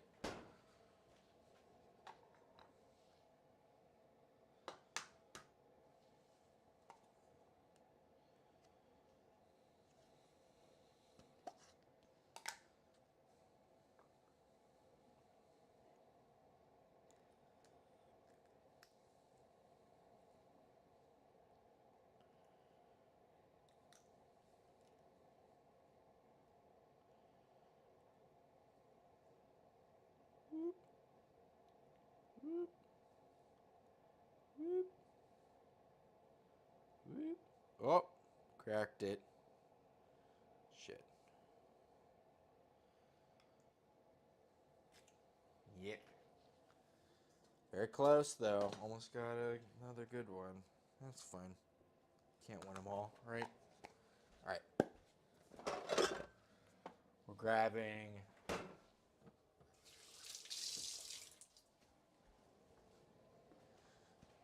I'm going to do 1.5 ounces of our green tea gin.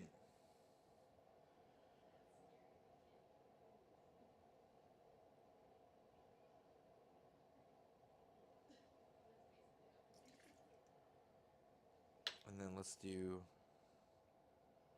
1/2 ounce of these three. Campari, Grenadine, Saint Germain. Campari.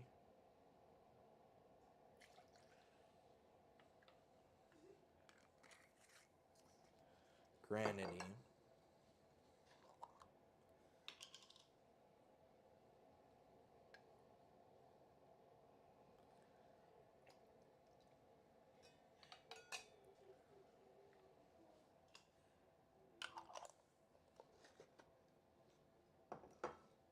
Saint Germain.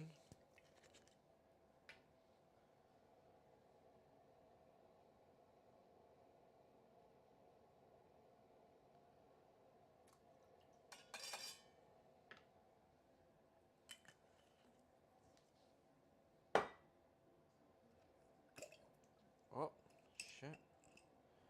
3/4 ounce. You know, maybe a full ounce, actually. Of grapefruit. Maybe I'm overshooting it. Last time it was too sweet. And the Campari is sweet, the Saint Germain is sweet, the Grenadine is sweet. So I dialed back on all those. I'm going to add a little bit of salt. I'm going to grab our milk frother. Do our camera. Sorry. Camera does that from time to time. We're all good. Okay. Let's froth our milk. Or not our milk, sorry. Let's froth our egg white with the milk frother.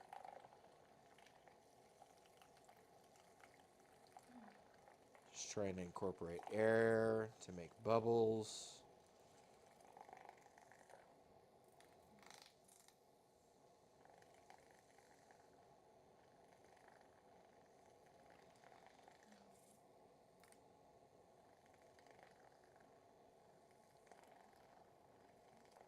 Alright.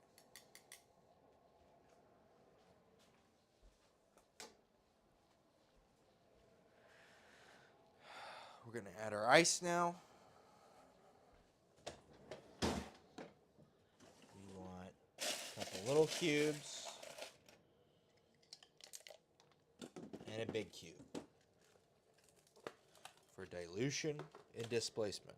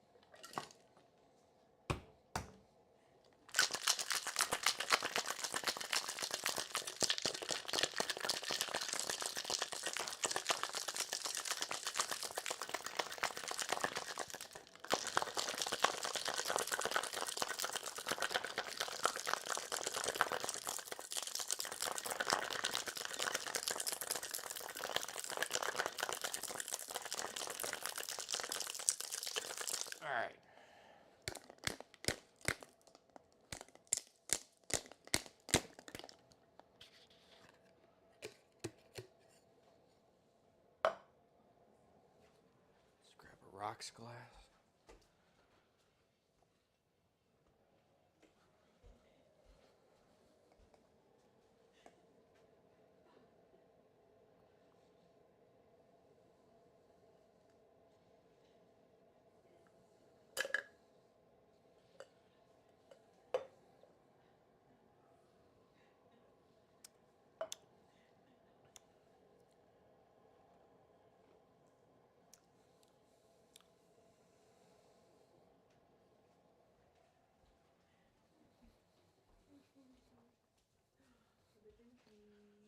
Here.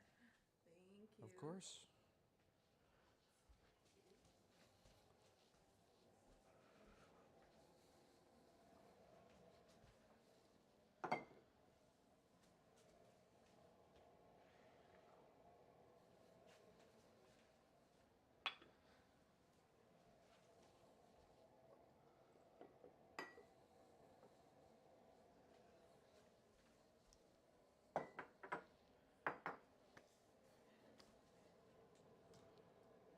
All right.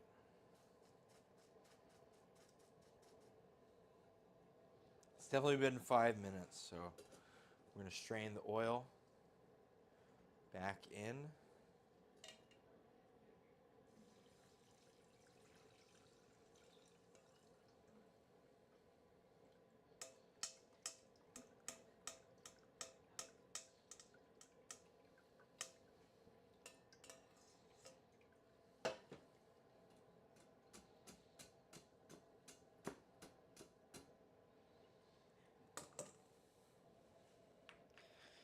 We don't want that to come back up to temp. We've got all the rest of our spices that are going to go in here. That's all of them.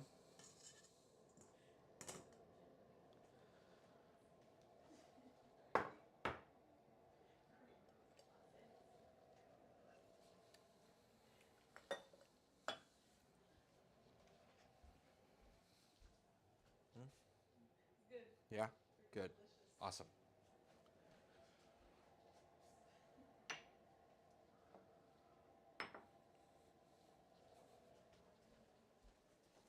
Then we'll fry up our scallion pancake.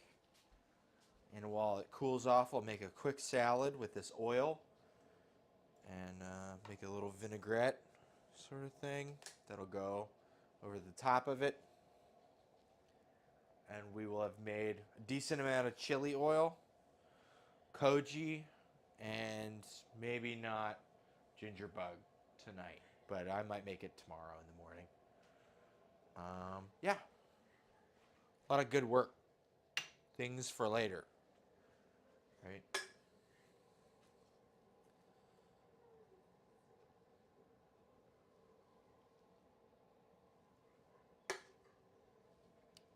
No Dungeons and Dragons tomorrow, so don't have a big meal that I need to prepare.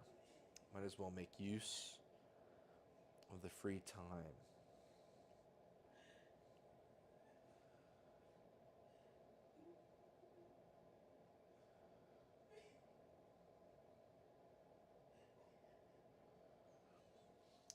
I believe we want it at 325.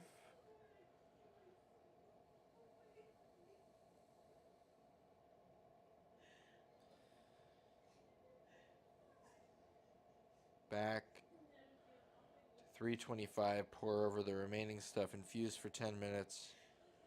Once infused, stir in all the other shit. Yeah, okay.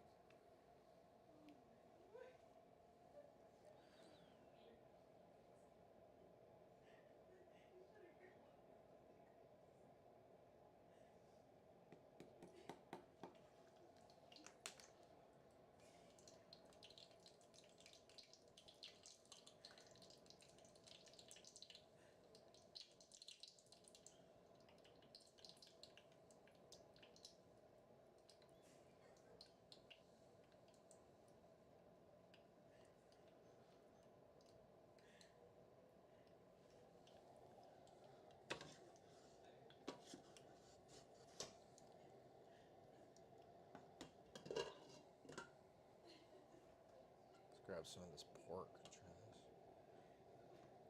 this. Oh man, fuck.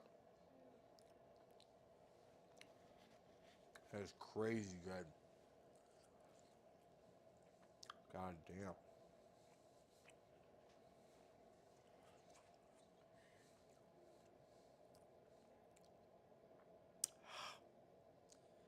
Wow.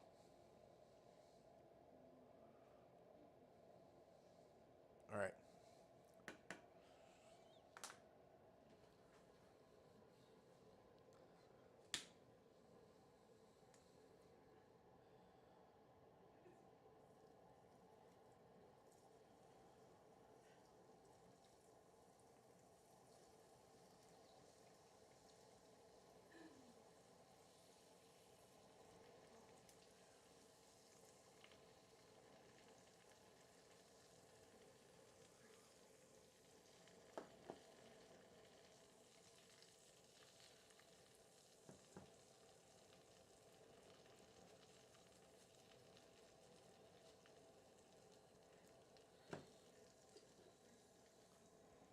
All right.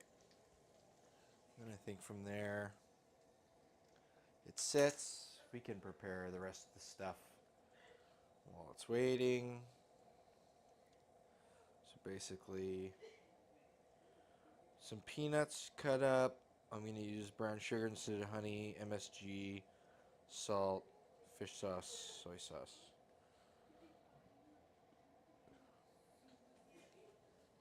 So, let's grab our scale again. Where the fuck did that go? It's always roaming around. All right.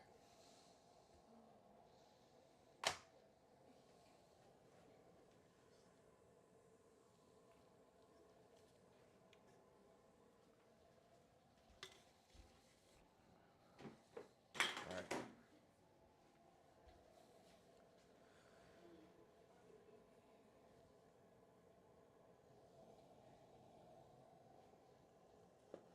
All right. Yeah, let's get a little container. One of these guys. Your favorite neighborhood deli container. All right. I've been told that it tastes overwhelmingly of peanuts if you just cut up the peanuts and then don't like strain it out. So we're gonna just like kind of add.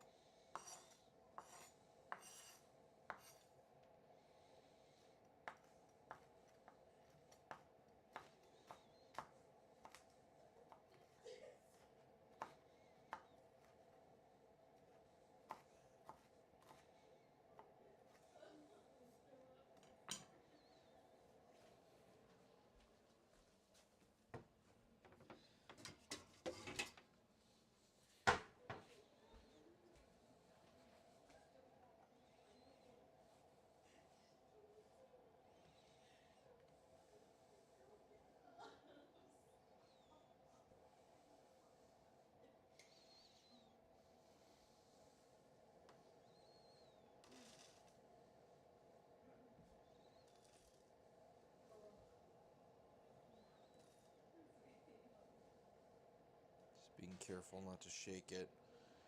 All right.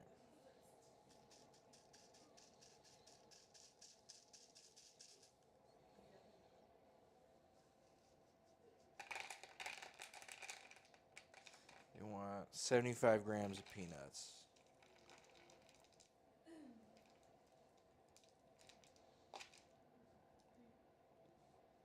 More peanuts. Damn.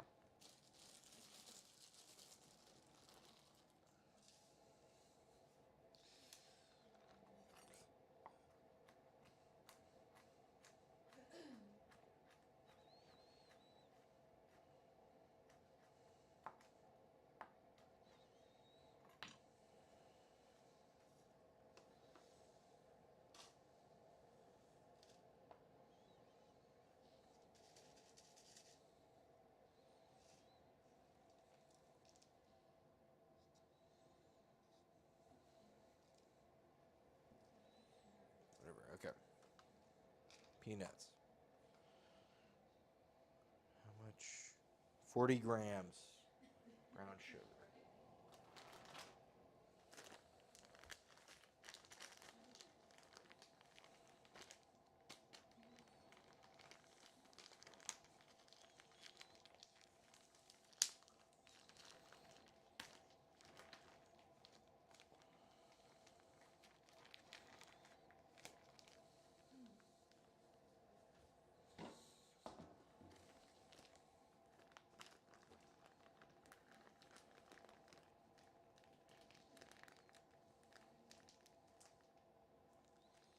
All right. 40 grams.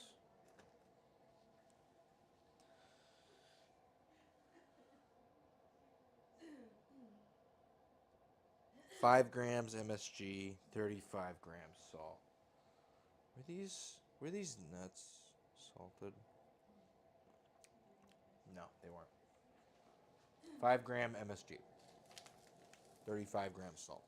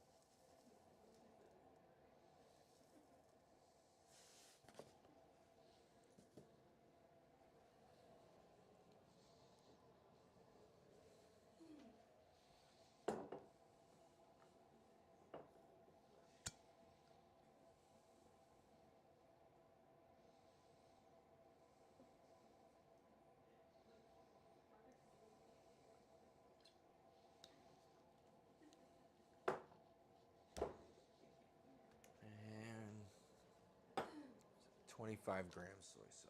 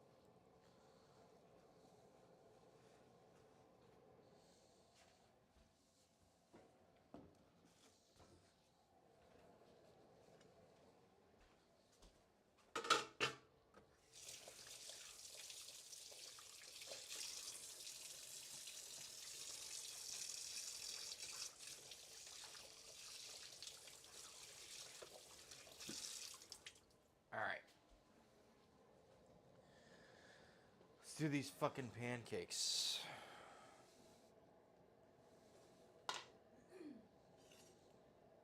Been a long time coming. Been working hard tonight. But we should be able to get this done.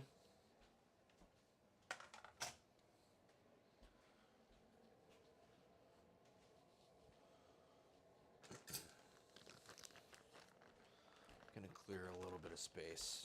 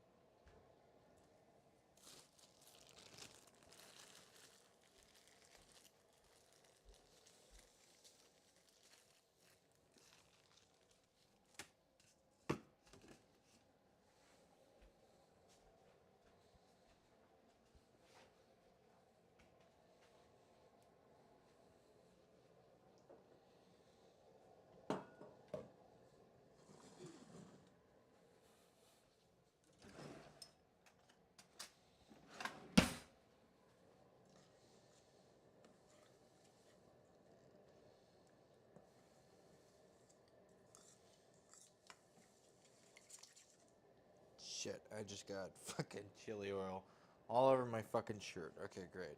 Good.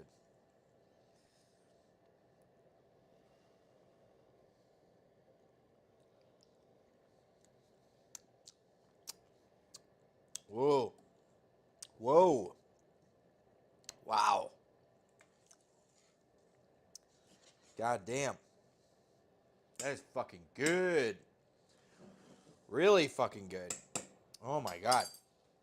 Whoa. Make that shit.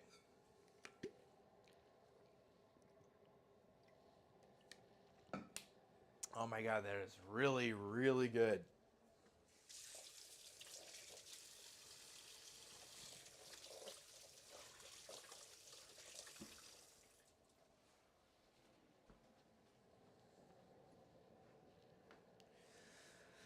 All right, well, yeah.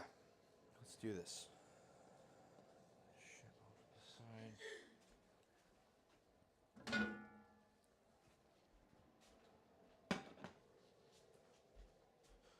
Add a little bit of peanut oil. We will roll out our scallion pancakes. Fry them. Gonna make a quick little vinaigrette. Cut up a couple cucumbers.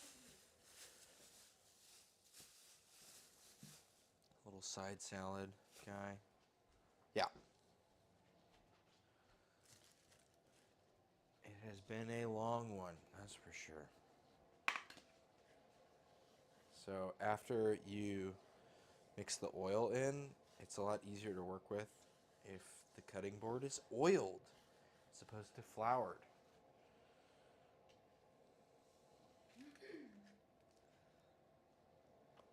Just gonna...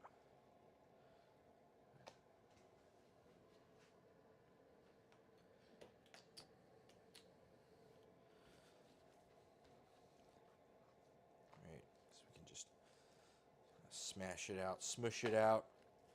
And since we gave it enough time, it can, you know, it's all like kind of melded, even though like the layers are separate.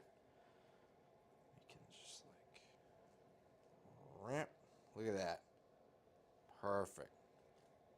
Perfect looking fucking scallion pancake. That looks awesome. Fuck yeah. This is gonna be actually probably not that difficult. I know I just took a plate with a napkin on it, or a paper towel on it to absorb grease and put it in the sink, but I'm gonna grab another plate and put another paper towel on it. Such is the way of things,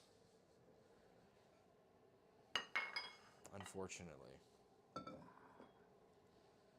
Time is a flat circle. and all that shit.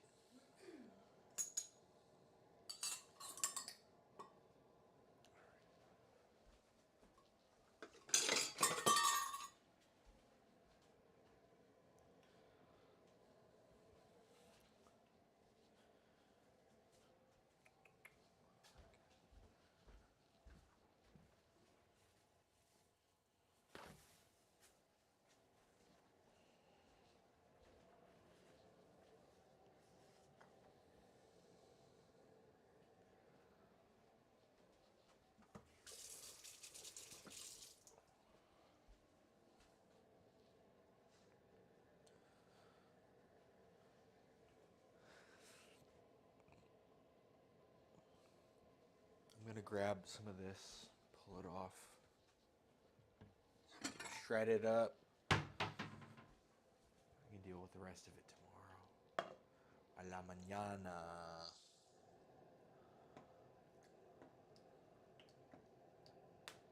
Oh, there it goes. Where it stops, nobody knows.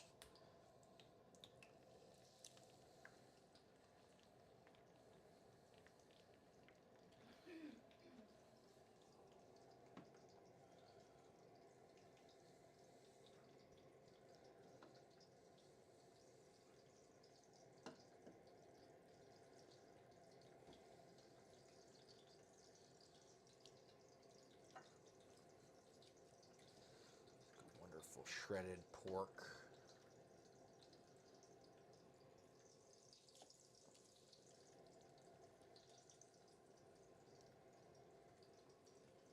That should be more than enough for 3.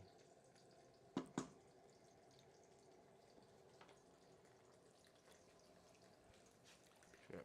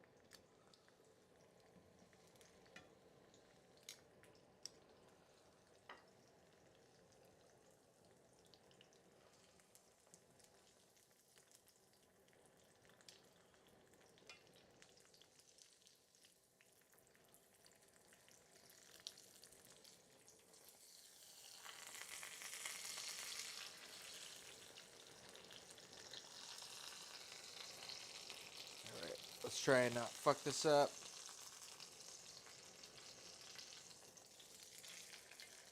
Alright, it's alright.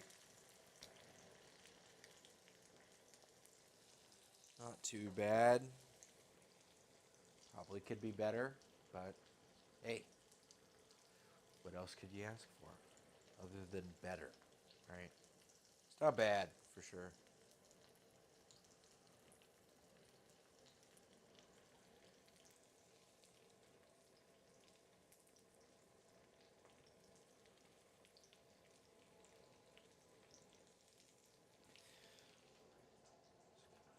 Pass this oil back onto here. The other one in play.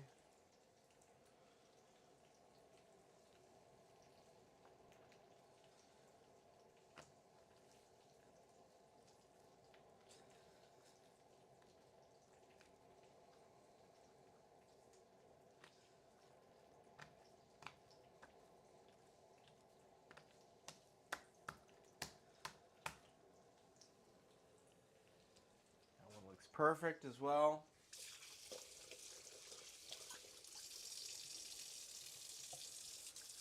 Wish I had a bigger cast iron.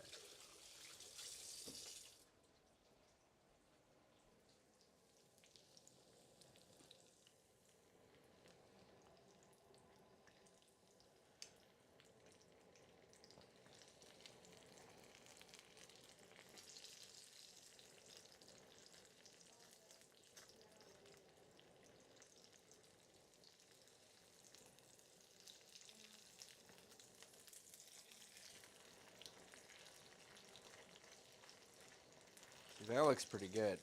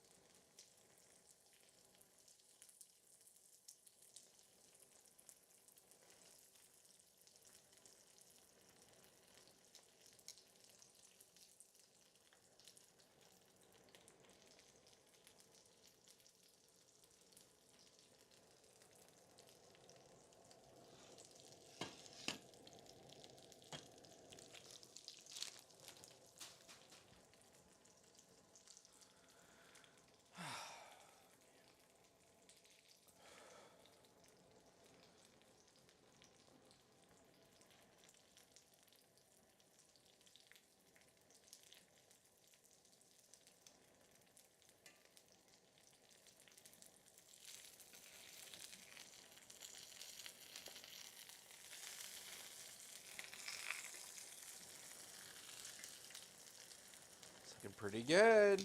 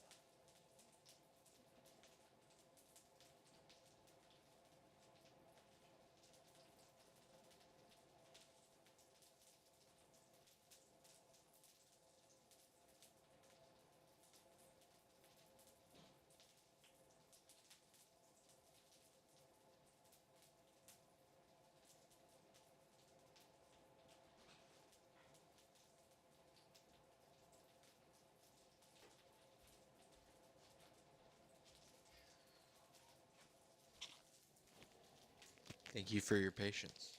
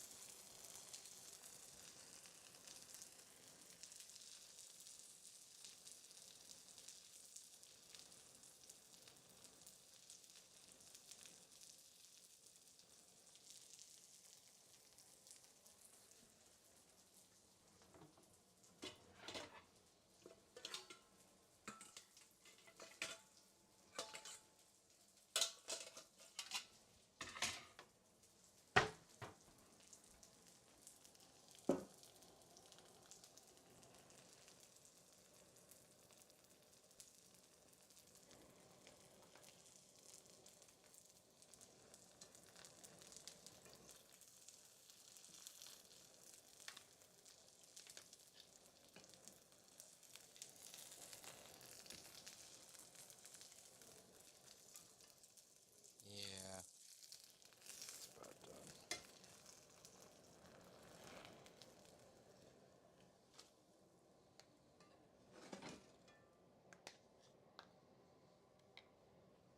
All right. Well, these cool off and kind of drain, and everything kind of chills. I'm gonna make it quick.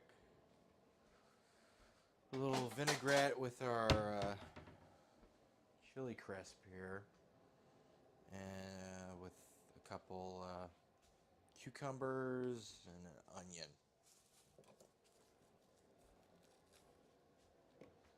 Shouldn't take that long.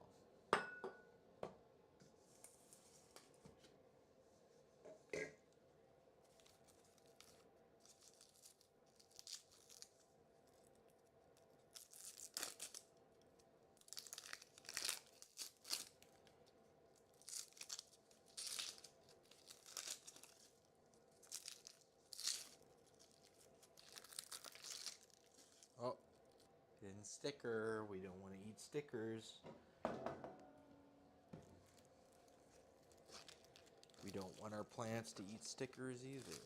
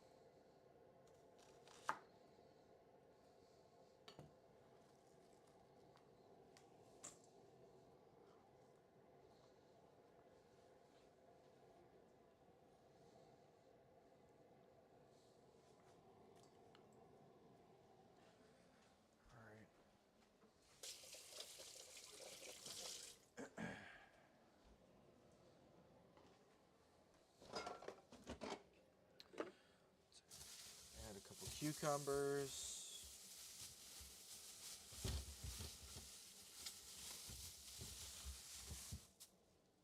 This is gone a little longer than I thought it should. And I never even got to that ginger bug. So we're going to try to be kind of quick about this.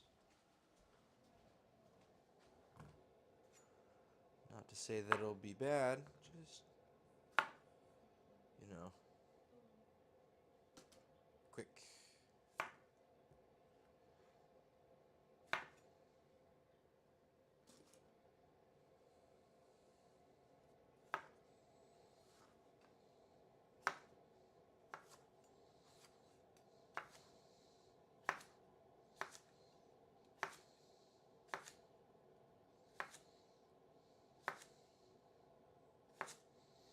You know, actually, I don't know if I want it like that. I think I might bisect it. Yeah.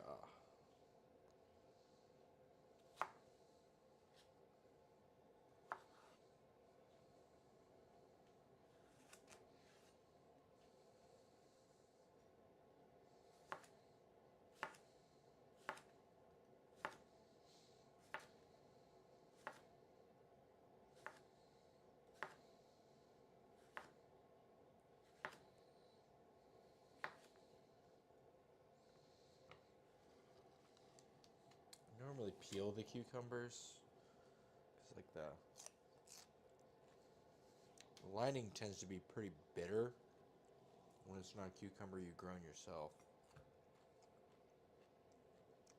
Although this one's not too bad.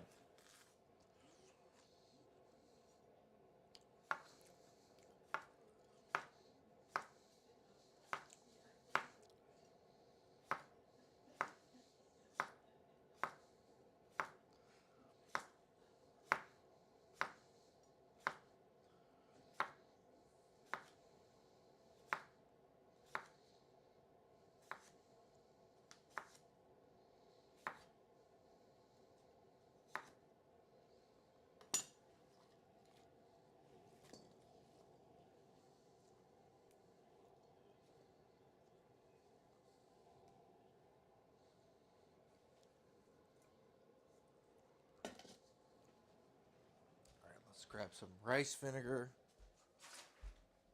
chili crisp, maybe a little bit of fish sauce, soy sauce. We'll see where to go from there. Definitely go in with this.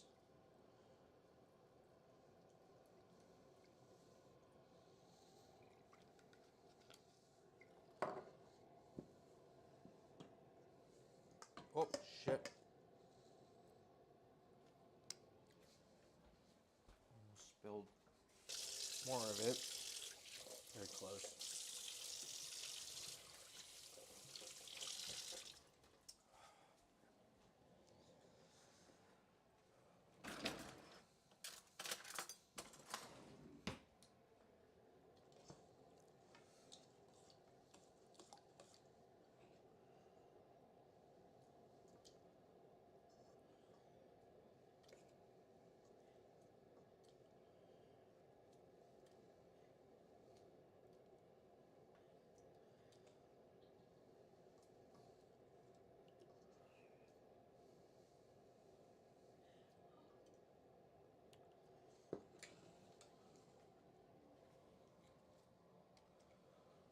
I'm just gonna turn this.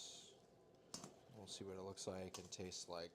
And we'll adjust from there. Oh.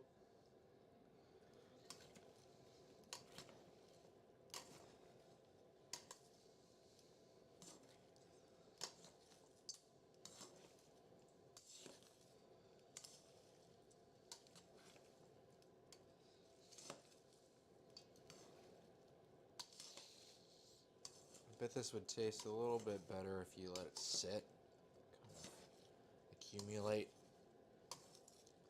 But I'm not sure we'll have that kind of time.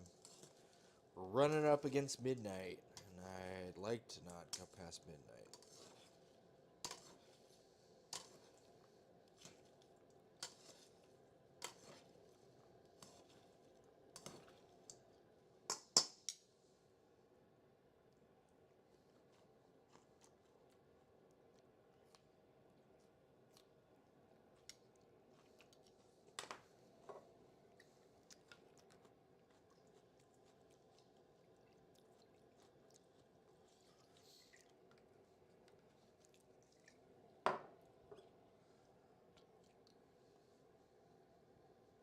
fish sauce.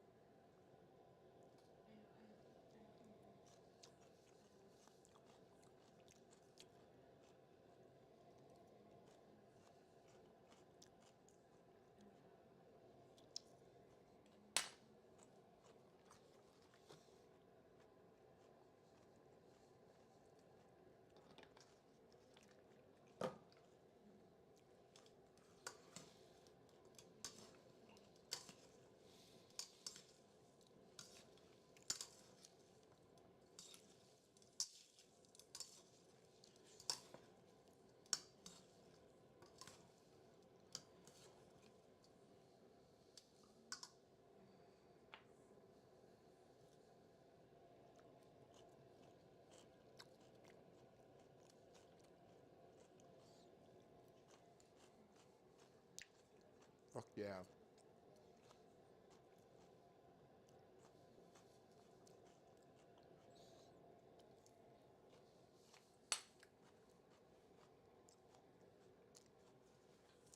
That's really good. Awesome. Got our little chili crisp salad.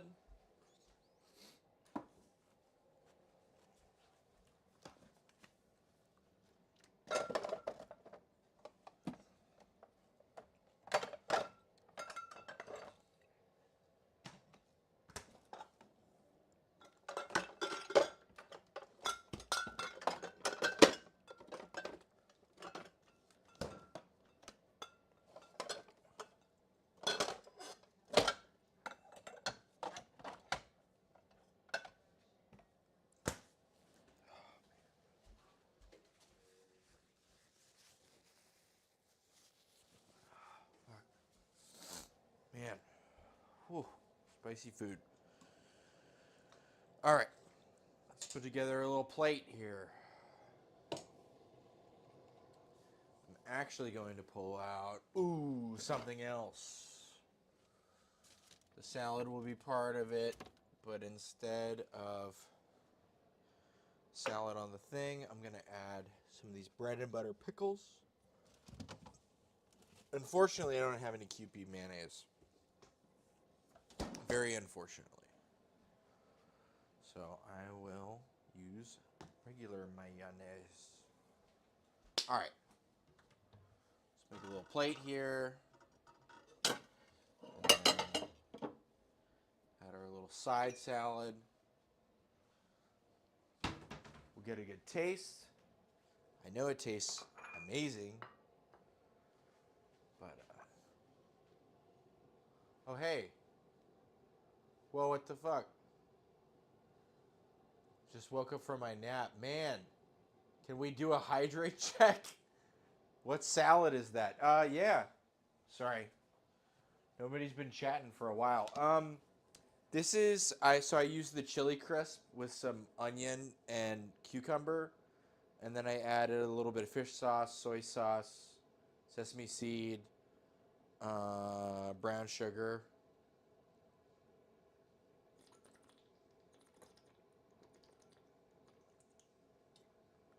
Rice wine vinegar.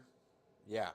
So I basically made a vinaigrette from the chili crisp and rice wine vinegar, and then like kind of, yeah. Almost done here. Thank you for tuning back in. A nice scallion pan. Let's go with the one of the ones on the bottom. Actually, it is more chilled.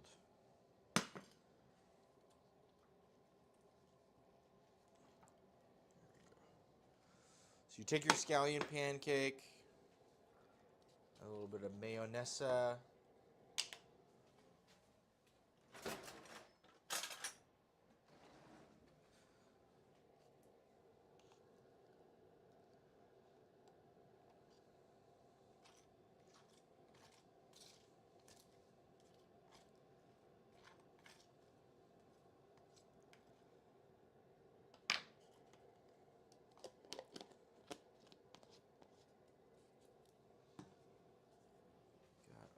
Bit. You know what? Actually, I think they just add this in the video. Add just a little bit, like kind of the more solid part of the chili crisp. Then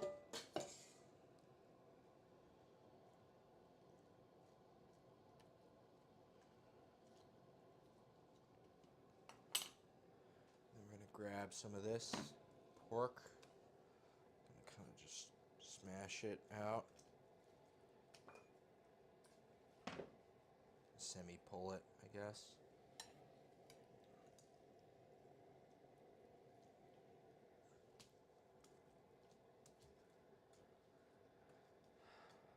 But owie, you've been live for 5 hours. Is this like your longest cooking stream so far? I think it's tied for longest. Almost done, I swear. No ginger bug today. Tomorrow. Alright. And then I have some of my mother's bread and butter pickles. Just kind of sweet and sour.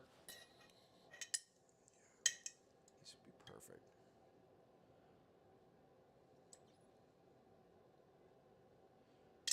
We didn't have enough time after we made the salad for it to kind of set up and pickle. So I'm just going to use these, because that's what I normally use when I've made this in the past. And then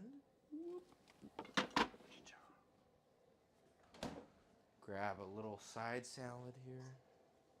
Sorry, everything is taking forever. We did make koji and chili crisp. So, it's one of those things where, should I make a drink to go with the thing? I don't know. Whatever. Anyways, I made a drink earlier. I made several drinks earlier.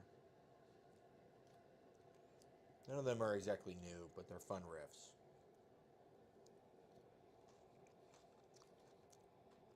And these are just light and fresh.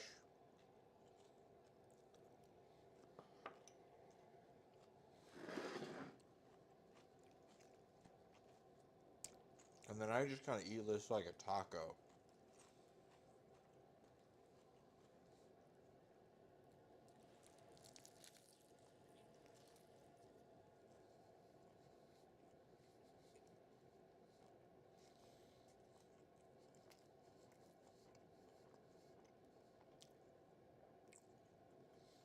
Man.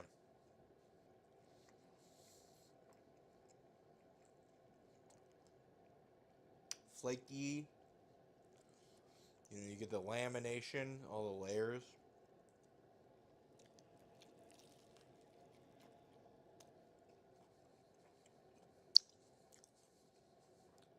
God damn.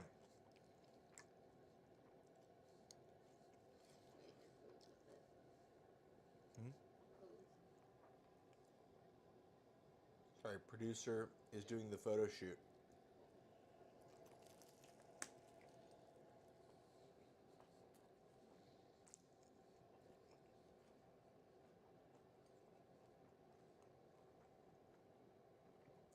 Bustin is right.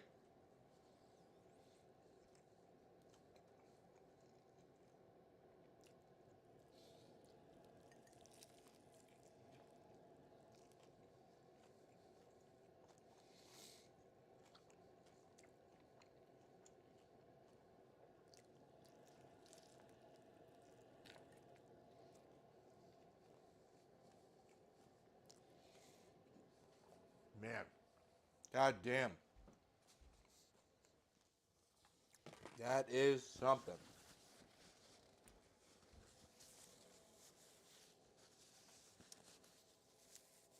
To the dome. Yeah.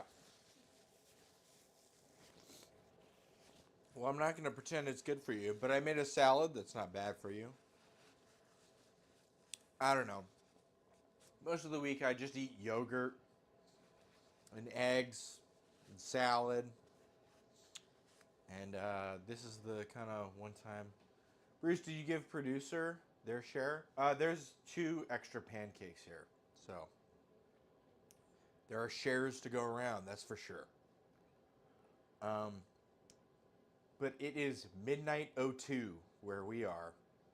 And I am ready to sign off, honestly. Thank you for the follow. Please come back. We always do fun, interesting stuff every week. I invest in follow me back on here. Okay, cool. Yeah, sure. Thank you. We're trying to get to 50. Cool. Thank you. Awesome. Thank you very much. If you like what you see, Thursdays around 6:30 Pacific Standard Time, and we make interesting shit all the time. We do a lot of chemistry. I've done like live pretzels with caustic and everything. We get into it. We do some real food here. Real food. So, anyways, I hope you found what you're looking for. I'll catch you on the flip side.